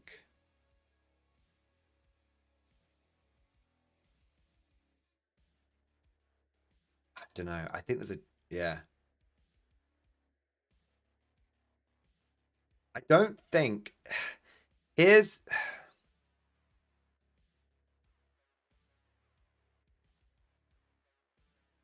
I'm trying not to be hyperbolic, if that's the right term. I'm trying not to be silly. The one thing that's making me extremely curious about conflict, even in the face of how massive 40k is, one that's making me extremely giddy about conflict is I don't think we've had something like this before come along. Remember, this isn't a... Look at like Gaslands, for example. Gaslands is a sci-fi game, niche company, everyone loves it. Same with things like Burrows and Badgers. These are all little... This is a relatively big company. Warlord is not... It's not a small company. We haven't had a game like Conflict come along and challenge 40k before. That's not true. The last... Okay. I'm going to leave you with this one. It is a good one to mull over. The last time something like this happened was about 20 years ago. 15 years ago. Warhammer War Machine Hordes came out. War Machine Hordes came very close to beating 40k. Very close. And GW breathed a huge sigh of relief when the War Machine Hordes company basically fucked themselves. And then it wasn't War Machine Hordes killed themselves, basically. That's what happened. We haven't had, since then, we've not had the same combination of factors come again. But I was there, Gandalf. I was there 3,000 years ago. All right? I was there 16 years ago when War Machine Hordes took 40k round back and gave it a damn good seeing to. And if you were there, you'll know what I'm talking about. It's the closest we've ever seen to a game kill 40k. And it got very, very, very close to... I mean, I'm talking it became within a hair's breadth of it. And that's not an exaggeration. If you were there at the time, you know that it got very close to killing 40k. And it was only that the War Machine Hordes killed itself. They fucked it. Second edition fucked it. And I'm telling you now, this is, but War Machine Hordes was less, the company that ran War Machine Hordes wasn't Warlord Games, was a lot less experienced than Warlord Games. And this feels like it could, I'm getting similar vibes. And like I said, I don't think it's a big chance. I think the big chance is, I think the most likely thing is that this becomes a relatively popular sci-fi game that falls into that similar niche of like bolt action, heresy, 40k, bolt action, heresy, old world, where, not everyone plays it, but there's like, 40k is absolutely everywhere. No matter where you move, you're always going to find like a 40k game, right? I think this will be like, there'll be pockets where it's really, really popular and the pockets where it doesn't exist. That's where I think Conflict will get to in terms of popularity. But there's just this little thing at the back of my mind, boy. This little, that's as far as it goes, that's great. But there's this little thing at the back of my mind.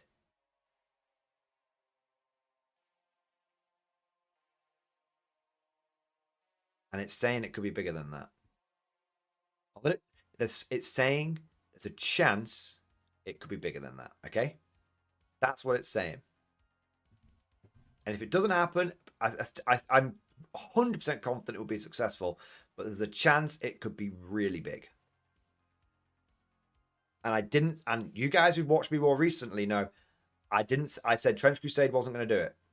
I called it on Trench Crusade, and sadly I was right on Trench Crusade. I called it on Old World, and happily I was right on Old World. I'm calling it now with Conflict. I think this is I think this is big, and I think GW will. I think GW should be keeping an eye on this. Because here's the thing. Get a few content creators behind this as well. People bigger than me. Get a few Valrax behind it. Get Lucian to do a lore video on this. If Lucian does a World War II history video, like a bolt action World War II history video, not going to do that well because it's historical. People straight away dismiss it. But imagine you get Lutz to do an in-depth lore video on Conflict 47. Imagine you get Bricky to play a game of it. Imagine you get Tabletop Tactics to do a game of it. You get a dozen content creators behind this, and then it gets interesting. It's already interesting. Then it gets very interesting. But Mordy, you said the old world was going to take a tournament scene. I said the same thing I'm saying now I said about old world. I said it's definitely going to beat Heresy. It's definitely going to be up there as like a biggie. It's definitely going to be in in the top 3 tabletop games that people play. And I said that it might be able to compete with 40k, which it has done. And I did say that, but I did say, CB Cooper, that old world is very, very, very conducive to tournament play because of the terrain. And I think, Stevie Cooper, I still stand by those words. I want to make it clear. I said it had I did leave myself a bit of a door open for this, I will admit this, but I still think that Old World has that potential. I think Cathay will potentially. I think Cathay's going to push it to the next level. I still think it has potential. It's not there yet, 100%. But Old World has been way more successful than most people gave it credit for, and Old World tournaments are relatively common. Yeah. Fence sitting, mastery, and tap. No, Mark, I've been very clear. A bit of fence sitting, but mostly just being realistic. Yeah. Ooh, a few splinters up my asshole now. Okay, we've got 2 more super chats, boys, and I got to wrap this bad boy up. Okay. I love the fence. I love the fence, bro. I want to say a big thank you to Woodimp, thank you for the super chat, man. Little sneak peek compilation in stream discussion. All right, let's do it, man. Let's do it. He's raw and unedited. Raw and willing. Let's have a look, man. Do I need sound? Doesn't matter. Oh shit, look at that thing. Come on, tell me. Oh my god. Look at it. Come on, boys. This. Ah.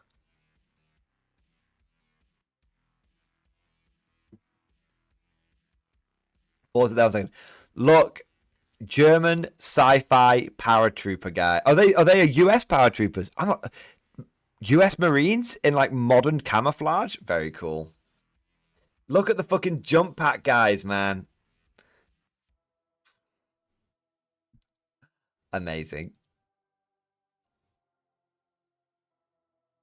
Holy shit, man.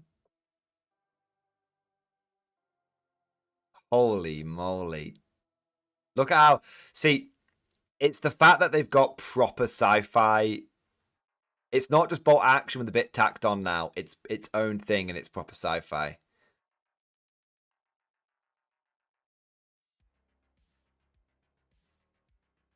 Let's do it again. Look at that thing. I do like the fact that Warlord has put a few regular bolt action things there, because I think that's clever, because there's going to be a lot of people that are going to be like, I want to use my bolt action stuff.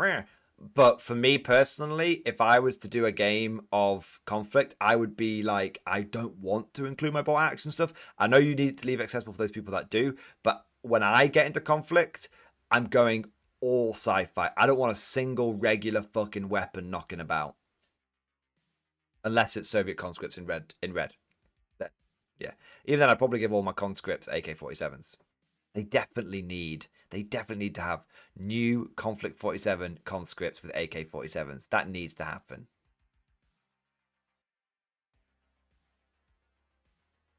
Do you know what I mean? Like, it's cool that the regular bolt action stuff is there, but for me, it would be even better if there was no regular bolt action stuff there. That's my personal take on it. But again, I understand Warlord knows they've got a lot of long beards, they've got a lot of grognards in their community, and they need to make sure they're keeping those grognards, you know, placated.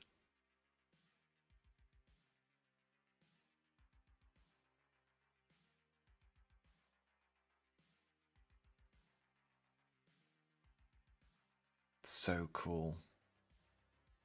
Those US Airborne with jump packs are actually insanely cool. They are actually insanely cool. Day in the Marine Corps is like a day on the farm. Every meal's a banquet.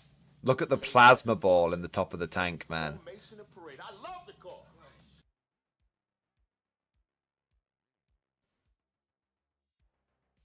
Every day in the Corps, baby.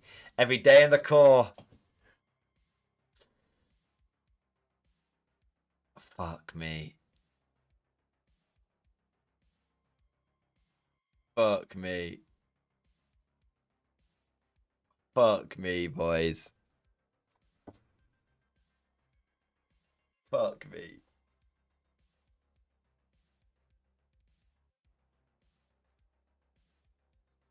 So cool. Woodham, thank you very much for sharing that, man. So cool. Next one, so a big thank you to the Lower Decks. The Lower Decks, thank you for the super chat, man. Actual competition will force GW to get off its ass on several fronts. No competition makes them lazy and prone to stupid shit. Real challenge is good. This is actually very, very true. And one thing I would actually say to all of you 40k diehard fans, which I know there are many of you. I'm a 40k diehard fan as well. No matter what happens, I will love the Guard. You saw the video that I put out earlier today, boys. I'm going back to tournament scene. I'm going back with Guard. We are hitting that shit hard, okay? I'm going to clap the cheeks of the meta, and I'm calling upon all of you guys to come with a U with me on that journey, right? So don't get me wrong. Don't get it twisted. But as a 40k player, I really, really hope that Conflict 47 takes off massively. I hope for 40k's sake that Conflict 47 rivals and equals 40k. Why? Because right now, as Lower Decks just said, GW gets away with all of this stupid shit, legendsing stuff, and, you know, fucking with people constantly. I love 40k, but I really fucking struggle with GW, okay? I really, really do. Like, I've got Strachan on my desk right now. I fucking love Strachan. I want to use him, and yet I can't because of GW. It's very, very, very, very annoying, okay? And so I want Conflict 47 to come in here and really fucking give 40k a thumping. I want it to fucking give them a proper thumping. I want it to make GW stand up and take notes. I want it to kick the fucking door in, okay?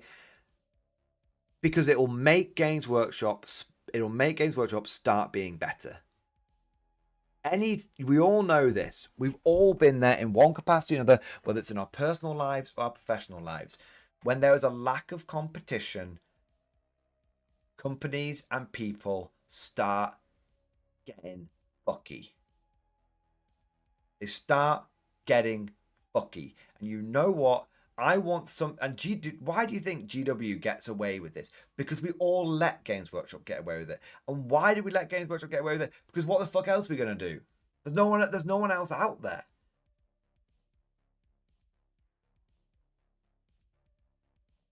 No one else out there that can offer the same shit as 40k. And so we all fucking took our dicks between our legs. We all fucking took our tails between our legs, and we all fucking chow down on the never-ending shit sandwich from Games Workshop. The never-ending shit sandwich from them. I love 40k, but I love 40k. I think the balance team at 40k do an incredible job. But the way Games Workshop, the way the corpos at Games Workshop operate. Well, okay, let me put it this way. Why do you think the balance with 40k 10th edition has been so good?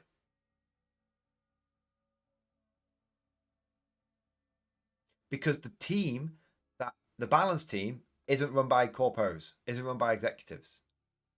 Josh Roberts, the guy who's the head of the Games Workshop balance team, is a player first. He is a hobbyist first.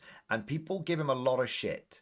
But I'm telling you right now, that guy has an infinite amount of respect for me because he is a player first. He is a 40k player first. And look at, and we all say how good, relatively speaking, in comparison to all of the other editions of 40k combined, how good the balance of 10th edition has been. When there's been an issue, they've corrected it. When the community has complained about something, they've been in touch with it. They haven't got it right every time, but it's been 2 steps forwards, 1 step backwards, but it has overall been steps in the right direction. Why? Because the people who are in that team are hobbyists first. Look at Old World. Why does Old World feel nice to get into and nice to collect and not feel like they're going to be taking my toys off me every 5 seconds? Because it's run by SDS, who are hobbyists first, corpos second. Same with Horus Heresy. Why does Horus Heresy feel so good? Why do all of these things pass the vibe check? Because they're hobbyists first, corpos second. And what's the problem with main studio 40k? It's a fucking cult. It's full of fucking corpos. It's full of fucking shills. And they've got away with fucking with the community for so long. And it's very, very annoying. So that's why I like competitive 40k, but I don't like casual 40k because there's no flavor anymore. That's why I like Old World. That's why I like all these other things. That's why I like Heresy. And what I want Conflict 47 to do is to come in here and fucking make games work. Give Games Workshop some competition.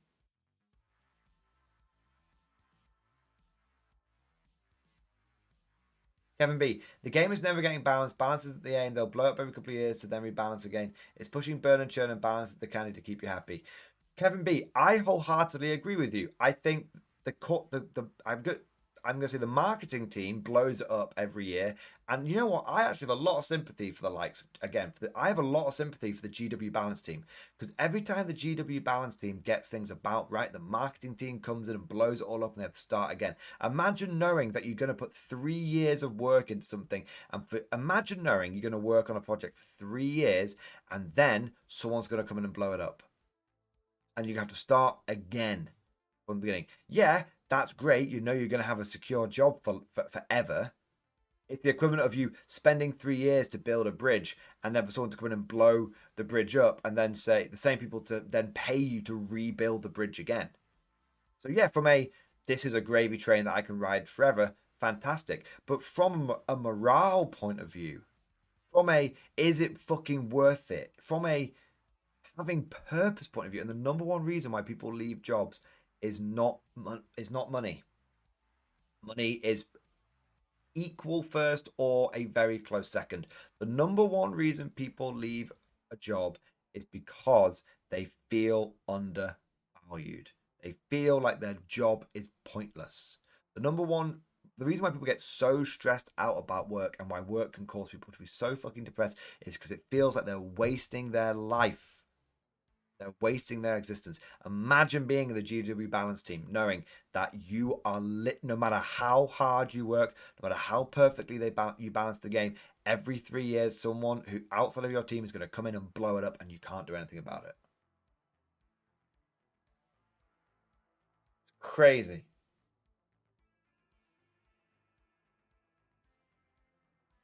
So the point is, from this big rant,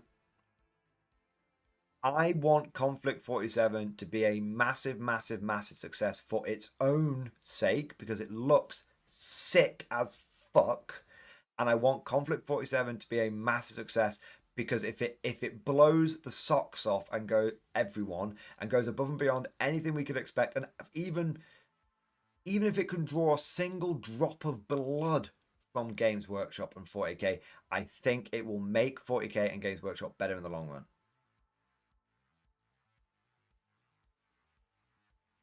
So I want Conflict to be successful for 40k's sake and for its own sake. There you go. Yeah. Because it's very easy, because the reason I really overlabored that point is because it's very, very easy for people to get the wrong end of the stick. When people see me wank, so I have this from even people who are like fairly diehard in this community. I have people when they see me covering Old World, and when they see me covering Bot Action, and when they see me covering Horus Heresy, and now when they see me covering Conflict 47, I have people go, "Well, are you giving up on 40k?" No. Why do you hate on 40k so much and glaze everything else? No, that's not it at all. I love all of these games. It's possible for me to like two things at once. And in this case, I'm very excited for Conflict 47, and it makes me hopeful for 40k. There you go. All right. I want to say a big thank you next to Blackstone Chapter Master. Thank you, Super Chat Man. I don't know. I'm looking at the militia and shit munchers list I made for Horus Heresy. I'm getting more excited for that. Industry discussion. Blackstone Chapter Master. That's okay. Forward, you dogs, to victory! That's okay. Blackstone Chapter Master. It's totally okay for you to be hyped up on Horus Heresy. I'm hyped up on Horus Heresy. I'm super fucking hyped for Horus Heresy. I'm super duper fucking hyped for Heresy 3.0. I'm super duper fucking hyped for Renegades and for Imperialis Militia. I'm so ready for it. I'm just also excited for Conflict 47. It's the thing. I think sometimes I think there's definitely this sort of cult mentality with 40k where people feel like if they start liking another game, it's like they're cheating on 40k. It's like, no. You're not married to 40k. You can love 40k and you can love other things as well. Yeah.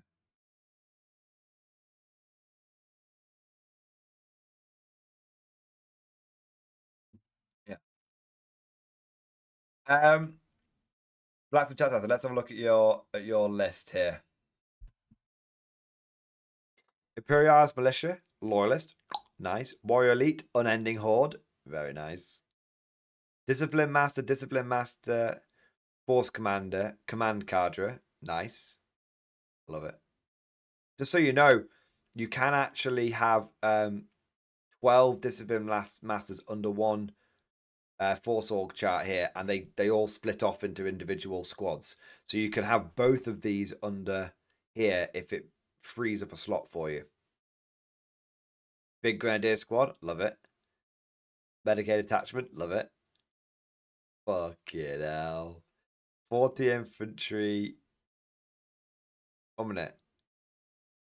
Yeah, 40 infantry. So 60 infantry, 60 infantry, 60 infantry. So that's 180 infantry, and then another 150. So 330 infantry, and then another 150. So that's 480, and then another 150. That's 630 infantry. Brilliant. Then you've got the Beastmasters. Then you've got the cavalry. Oh my god. Yes. Yes. 1,000 times yes. Yeah, so Blackstone Chancellor, you can have all of your You could basically, if you want, you could have every single squad with Discipline Master. It's just important to note you wouldn't want Discipline Masters everywhere and Unending Horde, because the whole point of the Discipline Master is to stop you guys from running away, and the whole point of Unending Horde is to bring them back when they have run away. So they clash. So I would either go loads of Discipline Masters and not Unending Horde, or basically no Discipline Masters and then Unending Horde. That's how I'd do it. Yeah. That's how I'd do it, mate. All right. Hope that helps. Cool list, though. Very cool. Work on the name. Still preparing for getting all of the prison reserves. I love it. I want to say a big thank you to Tiki Banzai. Clash of the Caribbean 2026 will be Conflict 47. Nice. I can definitely see Tiki going full Conflict 47. He's going to be like, I like bolt action, but I love Conflict 47. He's been waiting for this. He's been waiting for this. I love it, Tiki. And then we've got Ubermax. Ubermax, thank you so much for the super chat, man. Time for a drink in the Emperor's name, lads. Nice. Nice. Let's have a look. Ubermax, thank you for the super chat. Got a drink right here. Do you know what helps a drink go down? A prayer. Why do you think they have communion wine? We're going to go for a positive-ish one.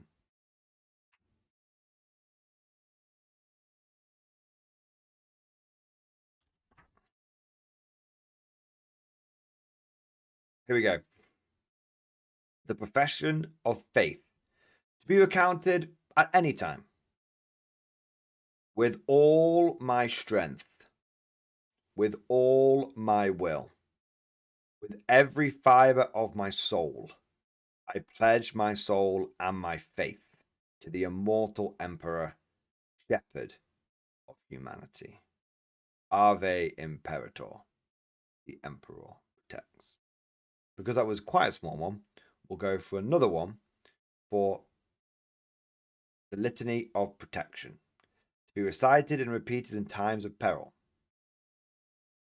Mighty Emperor, spread your divine light to protect me from the darkness.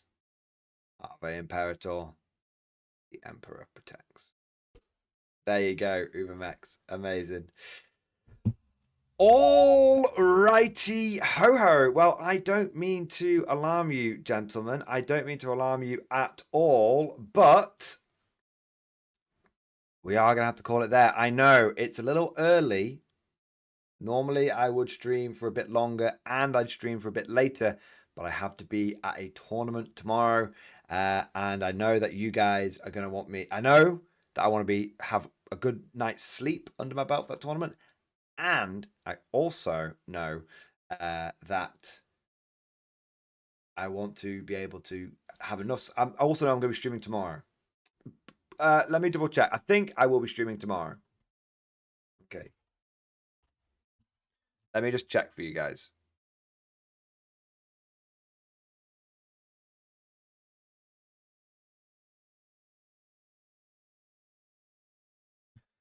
So the tournament begins at tournament should finish at about 8 o'clock. So I probably will stream tomorrow, but it'll just be like it'll be probably like 2 or 3 hours. 2 or 3 hours in the evening. Cheeky bonus stream, something like that. It is Old World tomorrow, but most of the tournaments, I've got loads of tournaments coming up. I got loads and loads of tournaments coming up. Oh my god, CV Cooper! CV Cooper! I'm about to sign off and CV Cooper's like, where you going?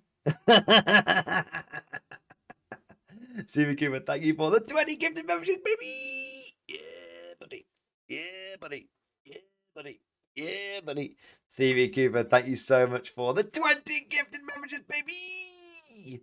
Thank you for the support. Thank you for sending in the next wave. Means more bugs for us to kill. You smash the entire area. You go ahead more than 2 legs. You get me. We get you, sir. We get you. Thank you so much, CB Cooper, for your incredible support. Everyone in chat, let's get those 07s flowing down there for CB Cooper. Absolutely incredible effort. CB Cooper, just a small banzai charge for Conference 7 and short stream. Hey, there you go. Well, CB Cooper, hopefully, we can, even though it's a bit of a short stream, I can make it up to you tomorrow with a cheeky bonus stream. Probably stream somewhere between like 10 and 1. So a cheeky bonus sort of 3 hours. Something like that. There we go. Can be the cats would rather you be awake, sir. I know. I think I would love to stay up and do more streaming. I'm super fucking hyped. I'd love to stay up, don't get me wrong. But I think that I do need to get to sleep.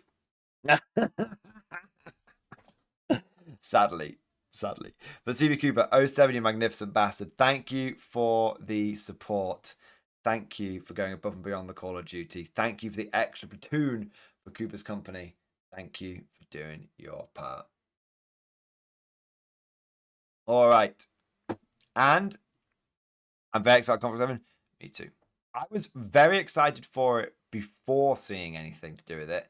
Now I am beyond excited for it. Very much beyond. Yeah. Shit, man.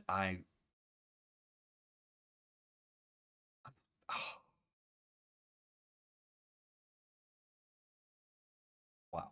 I've got so many ideas going through my head. It's going to be amazing. Think of the lore potential. Think of how they can like advance it beyond like 1947, all that kind of stuff. It could be massive.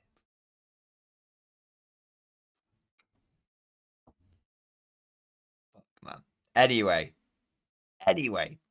I'm gonna sit here wanking myself off and wanking Warlord off if I don't go to bed. I do need to go to bed, boys. So, gentlemen, I'm gonna have I need a song to play us out.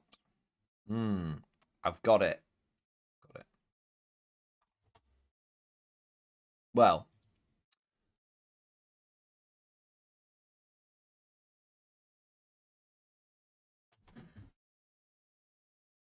I've got it. Okay.